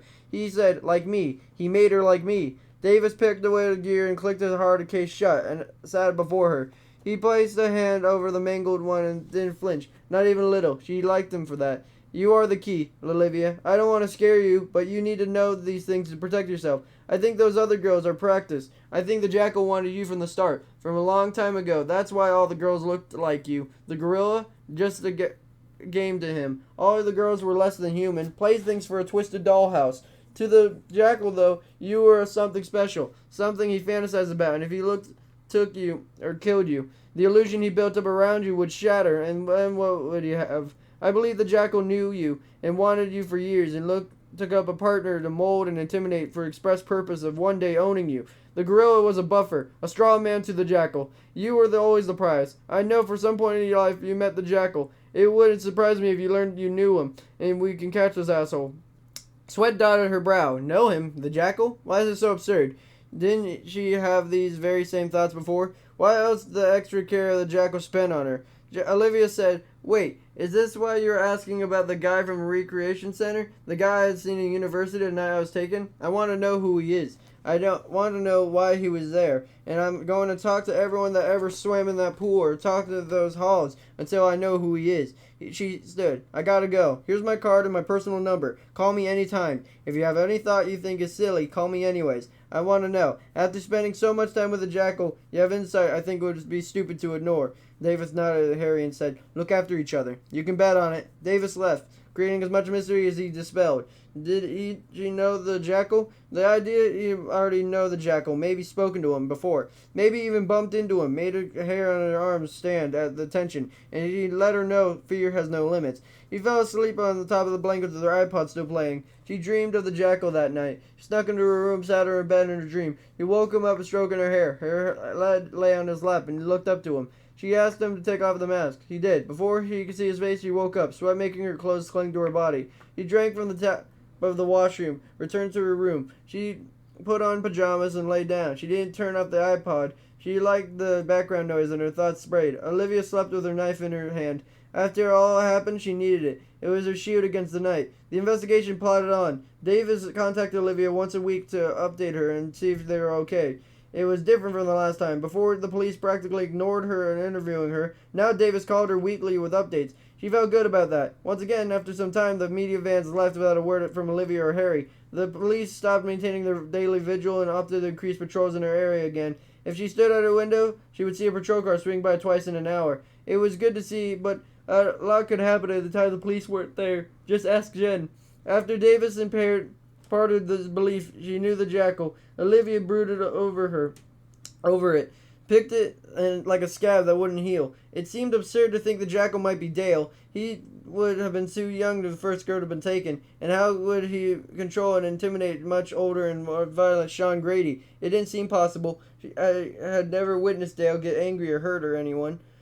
Sean didn't seem the type who would ever take orders from anyone he thought would be inferior. A young teenage boy like Dale would fit the criteria. Davis thought that the jackal would finance the torture house, paid for it, and let Sean be the figurehead. Dale's family didn't have the money. How could he access enough of it to buy a house, convert the basement into cells, and put it in a walk-in freezer? She discounted Dale as the jackal and moved on to the mystery man of the Great Creation Center, trying to remember what it looked like. She never saw him with anyone. Most times he would be by a pool. The book opened in his lap, just like most other parents waiting for their kids to finish their lessons. She didn't remember seeing him talk to anyone, never saw a partner with him. He roamed the halls, ended up near her somewhere, perched on a bench with a book and sometimes a coffee. Tall, strong, the features of the face blurred in her mind, as though she was trying to focus on the camera lens, yet unable to bring out the details in what she wanted to capture.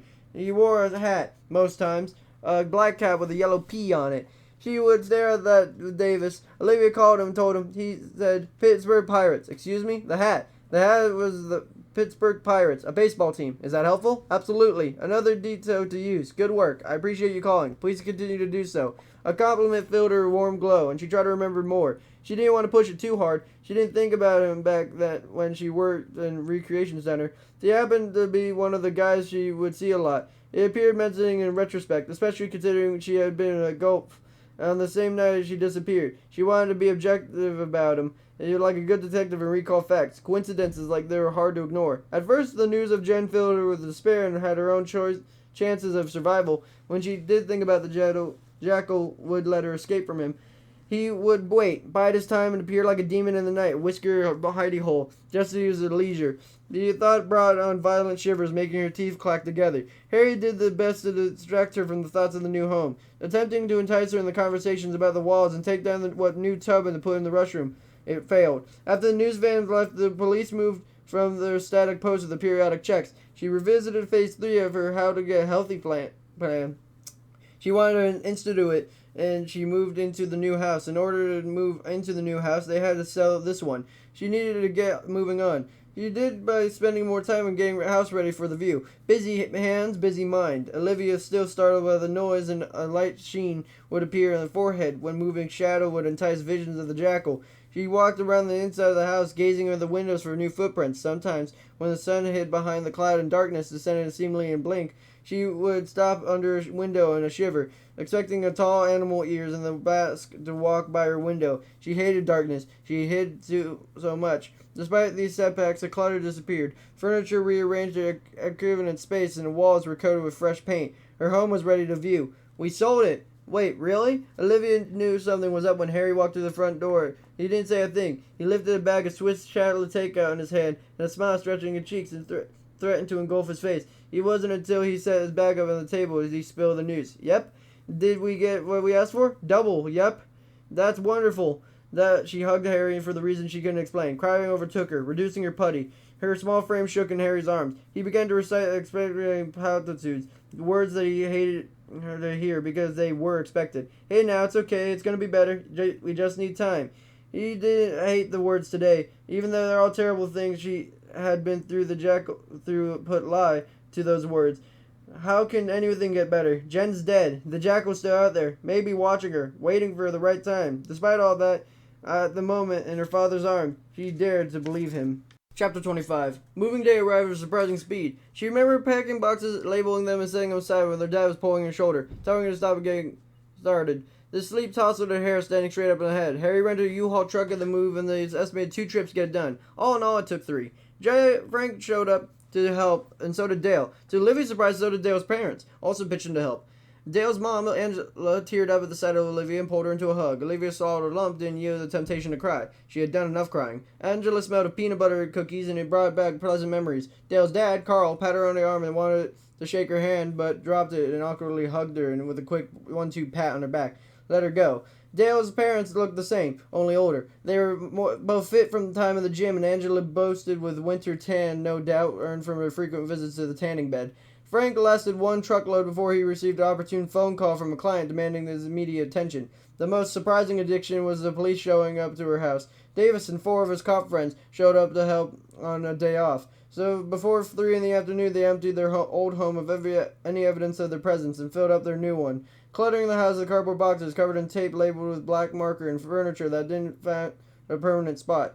After they unloaded the last of their belongings of the U-Haul truck, Harry felt the workers' pizza and soda. They all relaxed in their living room, some on couches, chairs, amidst the cardboard boxes and unassembled furniture. Others stood, leaning against the wall while balancing a pizza and drinks in their hands. Olivia set up an iPod with the Bose speakers, and they enjoyed the food, drinks, and each other's company while listening to music. Winter mosaic on them towards spring. Between spaces of melting snow, spots of grass showed emerald. The sun hung around longer than the evening like a new house. The season of renewal inspired hope. The police kept, except for Detective Davis, left after pizza, and Olivia, Harry, and thanked them for their help. Dale remained searching through the pizza boxes, littering the table. Just 1 box had any slices left in it. The ones covered in gross tomatoes and feta cheese. Dale crinkled his nose and Olivia caught it. Olivia said, "Dad, what's with this pizza? Did you ask for the least appetizing toppings or something? It was part of the deal. It was Greek style or something. It's something, all right." Dale and his parents left not long after the policeman. They had been discussing the renovations needed for the house, and Dale offered to help when he could, and even volunteered the labor of his dad. Carl owned a trucking business and often drove the trucks himself for the long hauls stateside. He didn't have to, but he liked to do it. He said it reminded him of his early days when he had just started up his business. When he told him he enjoyed the piece of the road, to which Angela rolled her eyes and said, while leaning to touch Olivia's knee, "Piece of the road, huh? You just want to get away from me for a while. Now, honey, I'm not complaining. I like the peace and quiet from you, too." Dale said, "So how about it, Dad? You want to help out or what?" He glanced at Olivia and holding her gaze said, "Sure, why not? Am I a handy fellow?" "I am a handy fellow." Dale said, "Yeah, much better than me. I once screwed my shirt to a skateboard ramp I was building. It didn't turn out like I hoped." Angela said, "You got that right. Didn't you fall that up it?"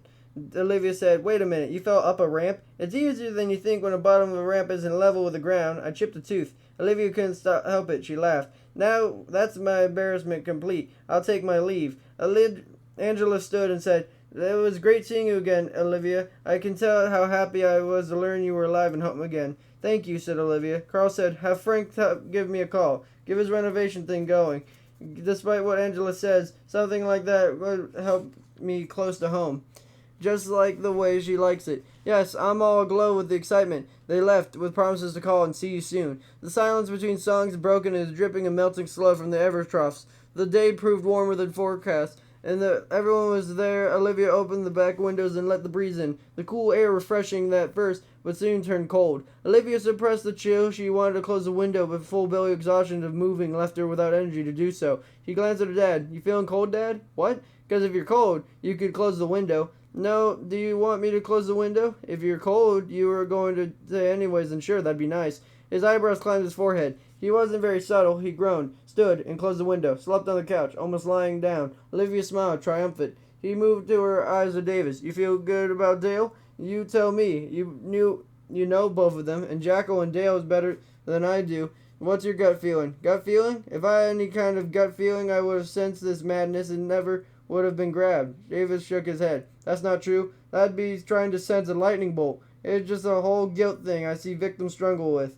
If I only did this then, that would have happened. It did happen, and you can't change the past. You can get your dad suffered guilt from the day, am I right? Harry said, oh yeah, over stupid things too. Things I knew I couldn't change, but like you said, like what?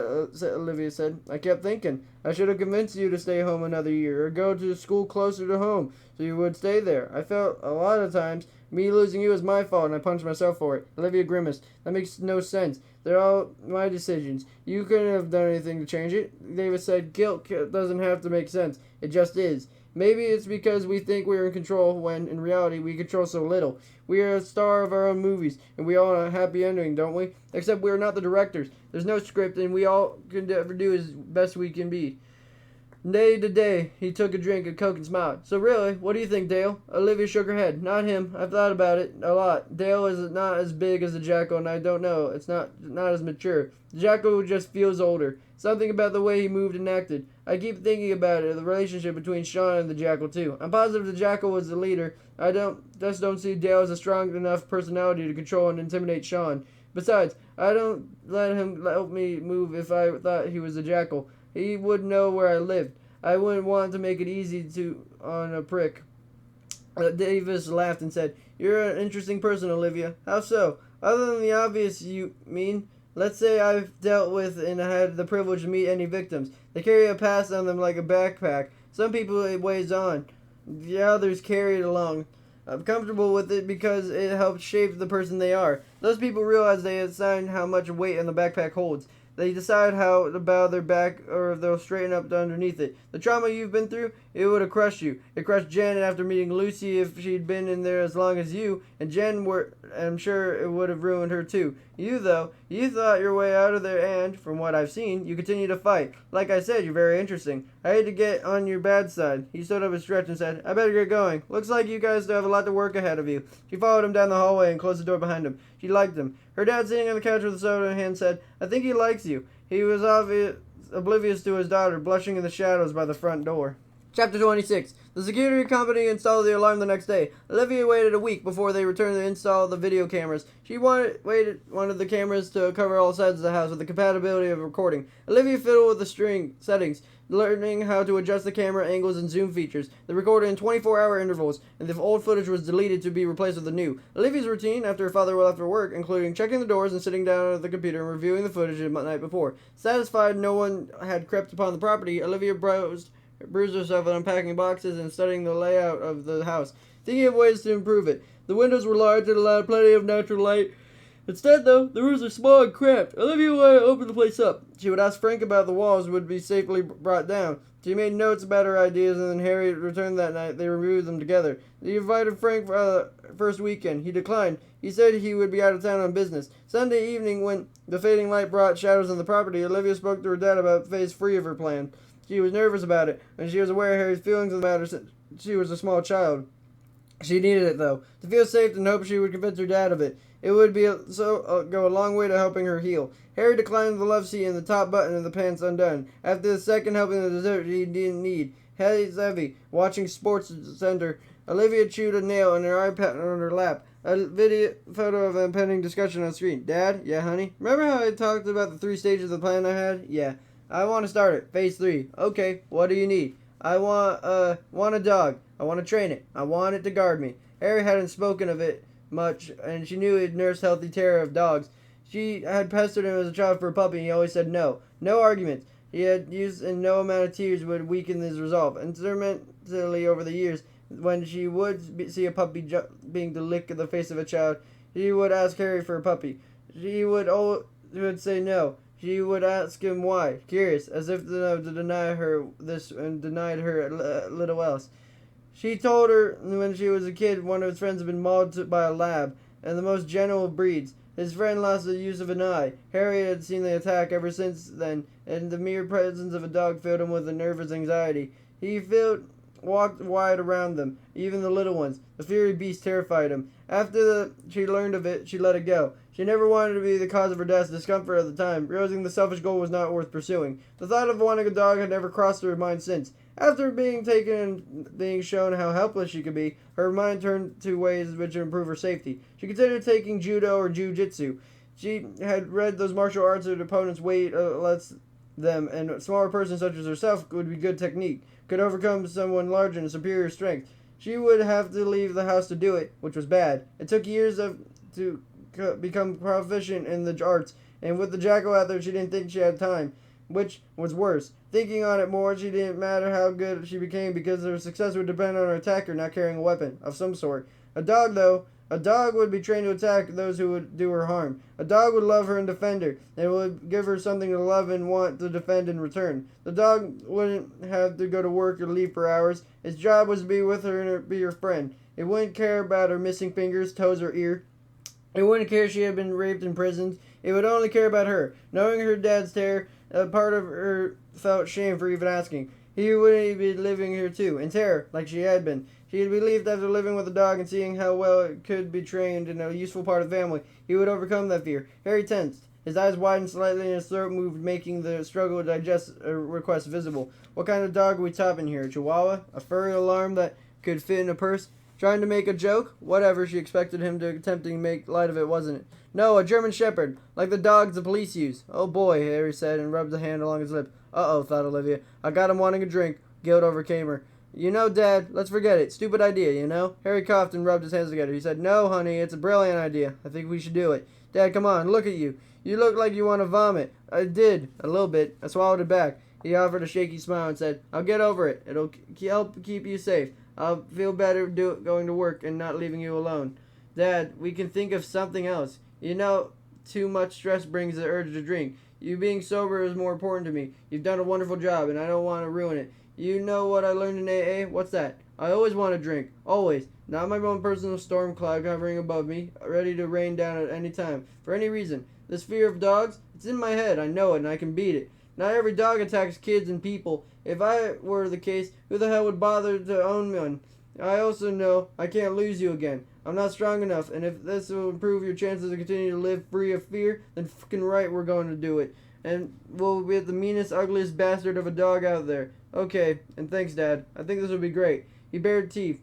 Although he meant to smile, Olivia thought it strained guilt, worried her stomach. She pushed it away. Her dad would overcome his fear, and who knows, maybe he would eventually love the dog. She would get a cute little puppy because she doesn't love a puppy. People with no soul, that's who. With the little training of the dog and her dad, Olivia believed everything could work out fine. Olivia did her research. It kept her busy and her nagging fears in check. A good thing, lasting until the sun's rays drew lengthening shadows of the backyard.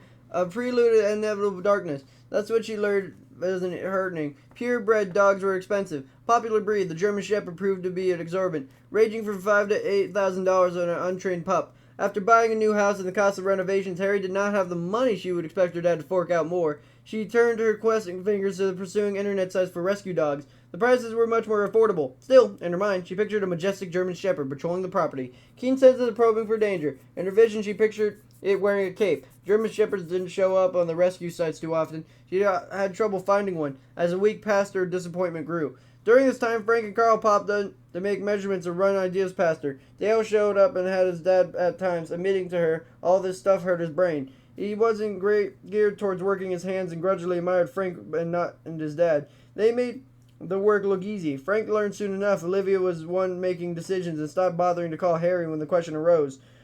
He would talk to her and then to Carl. Olivia could see by Frank designing to consult with Carl, and Dale's dad knew what he was doing. Supplies were routinely dropped in the driveway, and Harry was left with the task of bringing them in and putting them where Frank directed so they would be ready to installation at some date in the future. Harry would arrive home after work and groan stacks of wood and a drywall in the driveway, rubbing his lower back before the work would even strain his muscles. A sympathetic gesture of the burn in his muscles would soon be objected to. Olivia always helped them and couldn't help but tease him and his old man back.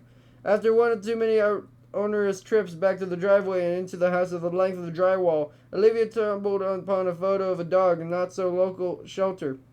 A purebred German Shepherd named Brutus, and the description of the dog was shy temperament and had been abandoned by previous owners. The picture showed a dog curled in a ball in the back of a cage. His brown eyes showed over the tops of his paws. So sad. Maybe it was sad look in the eyes of the fact that the dog appeared so lost and trapped inside of a cage. Whatever the reason, Olivia's vision blurred and it shocked her to realize the simple image evoked such a response.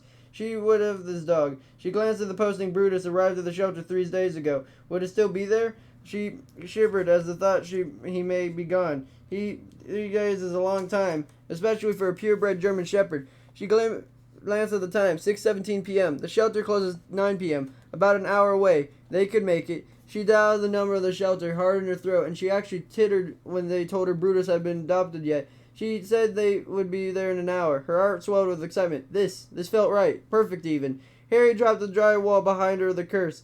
It slipped out of his hands, and he chipped the corner when he struck the floor. He was frowning until he saw the smile on Olivia's face.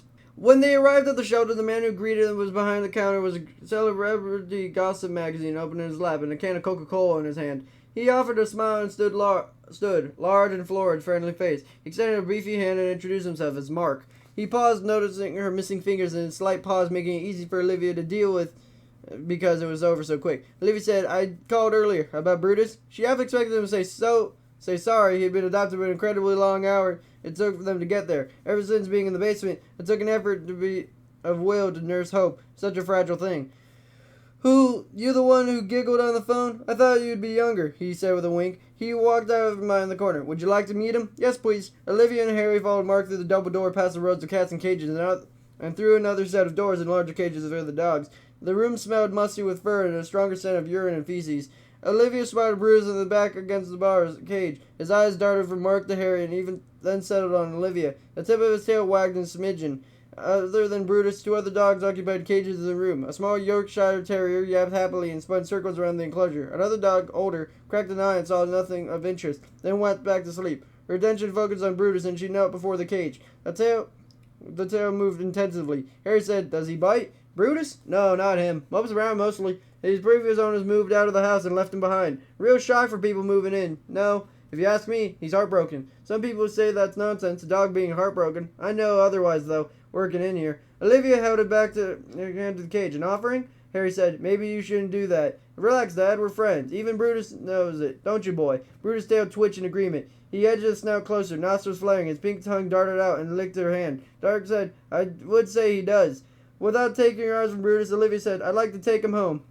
Olivia didn't know what she expected. Well, that's not entirely accurate. She expected to show up, pay some fees, and take the dog home because she wanted it to work like that. It didn't, not at this shelter. Mark explained the process to her. She nodded at him, brow furrowed and biting her lip. They wanted to make sure the dog, when placed, would stay there and no better ensure the end. She had to apply to be adoptive parent of Brutus. Too many times people adopted a dog in good intentions. They wanted to keep the dog. They wanted to love it. And they wanted to love them in return. Turns out having a dog is a lot of work. A lot more work than films and quaint TV commercials portray. Dogs needed to go for walks regularly. The bigger the dog, the more regular the walks. They had to be fed, occasionally washed, given a lot of time and attention most people don't have, and then crap. In the summer, this doesn't present too much of a problem other than the general grossness of crap roasting in the sun. In the winter, though, the snow tended to cover it up more, and you can get to it.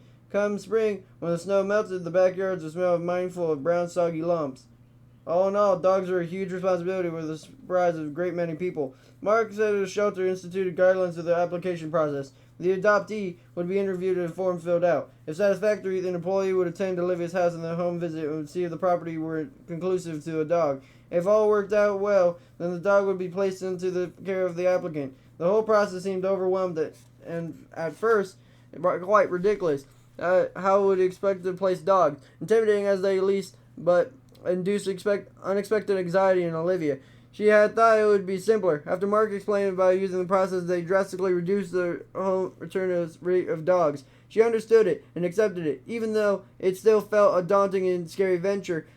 What if they decided they were unsuitable? Worse, what if she thought of the home visit after seeing the place they denied her Brutus? The possibility of rejection scared and angered her in equal proportions. "Please, don't look so scared. It's not bad as you think," Mark said with a smile. "Let's go have a seat. I'll get my clipboard out and we'll get the interview done." They were back at the front and Mark sank into his chair, lifted his magazine, opened his drawer or two, and finding a clipboard and form, placed it before her and said, "Fill it out, please." The form took a little time to fill. General personal information like her name, age. She glanced at Harry and then she thought of the address line. She forgot the house number. New house or no new house, it was not something she would forget. It was an indication of her nervousness and her fear they wouldn't let her have Brutus. She handed the completed form to Mark. He checked it over, nodded, and stuck another sheet of paper in the clipboard, with the pen all of it disappearing in his hand. He said, "So, why do you want this dog?" She prepared herself and saying, "I want a friend." When it came out of her mouth, she heard the truth of it. He grinned. Mark smiled warmly and winked and said, "Good answer." The interview went well. Mark told her to be prepared for a home visit. She didn't expect any problems considering they would be fenced backyard. Harry chided her for his nervousness. He asked to see Brutus before she left, and Mark appeared pleased by the request. She knelt before the cage and told him to expect to come home with her soon. He canted his head and tail and wagged at her voice. She liked to believe he understood her. Who knows? Maybe he did. The visit took place 2 days later. The stress made Olivia irritable. She followed Harry around and wiped the table as soon as the dishes left it glaring for him, daring to leave such a mess. She brushed imaginary crumbs off his chair once he vacated it, and accompanied by his harried sigh. He wanted Brutus. She wanted him so much that it made her wearing her hands and wander the house looking for something to clean. She wanted the home to visit to go perfectly. Late at night, while passing cars lit up the ceilings in flashes of light, she wondered if Brutus really was for protection. Maybe what she said to Mark made more sense. She wanted a friend, one to love her despite her scars, the ones on the surface, the deeper ones beneath. She believed Dale to be her friend, but he wasn't around all the time, and she wanted it to be kind of love only a dog would provide, and the security attached to that love. The detective, Davis, proved that the interesting and intelligent person, he was kind to her, and as far as she could tell, very forthright with the case. She liked the quiet confidence, and his eyes seemed to read everything. She knew the attraction going to be reprocated, damaged goods, mangled. Who would want to be with her? She convinced herself Davis would be nice to her because of the job. It would look very good on him if he were to catch the jackal. There would be no other reason for the kind words of the charming smile. It was her job to care. He wouldn't like her. Not in that way. She was damaged, physically and emotionally. There would be no expectations from Brutus. He would want food, water, exercise, and her love. She gave plenty to give and wanted to share it. The very idea of the home visitor would affect the adoption field in her dread. The worried in her nails until she tasted blood. One time, she would think everything would work out. She was doing something good now, wasn't she? A person could get through her whole life and shit luck, would they? When she would think, why not? Plenty of people got f***ed by life every day. Why not her? A ceramic arrow pointing right at her, letting her know the fate wasn't done with her yet. Oh no, not by a long shot. A few more dollops of misery have yet to be dolled out. When Mark called to make sure she wasn't home for the visit of people in light, carefree tone while her guts twisted inside. Mark ended up having a home visitor, showing up at the front door with a clipboard and pen. Olivia couldn't picture him without them. He grinned at her surprise, and she invited him in. Olivia cleared away most of the boxes and put him in the garage. She hoped she wouldn't check in there. She might be crushed by the avalanche of boxes if he opened the door. She relaxed a lot when Mark said, "This is part of just a formality." Most people who thought dog would usually scared of the process explaining to him, "Too much work, you see." The people who go through with it all are the ones who release a dog to. You can tell they want the dog, otherwise why go through with all the stress? It is very stressful. Only because you care. In my book, that makes you a great applicant. Okay, show me the rest of the place so I can sign off on Brutus. And with that, she got the okay to adopt Brutus. She would pick him up any time. She called her dad and told him to expect to go on a road trip when he got home from work. Olivia rested on the couch, positioned that she could see Harry pull on the driveway. Once he got home, they were going to meet Brutus. Time never moved so slow. She would be convinced a half hour had passed when she glanced at her watch and see 5 minutes elapsed since their last check. TV babbled in the background. The iPad sat forgotten on her lap, and the cup of tea off steam while she ignored the table. She wanted to get going. Her body hummed the urge to go. Not until she had Brutus in the car would it be real to her. When headlights swept in the living room, she stood and hustled out to the door in her coat of her arms, her boots not quite on. She hopped to the car and surprised Harry watching her. "No time for dinner." "Nope, no time." "Did you lock the door and set the alarm?" "Fuck." With exasperation and shock, those are the things she had never forgotten to do before. She checked them repeatedly. Like if she didn't move fast enough, someone would come in and scoop Brutus from her. Ridiculous, yet the power to thought shoved all of the considerations rudely aside. She yanked on the handle and Harry stopped her with, "I'll get it." Harry fast walked to the front door, disappeared inside, and emerged a short time after. He locked the door, gave her a thumbs up, trotted to the car.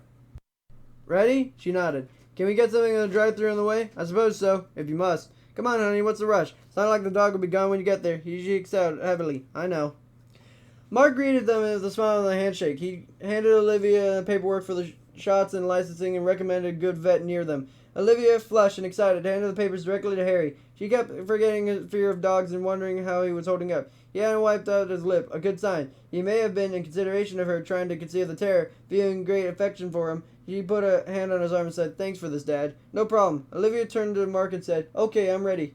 We're ready." "Perfect. Do you have your collar and the leash? Olivia said, "Fuck." Her face turned bright red. She apologized to Mark and her dad for swearing and felt like the world's biggest idiot for forgetting the leash and collar. She didn't even buy a dog bed, bowls, or food. All the essentials for dog ownership slipped her mind, and Mark had reminded her to bring them home a home visit. She rushed her poor dad into the car, debated on even letting him stop for food, and they should have stopped and did some shopping of dog items. Mark waved off the swearing and gave her a slip leash until she could get a collar and a leash for Brutus.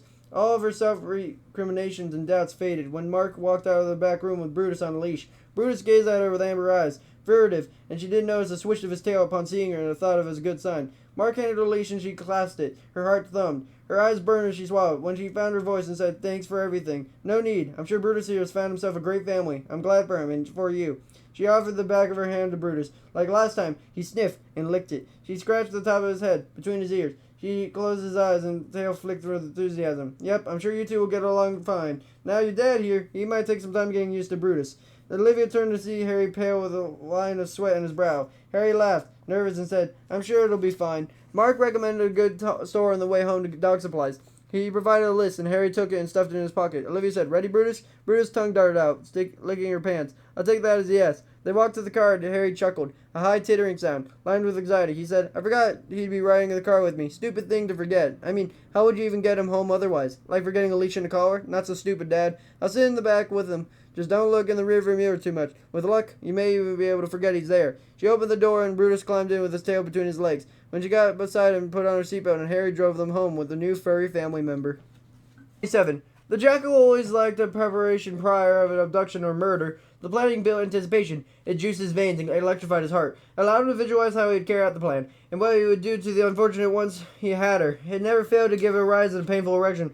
Despite their planning, he'd been lucky with Jen. If she had pushed the stupid alarm button any sooner, he might be in jail right now, rotting in a cage. He had no idea she was wearing the alarm. He should have known. He had never seen Olivia wearing it, so, in retrospect, he would have foreseen that. Relying on luck was a terrible way to do business. Luck had a disturbing tendency of running out. More research, more planning. One had to be careful about the process. It wouldn't do to see hanging around the certain place around a certain person. People remember the strangest things, and she shouldn't underestimate that. Jen's murder had sated him for some time. He wished he could have taken her with him to enjoy it at his leisure, draw out her terror and drink it in. A satisfying tonic. When Jen had given him a satisfaction she sought, curious, he had been dissociating herself with quite some time. With her pink cell, he sensed in her eyes drawing away, her mind drifting someplace where the horrors couldn't reach her. Even at the moment of her death, when her eyes grew wide on dinner plates and pulsing with fear, she had been tempered by relief.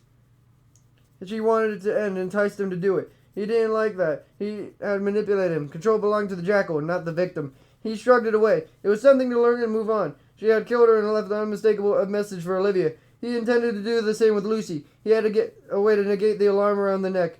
He would have to test it first, make sure it worked. Then he would take her, use her, and dump her where she would not be found. Bearing the same disfiguring scars as Olivia, his penis pressed against his pants, painfully pleasant. He had recorded the interviews Lucy gave to the talk shows. He watched her on the screen, vibrant, full of life. So different from Jen. His heart ached with want. Although Jen bore more resemblance to Olivia, Lucy possessed her spirit more defiance. He loved to beat that out of him first. All except for Olivia. He never beat her. He did not help hold her down so Sean could cut pieces of her away, but he never had one to hit or cut. He would get to Olivia. It was inevitable the Earth's orbiting the sun. He had been kidding himself that he thought he would let her go. He would take her in every way possible and destroy her. He groaned in his chair at the thought of under him. Once he took Lucy, the security would be intense around Olivia. Maybe it wouldn't go away, like he knew it had with Jen. With the surveillance, he knew the police were already losing interest in parking around Lucy and Olivia. She was surprised when he saw the old sign of Olivia's old house.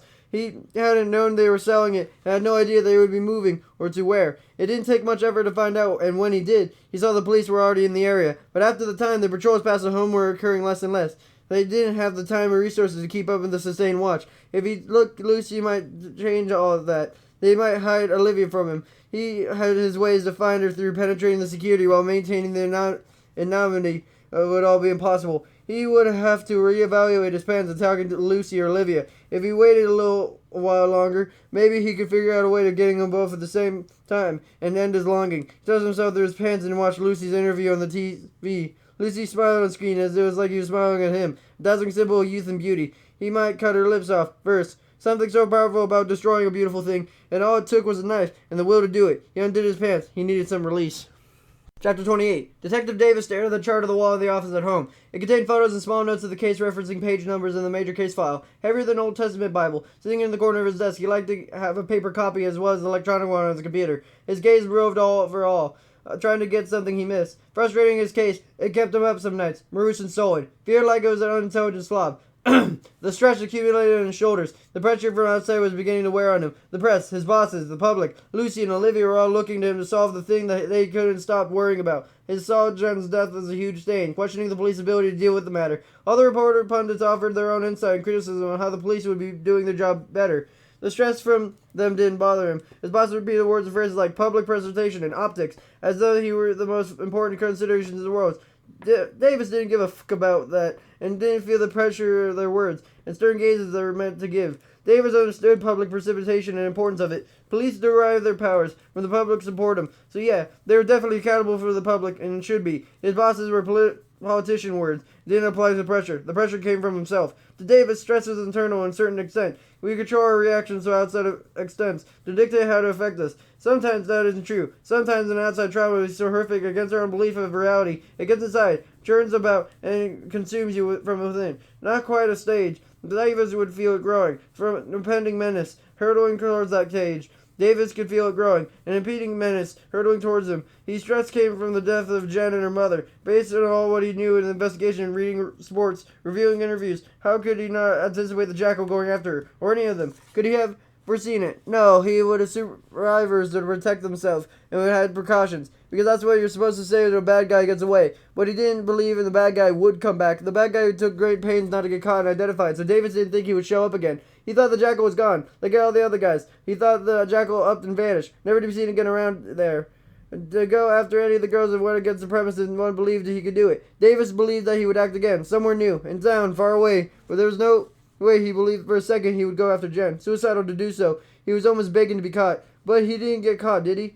He walked into her house, murdered by her mother, and killed and mutilated Jen left without a trace. No witness. Nothing. Intelligence officers were watching both the girls now. At first, they had been there 24 hours a day in rotating shifts. The cost of the surveillance mounted fast, so it had been reduced to 12-hour shifts. The bosses had been considering pulling it all together if this doesn't get wrapped up soon. They're convincing themselves the attack on Jen was a prudent, vengeful act.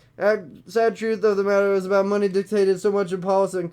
They wanted to believe the jackal got out of their system and would leave the other girls alone. The jackal would have been insane and continue the attacks and not get caught. Davis believed otherwise. Didn't the jackal's acts prove its insanity? After Jen, Davis knew the jackal would be going away.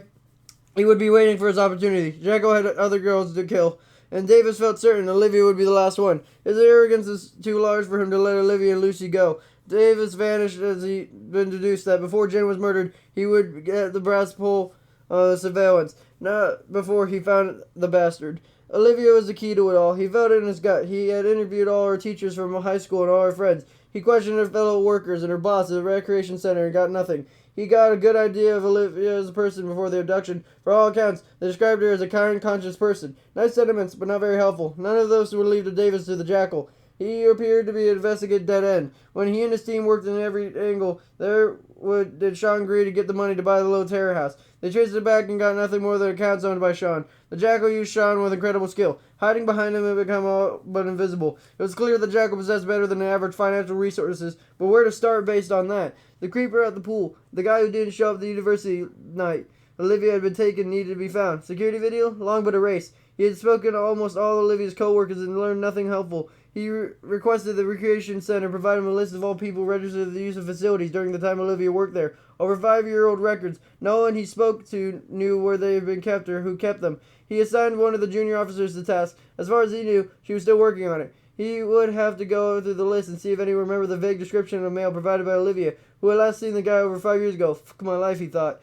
He scanned the wall, looking for something, anything to give him a place to start. He couldn't fail Lucy or Olivia like he did Jen. They did been through more than enough to last than 2 lifelines. He smiled, thinking of Olivia, that incredible will, to bite into a person's neck, break into a cell he had been in for 5 years. Instead of running off screaming tonight, she rescued 2 other girls. Amazing. He liked her a lot. Only she, the victim, and the witness had been hands off. Wasn't professional to start dating a victim of the crime you're investigating. Maybe after it's all over? Shit. Like she would be interested in someone guy like him. Well, he wasn't that old. He was maybe 5 years older than her. That's not so bad. Jesus, stop being such a moon-eyed teenager. Focus on catching the jackal. After that, who knows? Maybe he should call her. He didn't give her an update on the investigation in a while. The thought made him smile, and he looked his head, thinking, be professional. It was a courtesy call. You told her you would call on a weekly basis. You're fulfilling the obligation. Yeah, right. He called her, and when he heard her voice, he couldn't help but grin.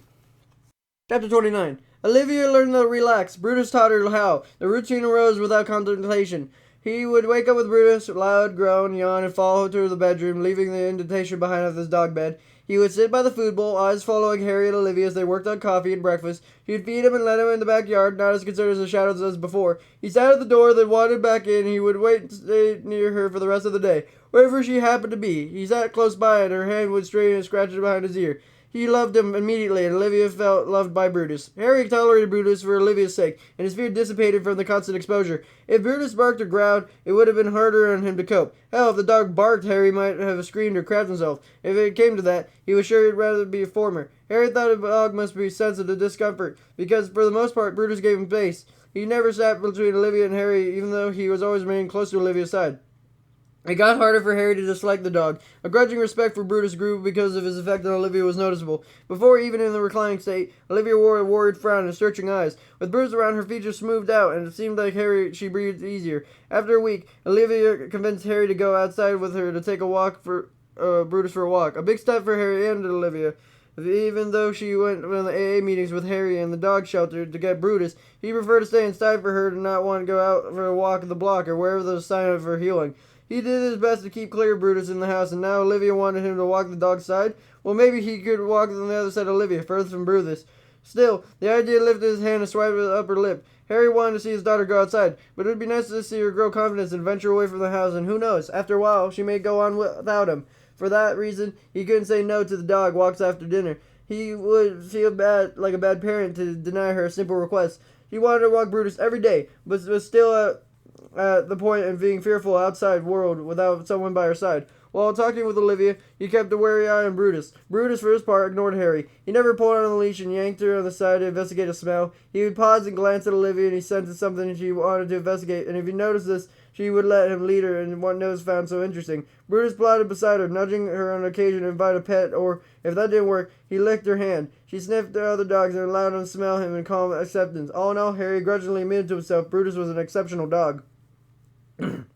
Olivia loved the walks. She would feel her tight back muscles loosen. She checked over her shoulder less and less. She would watch the rolling shoulders and hips of Brutus when she walked, mouth open, his tongue swinging out like a flag, and wondered if she ever get to the point where she could enjoy the moment without a weight in the past and present shadow of the jackal. They walked every night after dinner, sometimes making their way to Starbucks or Tim Hortons. In a fashion, they walked out of the winter and into the spring. The air lost its chill. The cold breezes sliding down her neck became warmer, and the winter coats were replaced by lighter jackets. She and Harry talked about the house and marked the transformation under the hands of Frank and Carl. Dale's contribution included breaking drywall, screwing in boards lopsided, and causing Frank constant aggravation. At Frank's angry-eyed request, Dale stopped helping and provided Olivia with company. They spent many afternoons sipping tea and coffee while Frank and Carl worked around them. Frank showed up almost every day with surprise Olivia until Frank told her he wanted to get it over with and move on. The house began to take shape. Carl spent a lot of time there as well, with the insistence of Dale and his wife, Angela. Frank was the only one who outwardly disliked Brutus. He walked in after that, had him for 3 days, carrying a toolbox in his hand and setting it on the floor. Brutus left Olivia to see who walked in. He sat in the hallway, his head centered to the side. Frank noticed him as he took off his coat. Carl crowded in behind him, peering over Frank's shoulders. Brutus growled. Olivia? Yeah, there's a growling dog in your house. His name is Brutus. Say hi. But it's a dog. Olivia appeared by Brutus and scratched him behind the ears. Yeah, I know. He's my dog. I don't like him. Olivia said. You don't have to. How am I going to get any work done if that is around? He won't get in your way. He hangs out with me exclusively. What does Harry have to say about you having a dog? He doesn't know. I have him in my room where he gets back to work. Really? No, Jackass. He's fine with him. Huh? I'd like to see that. Stick around and dinner sometime and you will. Frank turned to Carl and said, Can you believe this nonsense? Do you like dogs? I don't like or dislike them. Way to just take a stand there, Carl. Carl shrugged. Frank sneered at Brutus and disappeared with the tools in another room. The only time Brutus growled was when a stranger walked by the house and when Frank or Carl showed up. Even after a few weeks, Brutus would greet them at the door with a growl and then saunter back to Olivia's side. She had heard Frank mutter once that Brutus growled. Yeah, well, I don't like you either. Olivia smiled. Carl attempted to pat the dog's head and Brutus rebuffed him by baring his teeth. Olivia thought it was nice of him to try, which was more than Frank ever did. Olivia constant flew, Brutus' quiet demeanor and constant presence soothed the turbulence inside. The noise outside the house no longer startled a sweat from her and caused her to gasp. The nighttime shadows lost some of their menace. He loved nothing better than to sit on the couch, a blanket wrapped her legs and with a tea in her hand, a book in the other, and Brutus beside her. He would pet him, taking comfort in the soft fur and rise and fall back under her hand. For the first time in forever, she thought of the future. She contemplated registering for online courses and getting her bachelor's degree, what she had been starting to do so long ago. Davis called every Sunday evening. He counted on his calls. She sensed genuine concern for her, and the professional conversation tinged with a flirtatious tone. It boosted her self-esteem. He was somewhat as attractive as the detective could be, like her scared and mangled self. There was hope for her. She would never have explained to him what happened or even talk about it if he didn't want to, because he already knew. Maybe he was being carried away here. It's his job to care, she thought. And besides, you look like an ogre. Davis is showing professional courtesy, and that's all. He hated it when those old thoughts surfaced. Habits she forged in the pink dungeon where the questioning were worth, and believed the cruel comments of her tormentors. She stuffed them down. She remembered that pale attention felt like in those long ago days prior to living in a pink prison. She knew what flirting was. She had once been the master of it. Detective Davis definitely flirted with her on the phone. Yeah, definitely. She smiled, thinking that she didn't even know his first name. That afternoon, she sat on the porch in the backyard, the sun hitting her skin. She turned her face up to it. Brutus investigated smells along the fence, his tail wagging like a flag in the wind. The sound of Carl or Frank. She didn't know who and didn't care much at this point. Working on the closest of her bedroom would be heard through the open window. Summer arrived and she intended to take advantage of it. In a month, when the short season and hot weather arrived, she would be sipping lemonade from a glass sweaty with ice. By then, the work on his house should be done and she could take a break from both of the men. They worked on it so much as they could both say they weren't getting paid for it. She shouldn't be too annoyed with them. She spent most of the 5 years being alone, and even though they were free, would walk to whoever she wanted to. He preferred the solitude, strange before the captivity. She had been quite the extrovert. Olivia marveled at the work done to the house. Frank and Carl had taken down a wall, put a support beam in, and opened up the entire first floor. She could see the living room, dining room, and down the hallway to the bedrooms. From the kitchen, bright and airy, very different from when they moved in. And every room needed a light to remove the corner shadows. Even during the day, the house would be dark before they had gone to work. In Olivia's opinion, they did good work. It was hard to get used to having them around all the time. What was they wanted was to be alone with Brutus. Carl wasn't so bad. He kept to himself. But Frank? He was the type of person you could take in small doses. With luck, he would be gone soon enough. Glorious sunlight induced lethargy, and she felt herself drifting until Brutus growled beside her. He cracked open an eye. Brutus stood staring at something behind her. Fear's finger played around her chin. She craned her neck. Frank stood in the doorway, looking at the fence. You need anything, Frank? You want to drink something? No, just taking a break. Check out the backyard. She turned her back to face the green space, peppered with mounds of dog crap. She took back that up soon, before he and Harry started sitting out there more regular. What about Carl? He thirsty, hungry? I don't know. Why don't you ask him? I'll do that. She stood and stretched. Brutus growled beside her. Chapter 30. When the jackal noticed the undercover officers, he made his butt pucker up tighter than a drum. What was worse than the cop was the damn dog Olivia had adopted. A German Shepherd, no less. One mean-ass dog and reputedly loyal and protective of their owner. He had been on his way to see her, and every time he had learned something new, causing him to revise his plan and consider abandoning the whole idea of double abduction. The dog had been the newest wrinkle. He had been thinking of the dog and what to do about it. Concerns of the police had long since vanished since he noticed they no longer patrolled by her, or Lucy's place. He thought it would be safe. Driving towards her house on the side street, he slowed the car, approaching the stop sign. He noticed a blue sedan parked against the curb. He had to straddle the middle of the road to safely pass it. Glancing inside, he saw a man playing on an iPad. Nothing too unusual there. He turned his gaze back to the road when his head snapped back, his eyes catching the shape of a police radio in the seat beside him. He forced his eyes forward and stomped on the brake, realizing he almost driven right through the intersection without stopping the sign. In the rear view, the cop lifted his head and then returned to the iPad in his lap. Jackal drove on. The cops were still watching Olivia. That man was definitely a cop. He thought they had vanished. Surveillance costs a lot to maintain, indefinitely. If that's what they thought they did to do after Jen, it might be cheaper than to put him in the witness protection. He couldn't see any Lucy agreeing to that. Too independent and proud. He wondered what Olivia would do. Would they even offer it to them? He would have considered the possibility of undercover surveillance. To be fair to himself, he didn't consider it, but believed it to be abandoned by now. It had been a few months since the murder of Jen. When did they pull it? Even though they had become more famous than Bernardo, he'd ever thought fame, anonymity, secured longevity, and he had enjoyed the years when no one even suspected little people like he and Grady existed. Now the secret was out, and the jackal was synonymous with the boogeyman. A feeling of pride bloomed in his chest. He liked being recognized for his work, but not enough to get caught. Hell no. The fact of the police presence scared him, and he didn't even like being scared. He was the scary one, the jackal, the cannibal prince. His fear turned to anger, and he bared his teeth like an animal, backed into the corner. Did they know who they were messing with? He already made him look like fools with Jen and her mother. He would do it again. He would just have to exercise patience. He would wait for the surveillance to be terminated. Then he would swoop in, steal them into the right under their noses. He would watch the news about it as he carved into Jen and so did Olivia. He could do it without finding out who he is. He had been working hard on his plan, ironing out every wrinkle and thinking through the contingency. He had found everything he needed on the internet. Amazing that one could find out there. He brought a prepaid credit card with cash and had items spent for P.O. Box, which was under a different name. He created lawyers of security with ease, but his plan had been hinged by the police being out. He would have to hold it off a little longer, maybe near the end of summer, and hopefully by then, the police would have relaxed and let their guard down. It would make it easy for him to don the mask and create a night of terror for the girls and the delicious memories of himself. He would have liked to keep them someplace safe for some time before he killed them. He would like to toy with them he had some time before he killed them. He would like to toy with them like he had before. He wanted to snuff out the hope in their eyes over days, weeks, and years. He didn't have the room or a place to keep them anymore. No Sean Grady to act as a straw man.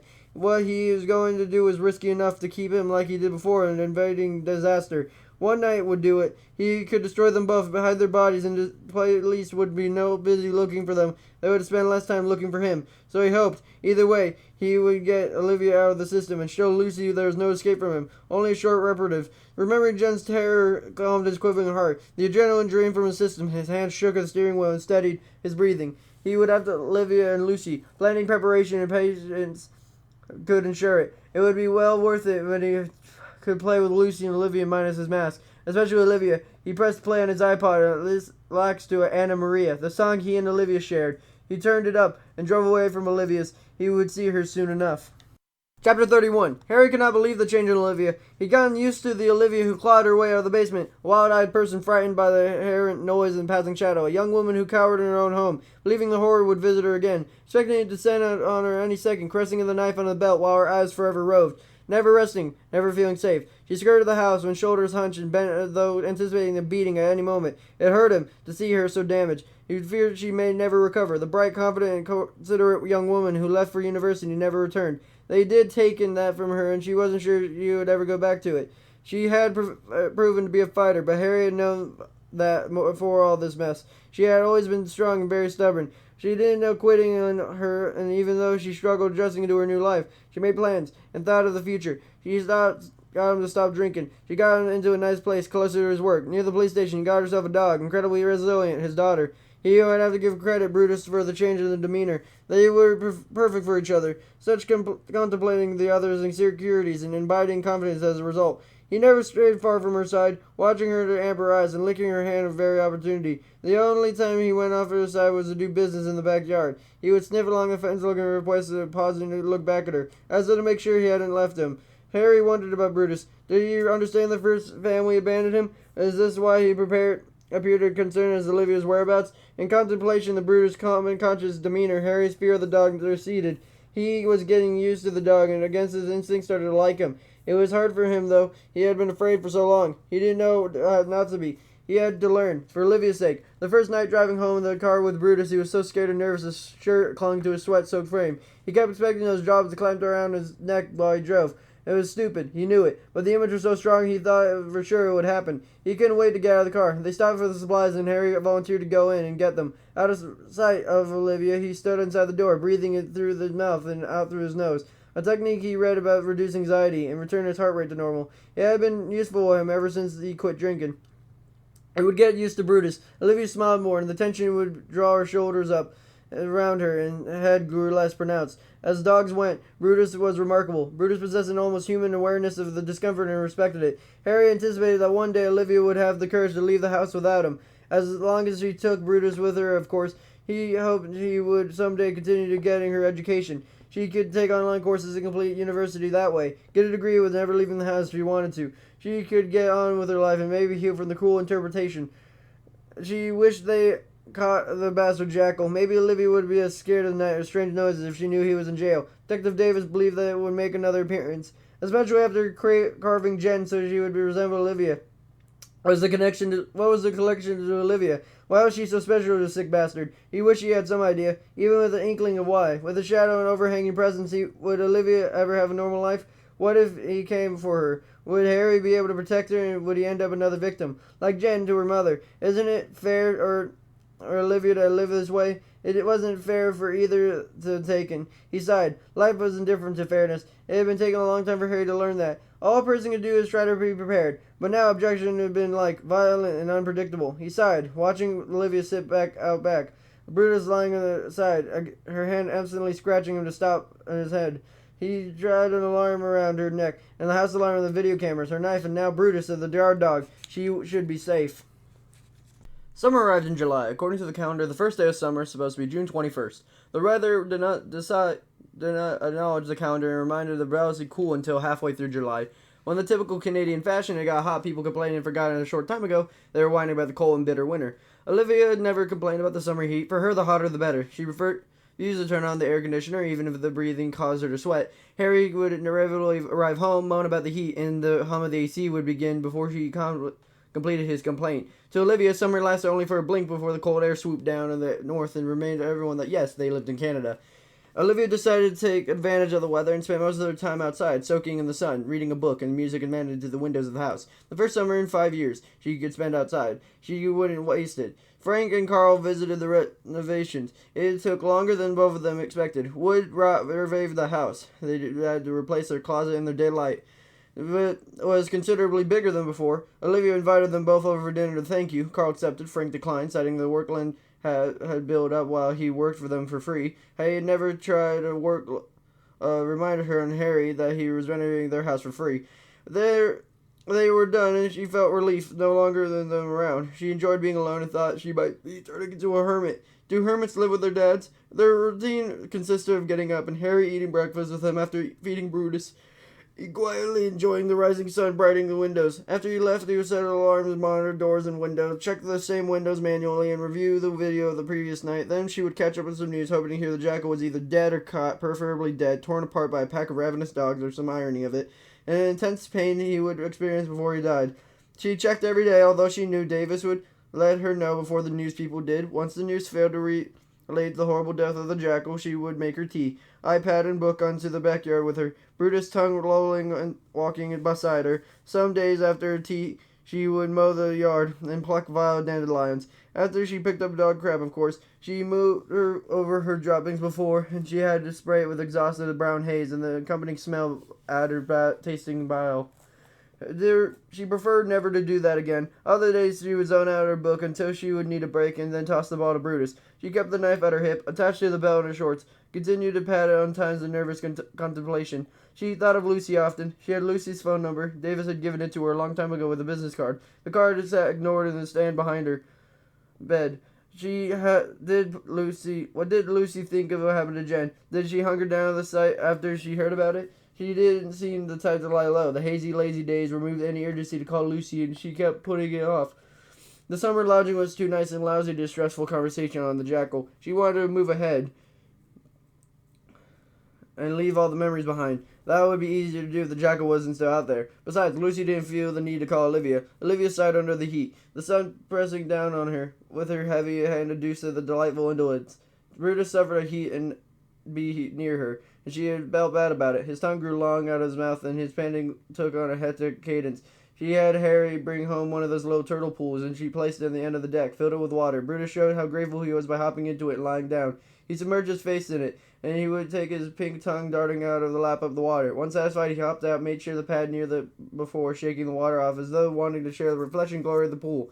Brutus alternated between prowling the yard, dunking himself in the pool, and napping beside her. She loved the mutt, and could see her dad warming up to him, taking incriminatingly tiny steps forward. One day he may even summon the courage to pet Brutus. The sun's arc crept up another half of the sky. Olivia, realizing the afternoon had arrived, hadn't eaten lunch, summoned the energy to do so, approaching.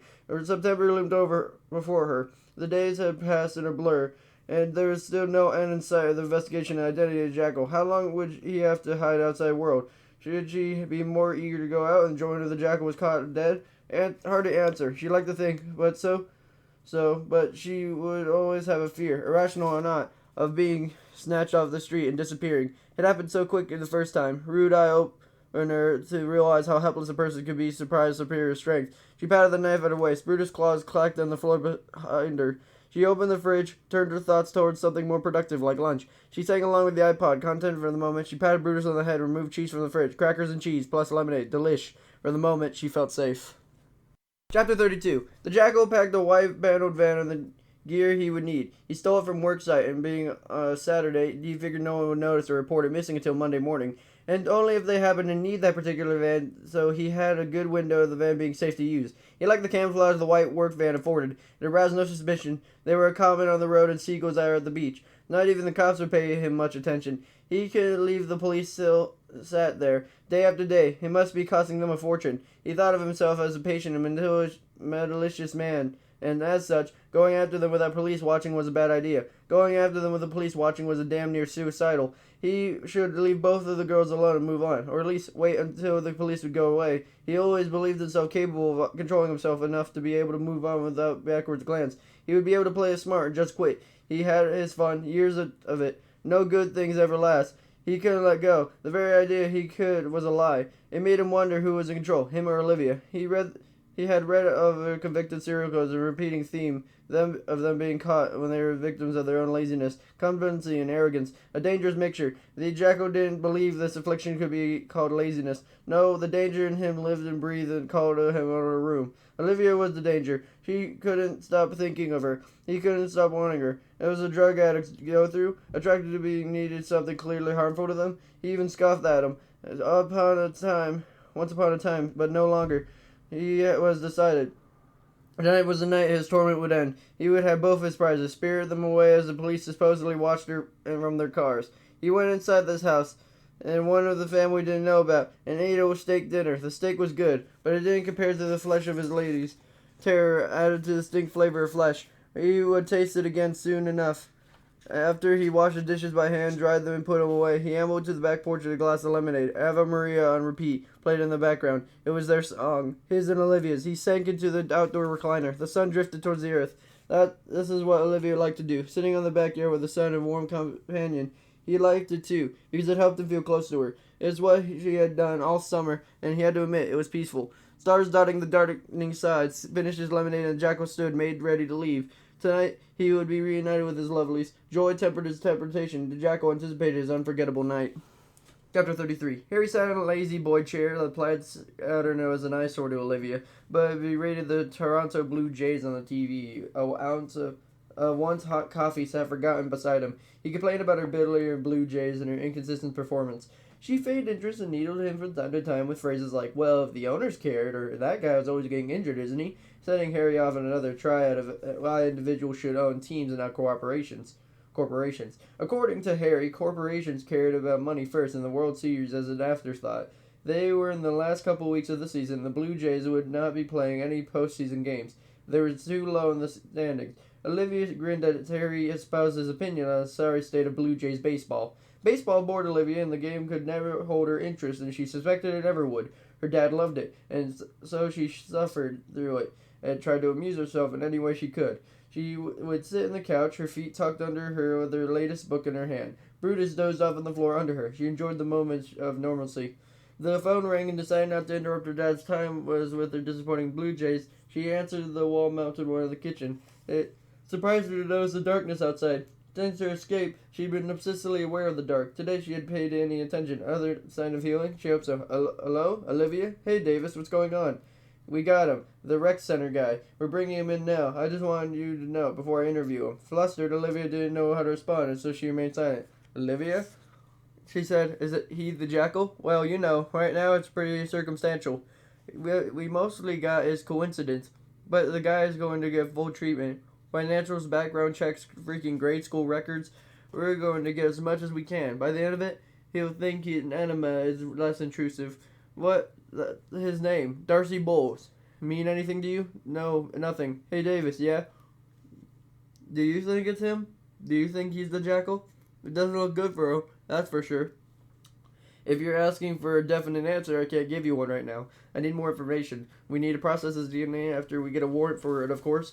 I'll tell you what it's through. You want to know where we picked him up? Yeah, a block from Lucy's place. Just strolling around, heading towards her home, we think. Were you guys watching him? Just found out who he was earlier today. Once we knew we had a few guys set up on him. We decided to bring him in when we saw heading to Lucy's in case he was planning to, like I said, this guy looks good. But listen, I gotta go. I'll let you know more tomorrow. Just one more thing. Did he have a mask with him? No, it could be in his house, though, if he still has it. It'd be pretty ballsy to carry around outside with him. We're trying to get a warrant for his house, too. He still has it. He wouldn't get rid of that. If it's who he wants to be. But I'll let you know. Go. Thanks, Davis. Thanks for the call. She hung up. Harry stood near her.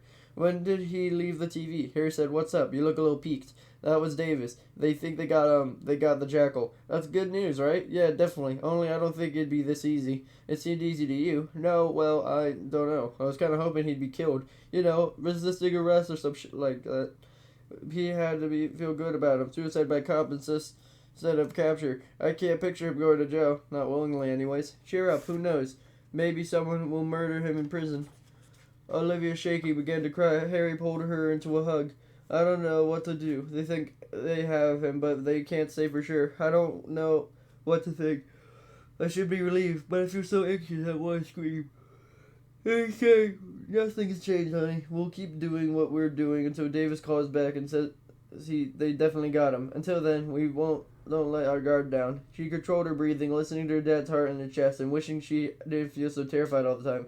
There were times when lounging with Brutus, she forgot about the basement, about ripping Grady's neck open with her teeth and tasted the smell of his hot blood jetting down her throat. There were moments when she forgot about the jackal, how stupid of her, and how naive. Those events forever shaped her. Those ugly, terrible men were part of her, forever, altering her thoughts of safety and how she thought of herself. She couldn't help but think the jackal wasn't done with her yet. To believe him to be caught and sitting in jail didn't seem right. It didn't seem too easy. Maybe she built it up in her mind and something more because of what she went through. A towering event in her life ending not with a bang but with a quiet whisper. Suddenly tired, she pulled away from her dad and told him that she was going to bed. She walked down the hall to her room, patting the knife at her belt. Brutus padded behind her. She sat on her bed and put the knife under her pillow. She hadn't done that for a while, but it felt right to do so tonight. She slept in her track pants and sweater. Harry had turned on the AC the minute he walked in the door. She couldn't decide if the AC caused a deep chill inside her or the talk of the jackal. Either way, she climbed into her bed and pulled the covers up to her chin. She reached over to turn the bedside lamp and paused her finger at the switch. She retracted her hand and thought tonight she would sleep with the light on. Her mind burned with rampant thoughts. Brutus lay in his dog bed, eyes watching her doggy concern. I'll be alright, fella. His tail twitched. Sleep arrived unexpectedly, amidst heavy worry. Chapter 34. Lucy was arguing with her parents when Davis called her, mostly arguing with her dad. She wanted to go out and didn't want to be driven around by her dad, which he insisted on doing. To act so surely, squinty-eyed bodyguard, terrorizing people who dared approach her. It wasn't her fault she was taken. It wasn't her fault she felt so much guilt because of it. She wanted to go out and meet a friend for coffee. A boy, a cute boy, who was interning at CBC News. He had been backstage giving her an eye wearing one of those head mics, talking to whoever, flashing her a smile now and then. After her interview, she put on her coat and she walked up to her, gave her his card while holding on to it a little tight so he could touch her hand, and she liked that a lot. He called him and started flirting, and it progressed until Jen got herself killed. Maybe it wasn't accurate, more like the jackal killed her. Point being, her dad went ballistic, and instead of driving her everywhere and being her annoying shadow, that definitely put a crimp on her social life. How do you go on a date with your dad following you around? Short answer, you don't. So the intern, Trevor, was losing interest, and Lucy thought, why would he? His phone convos and clever texts are fine for the while, but not forever. She needed a human touch, and judging from Trevor's text, he needed it too. And her dad was ruining everything, and he didn't care. He was holding a phone on her hand, waving it to her dad at a century point, saying, I'm going to live here forever, aren't I? Become an old cat lady. No husband or boyfriend, just a house full of stinky fucking cats. You know I hate cats. I don't want to be a cat lady. You're overreacting. I'll drop you off. I'm not going to stare at you, but I'll be close by, and when you're done, I'll give you a lift home. What's the big deal? The big deal, Dad, is... The phone threw it in her hand. She jumped, staring at it with her mouth open. Her dad said, are you going to answer it or eat it?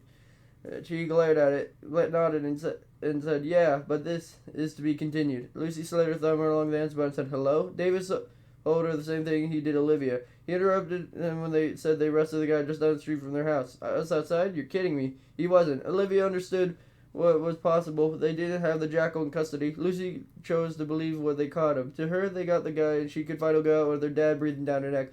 The jackal had been caught, and she got gloriously fucking free. He hung up the phone, beaming with such immediate suspicion from her father. "What? They got him. They got the jackal." "Really?" "Yeah, that was the cop." "Well, who is he?" He waved her hand dismissively. "Darcy something or another." "You don't remember his name?" "Yeah, I think it was Darcy, didn't I?" "Then can we know more?" He said he called later with the details. Right now they're interrogating him. Hope they beat the fucker. Her mother in the other room yelled, "Dear language." He rolled his eyes and said, "Sorry, honey, but did you hear? They got the prick." "What? That's great news." "So, Dad?" "Yeah. Can I have the keys now or what?" Chapter 35. Davis studied Darcy in the TV monitor. He wore an expression of a man who had been bonked on the head, a perpetually stunned face. Davis frowned, and all sure the man sitting in the interview room wasn't the jackal. If he is, then he's the world's best actor. A few years back, an investigator once told him there is no such thing as coincidences, and the saying had proven true to Davis, man. But sometimes, very rarely, a coincidence was a fact of coincidence, and this man, sitting on the chair, offering stuttering and vehement denials, had the distinct odor of innocence to him, a scent Davis detected early in the interview. Darcy had a broken man, busted apart by the events beyond his control. The story he offered was checked out in every way, and the more concerning part was, it made sense. He did not project the air of the man capable of the acts the jackal had done.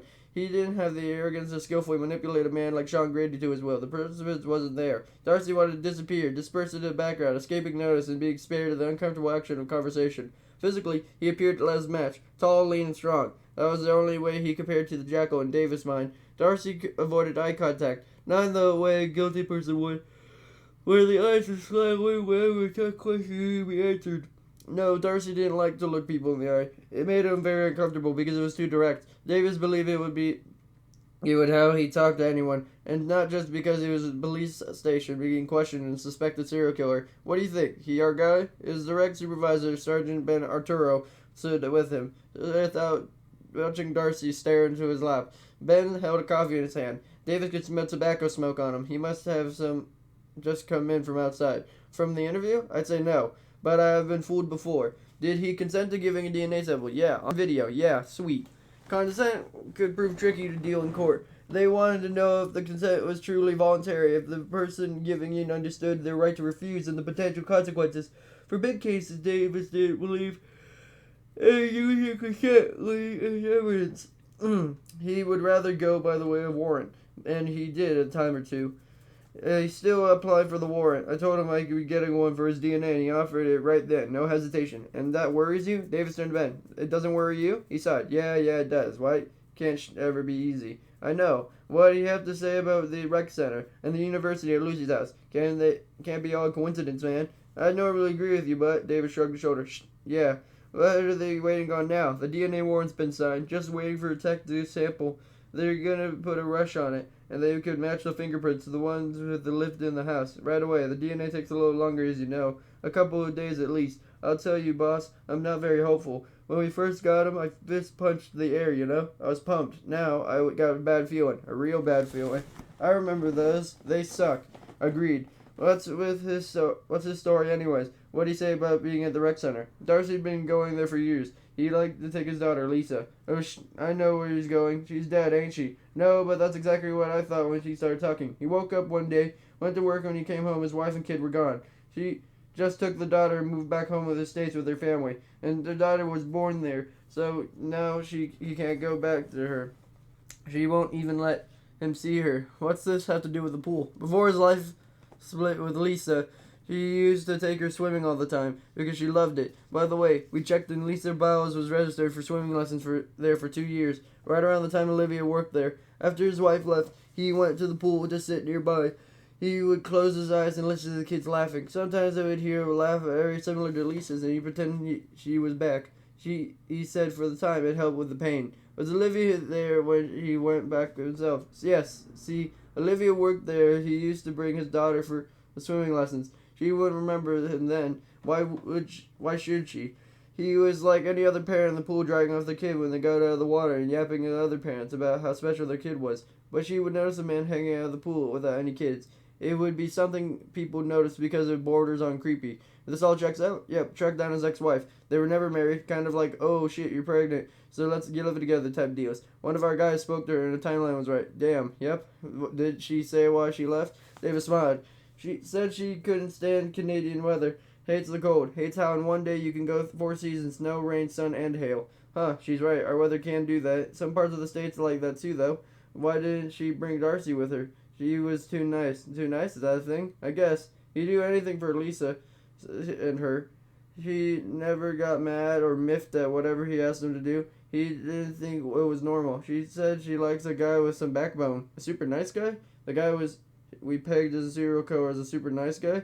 Davis shrugged and said, you know what he does for a living? No, what? He's a contractor.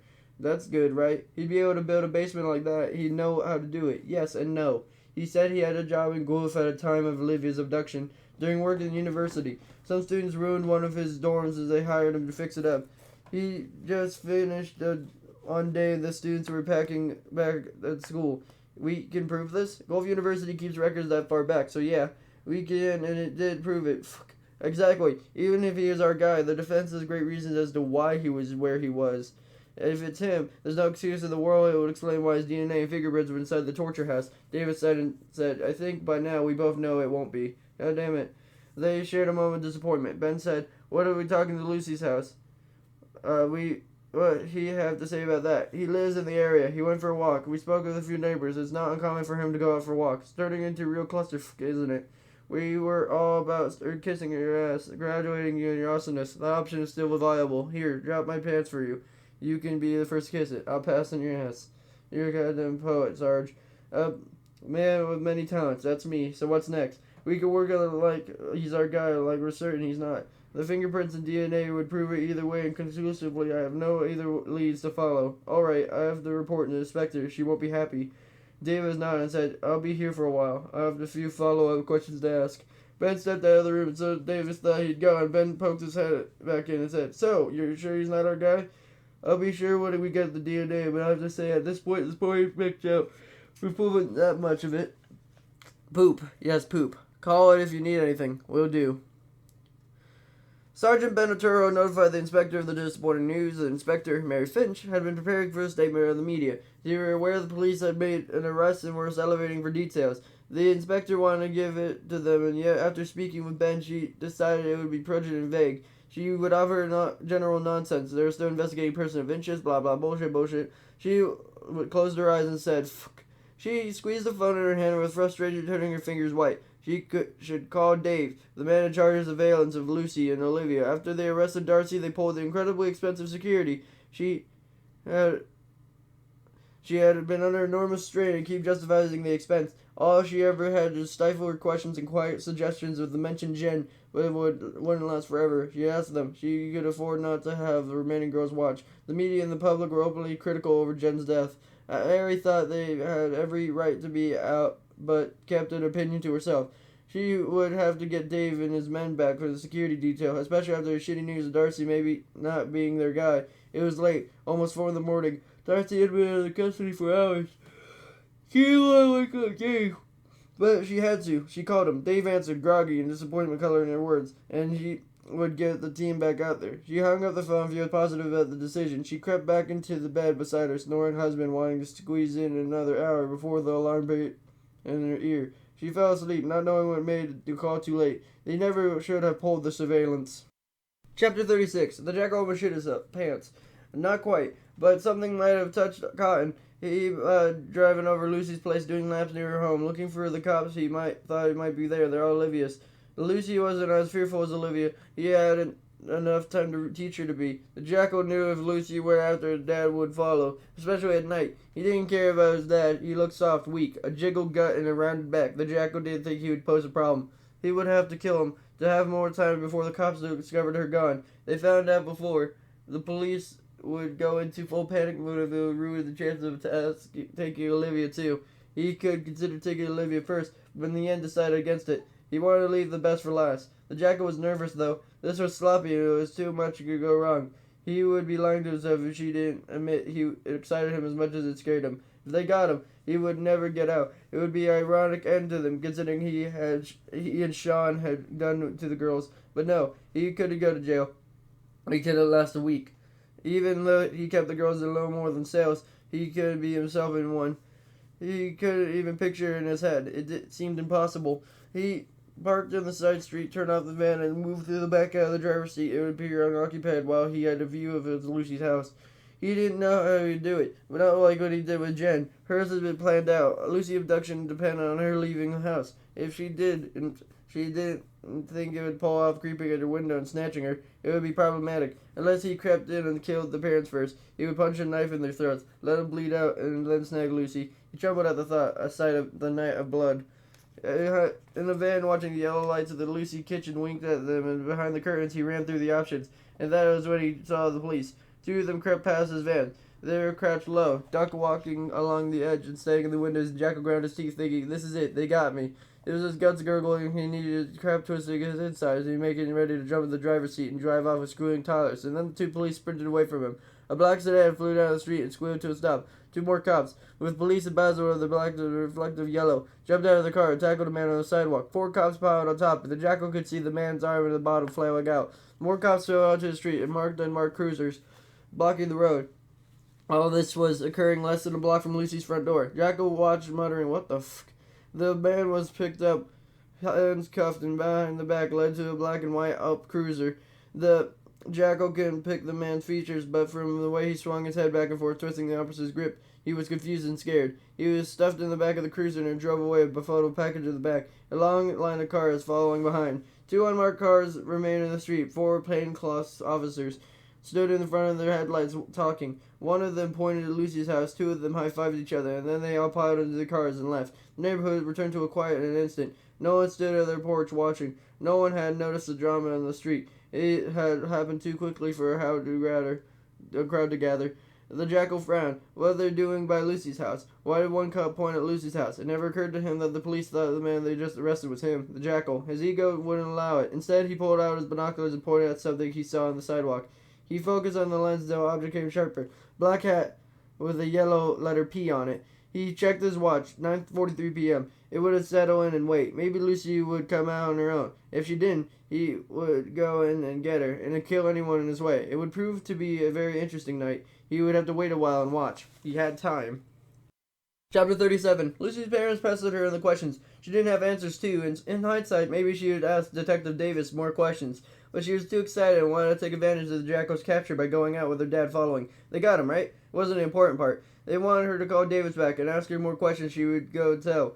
She called her. He had been busy and wanted to get off the phone just as much as she did. She did try calling back just to get the parents off her back, and then a voicemail message came up for the fifth time. Her parents shook her heads, muttering about the lack of communication with the police. They let her be after realizing there was nothing new to learn, and her dad reluctantly handed her the keys to the car. She texted Trevor that she didn't reply, but did he finally give up on her and he was now on a date? A woman without a psychotic, overprotective father wanted to go along. Lucy knew she was cute and how long she would expect the guy to wait for her. Catching sight of her reflection in the kitchen window, knowing she looked good, she thought Trevor would have waited a little longer. She was worth it. Oh well, she didn't want to pass up the night of freedom, and she decided to go to Tim Hortons, get a coffee and something sweet, like a cherry Danish. By then, Trevor, if he wasn't on a date, might see her text and get back to her. She sighed, a waste of someone as pretty as her going alone on a Friday night. You should be partying it up with friends, doing shooters at a bar, and picking up a man with the best abs to dance with.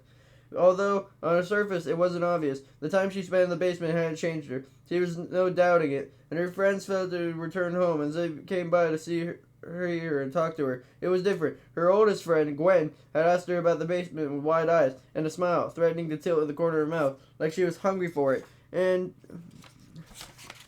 turn one more page. Wanted to slurp down all the delightful humiliations Lucy suffered at the hands of the men. Gwen had tried to hide a smile, tried to snuff it down, but Lucy saw it and it killed something inside her. Lucy saw through the framed empathy and was disgusted by it. How would she used to be, or still was? Lucy's captivity to her friends was something to gossip about, something to reveal behind false smiles while they drank in torment of another. Callous and shallow, they should not see past Lucy's abduction affected them or how they garnished reflected the fame on it. They didn't see how cruel or fake empathy was, or even worse, didn't realize that they were fake. A mere imperception never penetrated past the skin. She lived every day with the night of fear and visit. She would fear the door open and she'd see two men enter with horrible masks. Sometimes they would show up in disrobe, and other times they would walk in wearing nothing but masks before they went to work on her. She didn't fight them. She would learn early the futility of it. She thought a gorilla man had dislocated her jaw in one punch at the time she had the nerve to resist. Under their violent tutelage, she became the realist. She played nice. He got to keep her teeth. They would pinch the tender parts, pull on even more tender places, and if she offered up a proper squeal, they would let her keep her nose. She thought, considering her choices, that was a fair trade. But how do you tell your friends that? And worse, how do you know your friends who haven't been able to learn such harsh lessons could ever relate to such experience? To them, there was something interesting that happened to someone else. She soon realized she didn't like her friends. They represented who she used to be, and Lucy no longer the time of anxious gossip mongers. Not anymore. She learned life to be snatched at any time, and she intended to live hers to the fullest without regrets. She refused to hide under a rock, and let the threat of the jackal keep her prison without making. F that. That was no way to live. She scooped up the keys of her dad's car and checked her phone. She had no text from Trevor. She sighed. Tim Hortons it was then. At least it was a public place. The jackal would have to be an idiot to nab her in such a place, especially wearing a mask. She chuckled at the thought. What the hell was she worried about? They got him, right? They hoped to get his ass raped in prison, and with a broken broom handle and crushed glass glued to it. Yeah, that would be about right. Bye, Mom. Bye, Dad. Her dad said, "Be safe, honey." He rolled her eyes. "I will." Stepped down tonight and keys in hand. There's a white van parked at the curb in front of her house. It was running. She frowned. The sodium orange streetlights illuminated the front seat area. There was no one inside. She slowed her walk, and her heart-moving walk with a sprint, and then a voice behind her, a voice she knew so well, called over the shadows. "Hey, Lucy Goosey, Daddy's back." Lucy turned over to mouse to scream, but he reached out. Pain shot through her.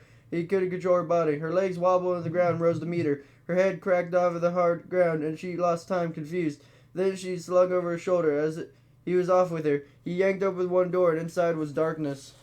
Chapter 38. Olivia's eyes popped open. Her pulse jumped, startled into action. She turned her eyes to the alarm clock. The green digital glow read 3:15 a.m. Why was it dark in her room? Harry must have been turned off before he went to bed. He had done it before, but what had awakened her? When she heard it, Brutus growling, she gripped the handle of her knife and slipped it under her pillow. She sat up, peering in Brutus' bed and the floor. After her eyes adjusted to the dark, she realized she wasn't in it.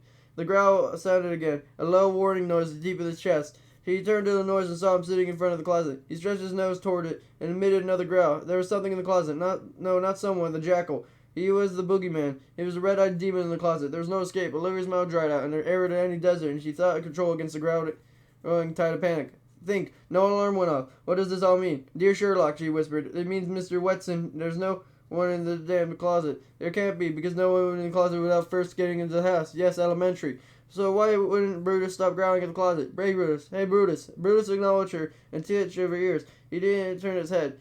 Vilvia frowned at the ridge of the hair and standing up, and Brutus back in the moonlight. There's no way anyone or anything would get into the closet. Must be some animal under the house, stretching their way in, and they would smell food. Any other alternative isn't possible. Is that what it is, boy? You smelling an animal in there? Maybe a raccoon? That must be it. It wouldn't be anything else. Her hand loosened around the blade of the knife. She lay back down, determined to get back to sleep, but it wasn't so easy. First time since Brutus came to life with them when he acted this way. He wouldn't look at her, standing sentry over an empty closet. Why? Sweat drew along her line her temple. God damn it. It was feeling of fear never go away. Brutus was probably going in the damn mouse, as dogs like to do, and instead of turning over and falling asleep like a normal person, she imagined monsters in her closet, waiting for her to close her eyes, and her breath deepen so they could creep out and consume her with wide salivating jaws. Olivia couldn't equate herself with a normal person anymore. What happened to her forever changed her, physically and eternally, and what used to be a young, carefree girl, concerned with good grades and cute boys, no longer lived within her.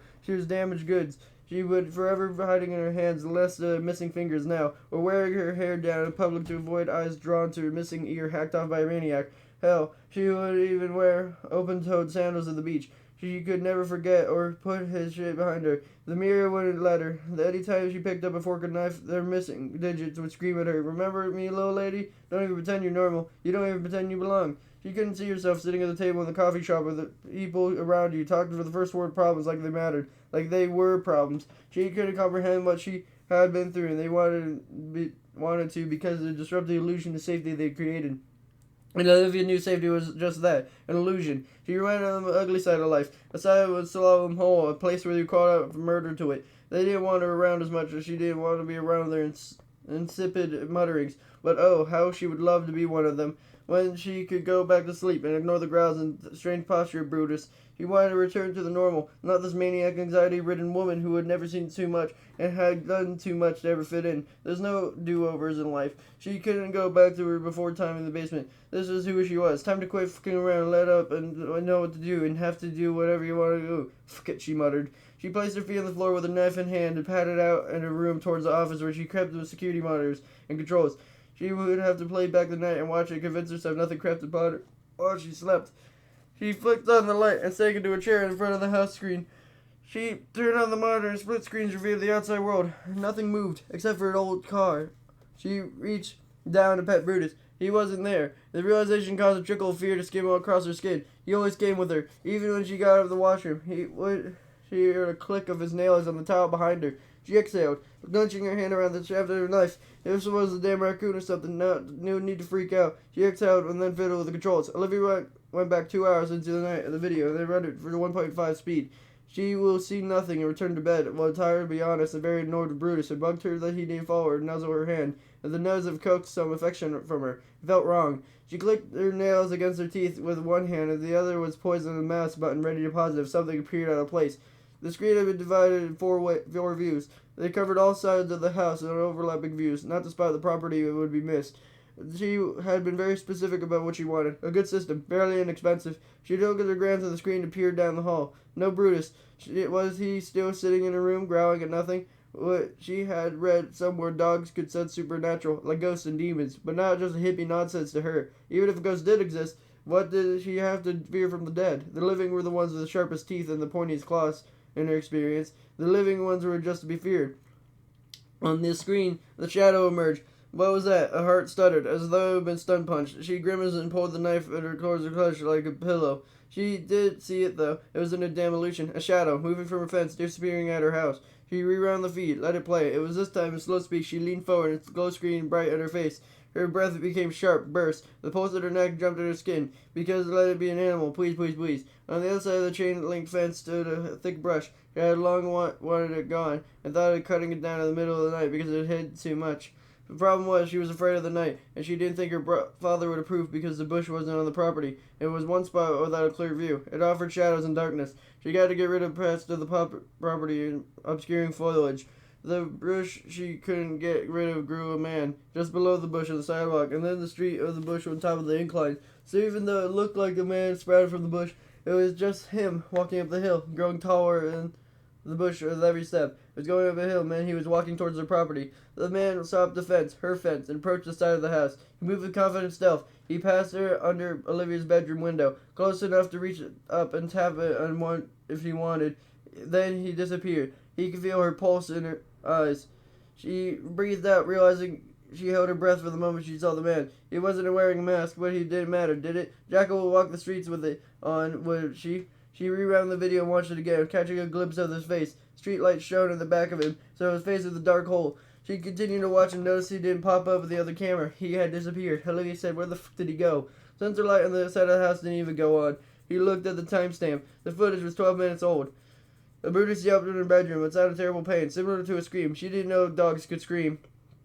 Even though the Jackal knew this night would be entail all manners of risk, he could have found it unacceptable in the past.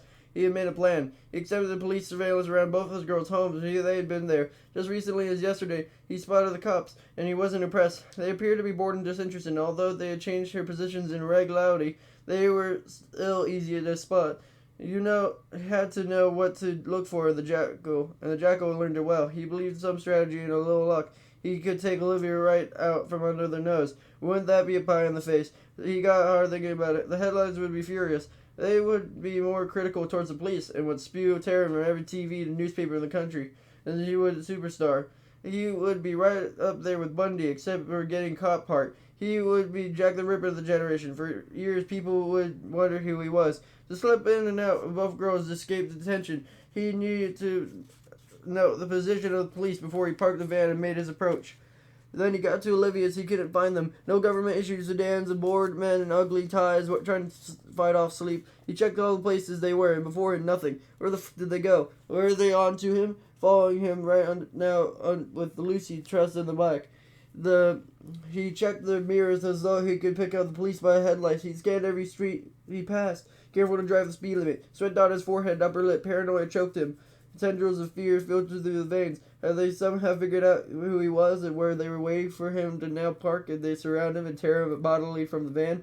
He knew dumb luck would ruin anyone. You can be extremely careful, yet stupidest things can bring you down. A parking ticket did in the Son of Sam. Not very variable and could be accounted for. Some things were out of control, no matter how much he may wish it to be otherwise.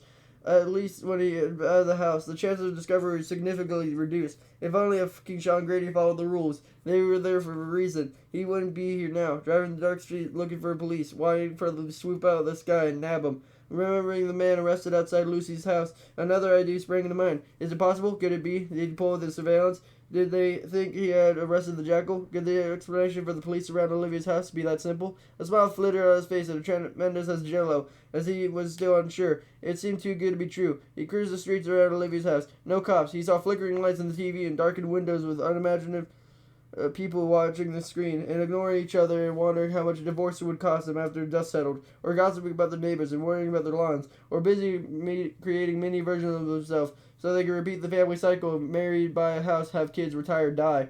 He wondered if they would do what he walked into their house, grabbed a knife from their kitchen, and went to work on them, gutting them and cutting them around all the carpet, squished crimson. Would they even run? Would they scream? Would they even try to save their lives? He didn't think so. They would be too shocked to react, and by the time they think so, he'd be working with them with a knife. He had to admit he was curious, and it'd be one hell of a diversion for the police, and it would be entertaining, to say the least. From driving around, though, he could not see one cop in the area. Keeping an eye on Olivia, he could see that he needed a diversion because there was nobody here.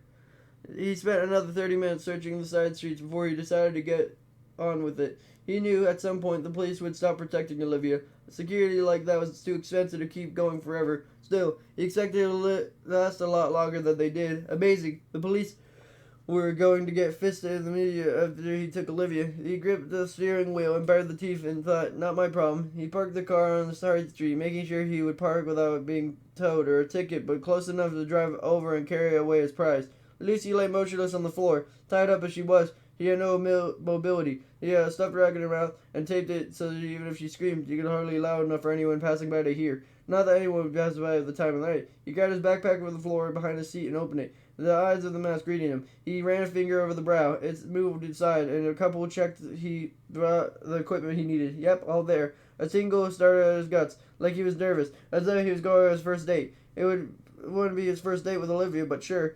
At the end of it, he was going to be all the way. He slung his backpack over his shoulder and hummed Ave Maria. Chapter 39. F this, muttered Olivia. She fished the alarm out of her shirt and pressed the button. Her hands shook, picturing the signal reaching out to the dispatcher of the police station, someone, maybe an older woman chewing gum, with a headset on, recognizing the priority alarm and sending officers to her home, and then sirens piercing the night. How long would it take? How close was the nearest cop? Would Brutus die if they got there? Her teeth chattered. He clicked the alarm and changed again, and her hair straining to hear the faintest sound of police siren. She peered out into the hall, her breath hot and choppy, her fingers hurt from clenching the knife so hard. She stared at Harry's closed door. Should she call out for her dad? Would she want him to waking up and stumbling into the hall, eyes heavy with sleep? Brutus whined in her bedroom. His pain squeezed her heart. The jackal was here. Somehow he got into the house and he was waiting for her in the bedroom, wanting her to come back, check on her dog, using poor Brutus as bait. F. She hoped they would caught him and Davis called at the time, but didn't she know? Didn't she say as much to Harry? He couldn't be caught like that. It was too easy. How can this happen? Poor Brutus. Upon the sick effort's game. Was she bleeding out on the floor while she sat there? Just calm down. The cops will be here soon. No need to get all here right now. From her bedroom, a song of Ave Maria issued. Although he knew the jackal was here, in her home, the song cemented the belief that made it firm in her mind. She ground her teeth and gripped the knife. She toyed with the idea that there was some strange fucking mistake. Something the reason could account for and explain the way the shadow creeping outside her house and the terrible sounds of pain from Brutus. The jackal couldn't be here in her home, could she? The song, though, that fucking song removed all doubts he was here in her house. He was in her bedroom, maybe smelling her pillow or whatever sick fucking thing he had got him off. Tonight, she would be fighting for her life. Where are the goddamn cops? Olivia? She had her dad's window. Shadow popped into the hall. What's wrong with Brutus? What's all the music? Brutus whined at the mention of the name. The light from the office shone golden in the hall, and the dark light came everywhere else. Olivia, are you in the office? Shut up, Dad, she pleaded. Just shut up. Go back to your room. The cops will be here any minute. He peered out. Harry's in the dark outline of the hall. She waved a hand towards him, noticing back to get away, but his gaze was on Olivia's door. Harry took a step out of his room. His weight creaked on the boards. Go back to bed, please. His head reached out for the hallway light switch. The light clicked on at squinted brightness. From the moment he blinked to climb into the light, her nightmare proved into the hall. Swathed in black clothing, he held with incredible swiftness. The long ears of the mask brushed on the other side of the doorway as he closed the distance to Harry. The jackal's broad back filled the hallway. Harry jumped back against the wall. Harry's eyes bulged, standing there with a white t-shirt and boxer shorts and penguins on him. He had time to raise his hands before the jackal was upon him. Jackal straight-armed Harry in the forehead with his left arm, and was right with the knife blade caught the hallway light before he arched into Harry's outstretched arm and plunged it into the soft middle. 1, 2, 3 times it sank into the flesh. Harry dropped splash on the floor when the knife came out. Red bloomed on Harry's shirt when he stepped back and his hands caught in the jackal's wrist and struggled into the hall. Blood from Harry's wounds gushed into the floor and they pattered drops around like rain. Levy's mouth unhinged and shrieking in the burner throat. Dimly aware of the sound, recognizing it was making it, she watched her father slip into blood pooling under her feet, and with the weight of the jackal on top of him, he hit the floor hard. His feet and his weight of the jackal on top of him hit the floor hard. The back of his head bounced off the hardwood floor, a clunking sound, like a bowling ball bouncing down the lane of crowd thrown by a careless hand. He stopped moving. Dad! The jackal's head turned to her. His back heaved under the coat, and his breath sounded forced through the mask, the only evidence of the struggle with Harry. Where was her strength now? All this time she had wondered what she would do if the jackal turned up suddenly. Now she knew. She would freeze and watch in horror while he tore her world apart again. This is how it would end. Her dad dying on the floor and Brutus, the dog she rescued just to get him killed, sacrificing himself for her. He rounded her teeth. Tears burned up. Her nose burned to the lip and lifted a snarl. Olivia said, "Fuck that." She was happening that way. He would take her from her. He wouldn't touch her in a way ever again. The sounds of Ava Maria stroked her anger. She meant to scare her, petrify her into submission, make it easy for him to take her away and dump her into another hellhole. He wouldn't kill her like he did with Jen. His mercy didn't extend to her. For some warped reason, he believed there was intimacy between them. He would spirit her away and he would renew his vows of cruelty. No one would ever see her again. He wouldn't be locked in a cage to suffer ever again. She wouldn't let him do that. If the cops didn't get here soon, he would hit his shit for them both. One way or another, she clutched the knife in her fist and crouched at the entrance of the office. Perspiration dampened her skin and her muscles trembled. If she wanted her, he would have come to get her. The jackal stood. Blood shone from his arms and coat and darkened the leg of the plants. He stepped towards her. She held up an alarm for him to see and said, "The cops are coming, dickwad. You better get the done." He took his shaggy head with a knife-free hand and he reached into his pocket and pulled out a device. A red light flashed, an eye blinking in the darkness. "Cool. You have a remote too. Amazing. Now fuck off." He stepped closer, his boots heaving at red prints of the door. That was her father's blood on his boots. He waved the knife back and forth, like you would wag a finger and tell of the device again. "What's so fucking important about it? You know, if you opened your mouth and spoke, I might know what the hell you're trying to communicate here." But as soon as she finished that sentence, she knew. He had showed her the device right after she held her arm, telling him the cops were coming. Why would he do that and not run off? Because he knew the police weren't coming. The jackal had thought of everything. That thing in his hand, the black box he knew so keen to show off, there was a signal jammer. It had to be. The stupid thing to block the alarm from being sent. She had read about them on the internet, and she was trying to researching her alarm system. She craned her head, hoping at the sound of the siren, catching a glimpse of the flashing lights indicating the police were on the way, and hoping she was wrong, and the jackal was just another crazy asshole in the world seemed littered with. He was crazy, only a different type of crazy. Not the gibbering, savaling, insane person who didn't know right from wrong, or what the consequences could reasonably be from the actions. The type of person who might cut off her mother's head because they believed they'd been replaced by an alien. No, the jackal knew what did was wrong and took their great pains to hide himself from the view. He blended into the background, a tree in the forest of trees. Knowing this, she knew the jackal brought the jammer to get into her house, and brought out the prize with no one being the wiser. He grabbed the alarm and pressed the button frantically, wanting to wrong out the jammer. She wasn't wrong. The clicking of the button competed with Ava Maria with the relative silence of the house. He stopped a short distance from her, and although the mask hid the face, she knew he smiled under it.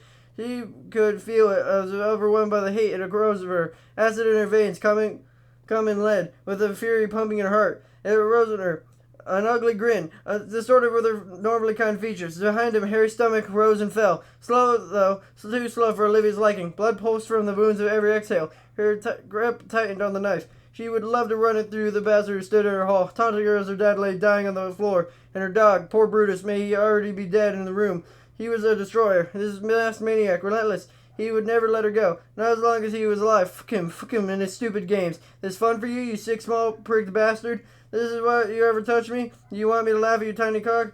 Well, I need a magnifying glass to find it. Maybe some tweezers. He stood and stepped back. She made him step back. Was it fear he felt? Do monsters feel fear? Whatever it was, it satisfied her right to the core. Made her cheeks stretch into a smile, lacking any humor. She stifled a giggle. A thought flitted through her head. This is what crazy feels like. And you know what? It feels good. Real good. She charged with a growl. All thoughts of safety and self-preservation left her. She wanted the jackal's head on a pike, and if there were any injustice in the world, she would have it. She would mount it on her wall and above the dinner table, and she and her dad could laugh about how silly the stupid man had been, thinking about how he'd take her. She wanted to kill him. Without hesitation, she ran a knife and raised, an animal snarl vibrating bass in her chest. She didn't see the jackal remove something from his pocket, a black tool fitting in his hand perfectly. If she did, she would have alarmed and maybe even stalled her foot and to gut him. She did halt somewhat, maybe as atavasic primitive part of her brain learning of danger made her pause and moved towards her and not away. It wasn't a knife he held, it was something else. Her knife reached to him first. It slit tear along his right arm and dug furrow in the flesh. Then the tool he held hit her in the chest. It heard a clicking noise, like a breaker in a fuse box. A pain infused her, invaded her, and stalled her muscles, tore into them a hot torrent. And her legs failed her. She collapsed at the jackal's feet. A taser, a f***ing bastard brought a taser. The knife fell from her hand and clattered out into the breach. He practiced movements. The jackal turned her over, held her wrists together, and secured them over the zip tie. He moved them down at her feet and sat on her legs. Her body began to respond to the commands again. She felt clumsy and disconnected. She tried to separate her feet, with the weight set on her head, crushing her knees against the hard floor. The ties secured her ankles together, causing the bones to grind together. Once done, he stood and pushed her over onto the side, losing his foot. He knelt on his knees, cracked and lowered himself over the level, trussed up with ease. It brought back the first time with the grill in the back of the van when his weight had crushed her, and she learned the helpless meant. She groaned, not again. She craned her head up. The shadows of his eyes studied her. He ruffled her hair like you would a kid that scored a goal and did well on a test. His heavy breathing echoed in the mask. God, she fucking hated him. Fuck you, asshole. She spat at him. From behind the back, he drew his knife and pointed toward her eyes. She pulled her head back, away from him, and squeezed her eyes shut. Pain flared to the scalp as she yanked her towards him by the hair, 1,000 complaints tingling at her roots. Cold steel touched the lid of her eye. The touch burned her to pressure, and she gasped and pulled her head away and wouldn't let her move. She imagined him plucking out her eye, gouging it in her head, and she could feel the scrape of steel at the orbital bone before he dragged it out. She didn't want to plead. The words left her mouth without permission. Please don't do that. Please, please, please. The pressure released and the cry escaped her throat. She stood and grabbed her by the wrist. He dragged her along the floor, taking her back to her bedroom. As her face slid along the hardwood floor, every pull in her wrist intensified the pain in her shoulder joints through they were separating the sockets. Her cheeks burned with the friction from the door, and she turned her head with her hair, what acted as a buffer. She grunted as she dragged her to her room, and with a stupid song playing on the radio. Did he bring his own iPod and plug it in? Of course he did. He was a dramatic bastard. He realized her by the closet. His heavy tread walked around the bed as the music stopped. Wouldn't want to leave his iPod now, would he? Nope, not that. The light of the hallway spilled a yellow rectangle on the floor. Brutus' body lay under the bed, and dark tail marred the carpet. Blood coated the floor into him. He must have dragged himself under the bed after the jackal hurt him. He cried, sobs were whacked at the chest and forced snot out of her nose. Brutus, my poor Brutus. His tail twitched, feebly without any real energy. How much did he have left? And would he die here on the floor alone like her dad? Was her dad still alive? When would someone bother to check on them? She shimmied her way towards them, using her hips and legs to squirm over. The jackal stepped over her and into the closet. What the f... You heard a thump, like boots hitting dirt. What the hell is he doing? Brutus whined. She inched closer to him. She wanted to touch him, wanted him to know she loved him, and so she said it. You're a good dog, Brutus. I love you, boy. She peered into the closet, wondering where the jackal went and what he was doing when her gloved hands popped out of the darkness, grabbing her feet. He spun her onto her back and gasped what she saw. The light from the hallway didn't reach far enough to illuminate him in the closet, or it was enough to know what she saw didn't make sense. It seemed a shadow mostly. A dark outline in the closet was a light carpet in the floor. The closet disappeared at his chest. The lower half of his body was under the floor. How could that be? His upper body moved further into the light as he reached over the body to drag her towards him. The shaggy head of his mask and long ears gave him an otherworldly appearance, like a cruel Egyptian god dragging her to the underworld. She screamed as she yanked her towards him until she bumped into his waist. He lifted her legs in a wistful of her hair and drew her knees to her nose, bending her like a middle so he revealed a V. She moved back when she dropped onto her dark. In a breathless moment she fell thinking what it was.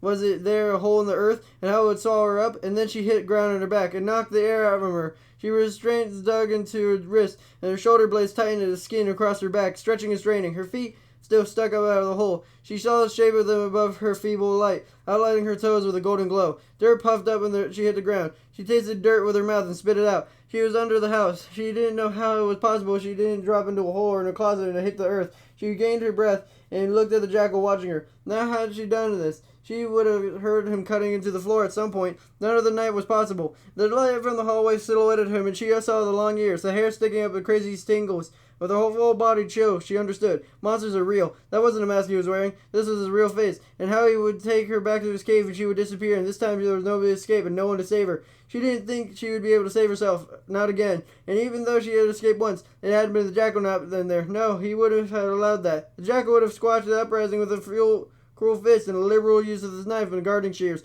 Anger and despair swirled within her. She wanted to give up, disappear into the inner world, where he didn't touch her, push away the terror and the fear, and give herself over to surrender. The idea felt attraction to her. And then she remembered Jen, her distant stare. This way she would be there, and not be there, as though she lived in another plane. Pushed there by her cruelty she didn't fathom. The jackal snuck into Jen's home, killed her mother, and then murdered and mutilated Jen, just so Olivia would know. All of them would know. There was no escape. This monster who created Jen and emptied her in the inner self and pushed her into the corner like a terrified child now invaded her home and did the same to her. Not the same, though. He tied her up and made take her with him. He wasn't done with her. He had murdered Jen. She feared him, that's for sure. But he also hated him and wanted him to feel fear, feel pain, and to die at the hands of that way. She knew she would never come back for her. She wanted to tear the stupid mask off his face and jam it down his throat with a knife. Olivia tasted blood in her mouth, and it reminded her of the gorilla, and what it tasted like to rip out his throat so she could be free. Why should she make it easy on him? Fuck him. Let him take her eyes. Take whatever the hell he wanted. But she wouldn't make it easy for the bastard. She would have to fight all her way. She would make every inch of a struggle for him. If she saw a moment where she could kill him, she killed Grady by ripping out his neck with her teeth, and then she sure as hell was going to do it. If he put a finger near her mouth, he would lose it. Even now, why the hell would she lie here and let him take her? She started her voice, didn't she? Let's wake up all the neighbors. Hell, the whole world. With her screams, let her feet kick, take him in the groin, shins, knees, wherever. In no way should she lie down and give in. And so Olivia screamed so her throat burned raw in the force of it. She could feel the fibers vibrate and her air ran out. She sucked in every other glorious mouthful to let loose a yell like a banshee would envy. The jackal put his hands on the side of his head, not up by the fake ears, but by the side of his head where his ears would be. And Olivia thought, just a man after all, and screamed some more. He raised up his foot and she saw it, clenched her muscles and prepared for it, and still kept her screaming. She booted her in the stomach. She felt her ribs bend in force. She folded, drawing her knees into her chest. Tears squeezed out of her eyes. Her entire midsection throbbed with pain. She could still feel the imprint of the foot. Did a rib crack? Her voice cut off, and she found herself struggling to drag in air. As she gulped, the mouth of a round O, knowing she looked like a fish out of water. The jackal removed another item. She heard him tearing, and then what it was. He brought tape, the stick with a regular Boy Scout, prepared with everything. But she couldn't draw a breath, and she wondered what she would do if she steal the tape not only around her mouth, but her nose too. Would he buck on the dirty ground as he stood over her watching the implacable indifference? He dragged her closer to him and knelt to his head so his neck protruded from the floor. He knelt onto his stomach and put his weight on her. Her arms and shoulders ached and her ribs throbbed. There didn't seem to be a spot on her body that didn't hurt. She was stretching the tape out and over her mouth when she saw a dark blob emerge from Jackal's head and Olivia. Squinting, trying to discern what it was, light from the hallway gave it a faint outline. It was fury, and it growled. The jackal stiffened, aware something wasn't right. Something had changed, and before he could turn, Brutus' open jaws clamped down on the jackal's neck, and his teeth crunched into flesh. The jackal tried to stand, but it was jerked off balance by Brutus, using whatever strength he had left to tug and pull and shake the jackal. Olivia tugged on her legs, and her knees brushed her nose, and guessing where the knees might be, she shot at them. Crack! He fell and gurgled and screamed. He never heard such a beautiful sound. Grimacing, she kicked again, and her foot sank into softness as the gurgled scream was cut off. Brutus didn't let go. He growled, and although Olivia couldn't see from her angle on the floor, she imagined Brutus pushing against the floor with his forepaws as he dug into the flesh of the jackal's neck. Brutus was doing everything she could to help her. She wanted to cry, she wanted to scream, and she got out of this hole to help him. Something wet and warm splattered on her face. He closed her mouth into a thin line. The smell of copper filled the small space. It was a familiar scent to her. Blood. She didn't want any of this blood on her mouth. He wanted nothing of him to ever get inside her. She didn't know at the moment the breathing returned to her, but she found herself yelling, "Good boy, Brutus, eat him up, eat the fucker up." The jackal punched at Brutus over his shoulder, trying to get his fingers in between his jaws. Brutus didn't let go, and the jackal's effort grew weaker. Brutus growled and tugged. Blood spattered on the dirt and on her face and onto her hair. Soon the jackal's hands flopped into his lap. Brutus let go and fell into the side. She couldn't see him anymore, and she could hear him, and it scared her. His panting was so loud and quiet aftermath. She had to move. She had to get free and get help from her dad and Brutus. Her eyes watered. She took them clear. No time for that now. She bent her legs and tight on her body and shimmied her hands under her butt to clear the bottom of her feet. It was hard work. She grunted under her muscles along her shoulder, stretched the bones popping in the joints. She crinked at the effort and strained and put in her body. She was so close to the jackal in the area that it didn't work in sight. She hadn't set her hands in front of her, so she got on her knees. She wanted the knife in the pocket. She could cut the ties off. She wanted to search the pockets. Her hands hesitated in front of the dark jacket. She peered at the mask, too dark to see anything. Just vague shadows, lumps of darkness. Brutus whined as she jumped. "I'm hurrying, Boyd. I'll get us help." She fumbled her hands into the pockets, looking for a knife. "Come on, where is it?" In horror movies, this is the part where the madman would grab her wrist and say something witty. She glanced at him, wary, because after all she had been through, the idea would seem ridiculous at all. At nothing in the first pocket, she reached over him and searched the other. Her hand closed on some hard edge. He pulled it out. A red light blinked at her, and it must be the jammer. She ran her thumb alongside the outside, feeling the off button. She found a switch and slid it to the side. Red light extinguished. Biting her lip, she reached the chain on her neck and pressed the button. Once, twice, and a third time, just for the hell of it. "Soap's coming, buddy. Hold on." He needed a knife. She would be so much easier to climb out of this hole with her feet and her hands free. Her hands moved at his waist, and she grunted as she tugged him a little forwards, so she could get back on her back. Her heart thudded against her chest as the smell of blood was stronger, more cloying. She coughed and kept working. Her fingers found a handle. She grinned in the dark. She pulled it free and sat back, taking a quick breath before she turned the knife and worked at the ties. She would have to be careful. In the dark, she could easily slice open her wrist. She giggled, thinking how stupid it would be to survive all this only to die because she cut open her own vase trying to break free. Harry, Brutus, remember them? Quit fucking around. She inhaled, though, her nose, and revealed out her mouth. She visualized the knife, imagining how it turned so sharp blade faced up, and she could saw through the ties. She frowned in concentration and pressed the blade into the hard plastic and sawed. The shiver passed through her. No, not a shiver, more like a body quake. So violent she fumbled the knife and almost dropped it. She gripped it tight, and the jackal grabbed her wrist. She screamed. The break bark of his grip ground her knuckles together. She held onto the knife, and the jackal spoke. She kept the tight grip on the knife and was turning the blade upwards as she stopped her, holding her in place. He spoke broken words between breaths. "I love you, Olivia. I just wanted you to know that." His hand lost strength and slid off her wrist. Olivia said, "Go fuck yourself," and he plunged the blade into him, again and again, not in a furious motion, more like a piston, plunging it and twisting in a rhythmic regularity, the knife becoming slick in her blood-soaked hands. She stopped, and then she heard a wail of sirens. She saw through the ties of her hands, and then stood. Her knees cracked, and her cramped muscles shot pain through her thighs. Olivia cut through the ties on her feet, and then when she was done, stuck the knife in the jackal's chest with a grunt. The adrenaline dump shook her frame. Her shaking hands touched Brutus. His chest rose under her hand. A sob broke from her throat, and she climbed out of the hole and said, "Brutus, I'll be back, boy. I gotta go check on my dad." Her voice broke. "I'll be back." Leaving Brutus behind, she hobbled away. She recalled the jackal's last words in his voice. She knew that voice. Chapter 40. At the hospital, Olivia waited for Davis and the doctor.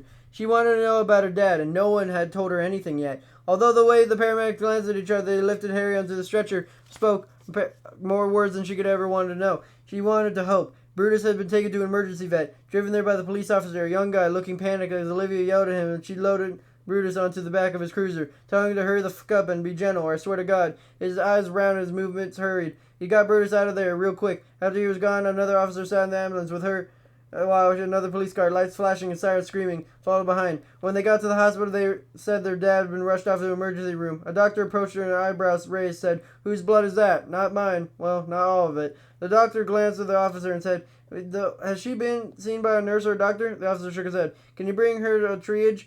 She needs to be ascended." Olivia didn't want to be away from her father and said, "Look, I'm fine." "No, you're not fine. You've been injured and your color doesn't look good. And really, I'm surprised you haven't collapsed from shock. Shock could be deadly if not treated." Olivia opened her mouth to answer and she continued, "No, you need treatment. It's not a request." So the officer escorted her to a triage. The nurse, night and efficient, called for a stretcher after reading the results of her blood pressure, and she felt transferred to a bed in another room and forgotten. At least, that's what it felt like. An hour passed since she first arrived, and at times she was put on the ground, and nurses did her best to get most of the blood off her. They scraped as much as they could from under her nails, and she submitted urine, blood. She waited for news about Harry. She asked them, and she was told to wait for her doctor. Olivia frowned at them, demanded someone tell her about her dad. She yelled at the nurse and fled from the room. Olivia crossed her arms on her chest, thinking what they wanted to fight. She would give them one. But no one came back to see her. Machines beeped and footsteps pattered past her door. She looked all the call button in the cord, and she was tempted to keep clicking the damn thing until someone came. Someone would have to answer her. She fought off a serial killer. Actually, no, she had killed 2 serial killers. After that, nurses would be present her with too much trouble. She thought of going out there herself to talk to someone and was mad enough to do it. She leaped the covers off her legs and was swinging her feet to the floor when the phone beside her bed rang. She answered it, and it was the vet. You got a brave dog here. Livy said, I know. Can you tell me how he is? Will he make it? Yes, he'll make it. There's some nerve damage. He won't be able to use his right back leg, but he'll be here for a while. I want to monitor the stab wounds near his intestines. I make sure his bleeding controlled, and I feel good enough to say he'll make it. Olivia cried in response. The relief overwhelmed her, and it took her some time to speak. She thanked the vet in thickened voice and continued to cry. All the crying was hurting her stomach. She found she couldn't stop. Her wonderful dog was going to make it. The passing nurse heard her crying. She spoke in his head and said, You all right? My dog will live. The nurse furrowed her brow, and she presented a confused smile before continuing on whatever. She guessed he thought he would be happy, and she was. Problem was, how could she celebrate without knowing about her dad? It was a chaos at her house. Police officers rushing out, paramedics and firefighters clanking the stretcher against and then into the doorframe, with bags hanging on the shoulders, rushing to help her and help the police officer doing CPR on her dad. Harry was covered in blood, and he couldn't feel his chest rise under her hand like they would with Brutus. Under the lights, his skin was pale and waxy. She felt unbearable guilt. That was when her jackal had been after. If it wasn't for her, Harry wouldn't have been stabbed and bleeding out of their home. Her stomach would be cramped, watching paramedics work on her dad, and she didn't know if she was going to be sick or pass out. His limbs flopped lifeless, and the compressions given a barely firefighter looked violent through cracked ribs.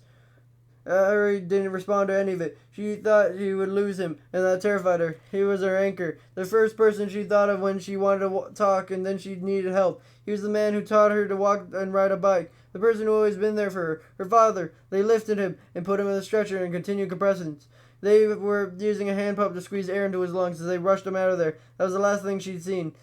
She swung her legs back under the bed and pulled the covers up under her chin, exhaustion and tears burning her eyes. Learning that Brutus was fine had quelled her anger for the moment, and now she was just tired. The TV on the metal arm muttered nonsense from the wall. The talking head spoke about her, but she didn't pay attention. Her mind sprinted and she couldn't slow it down and listen to inconsequential like the idiot on TV who brought it on her life. Her brain didn't give her a break. She was inundated with images of the nightmare of a night. She kept seeing a thrusting arm of a jackal's plunging a blade into her father, in and out, and she amazed looked in her dad's eyes, as though he couldn't believe it would end like this. Standing in a boxer shorts and a white shirt, fighting for his life in the middle of the night, and sounds of Ave Maria. A sob hitched at her chest. She expelled the air. A tear filled her eye. The thought of her fight and the jackal in her closet, and his voice. It felt so familiar voice. She couldn't stop thinking about it. Hey, bitch, how you doing? Olivia's head snapped through the door, and there was Lucy in a wheelchair with her head banged up. Lucy, oh my God, what happened? They didn't tell you? No, they're treating me like a mushroom,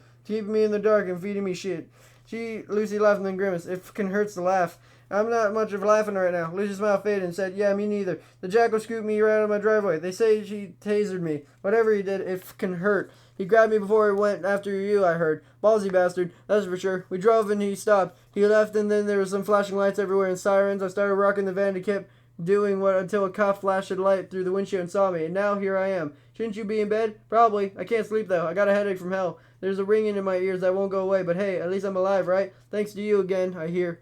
Olivia burst into tears. Lucy wheeled closer. Hey, he's dead now. No more creepy fuckers waiting for us. Not anymore. He took care of that. Olivia wiped the tears from her eyes and said, My dad. They won't tell me about my dad. Lucy's face hardened. Oh, they won't, will they? I'll find out for you. Was he hurt bad? Remembering him on the floor, soaked in blood. His skin was pale and paper. Olivia nodded as tears choked her voice. Are you sure you want to know right now? Olivia nodded and said, I have to. Hey, what are you doing in here? Olivia and Lucy turned to a voice. The nurse who had passed earlier glared, and Lucy was arms crossed. Lucy said, visiting a friend. What's it to you? What's it to me? To me? I'm the one trying to keep you alive. You have one hell of a concussion. You need a rest. You need to be monitored. What you don't need is to be wheeling around corridors at night. Are you crazy? I about died when I saw your empty bed. Alright, keep your panties on. You know I'm a dude, right? I'm not judging. I didn't want to assume your gender. She waved her hand like a queen ordering a sir and said, Move me back to the royal bed, oh grumpy protector. The nurse pushed Lucy out of the room and the door closed behind him. He wiped the wetness from her cheeks and blew her nose with the Kleenex on the nightstand. Olivia glanced at this TV. Her eyes burned and her body ached. When she would tell her about Harry. You just wanted to know, although in her heart, maybe she already did. So tired. She closed her eyes and rested them, just for a second.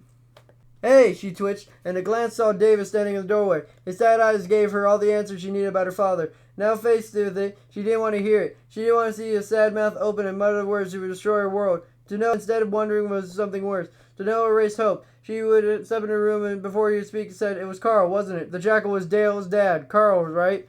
He stopped with a stunned expression on his face. I've been thinking about it. Thinking about things. How about my dad? Her voice caught that. She swallowed and pushed on. I woke up in the night, you know. Brutus was growling in the closet, just sitting there in front of it growling. It bothered me, and I didn't think about it. Brutus growled and Frank like that. And he did growl at Carl, too. At both of them. It was Carl, Brutus tried to warn me about. Like he knew there was a sickness in him, and he could smell it. And he tried to tell us they were all blind to evil, weren't we? And then in the closet, I thought Frank spent more time working on was part of the house, but I never checked in on him. Could have been Carl. Must have been. Frank said the way wood was rotten and needed to be replaced. I guess I thought he replaced it. But I was Carl. The stick built himself a little tunnel, didn't he? The way he would without anyone being the wiser. It didn't supervise him, and I guess Frank didn't either. Frank trusted him because we all trusted him. And Carl, according to Frank, did great work. Enough to left alone to do it. It must be have good work, though.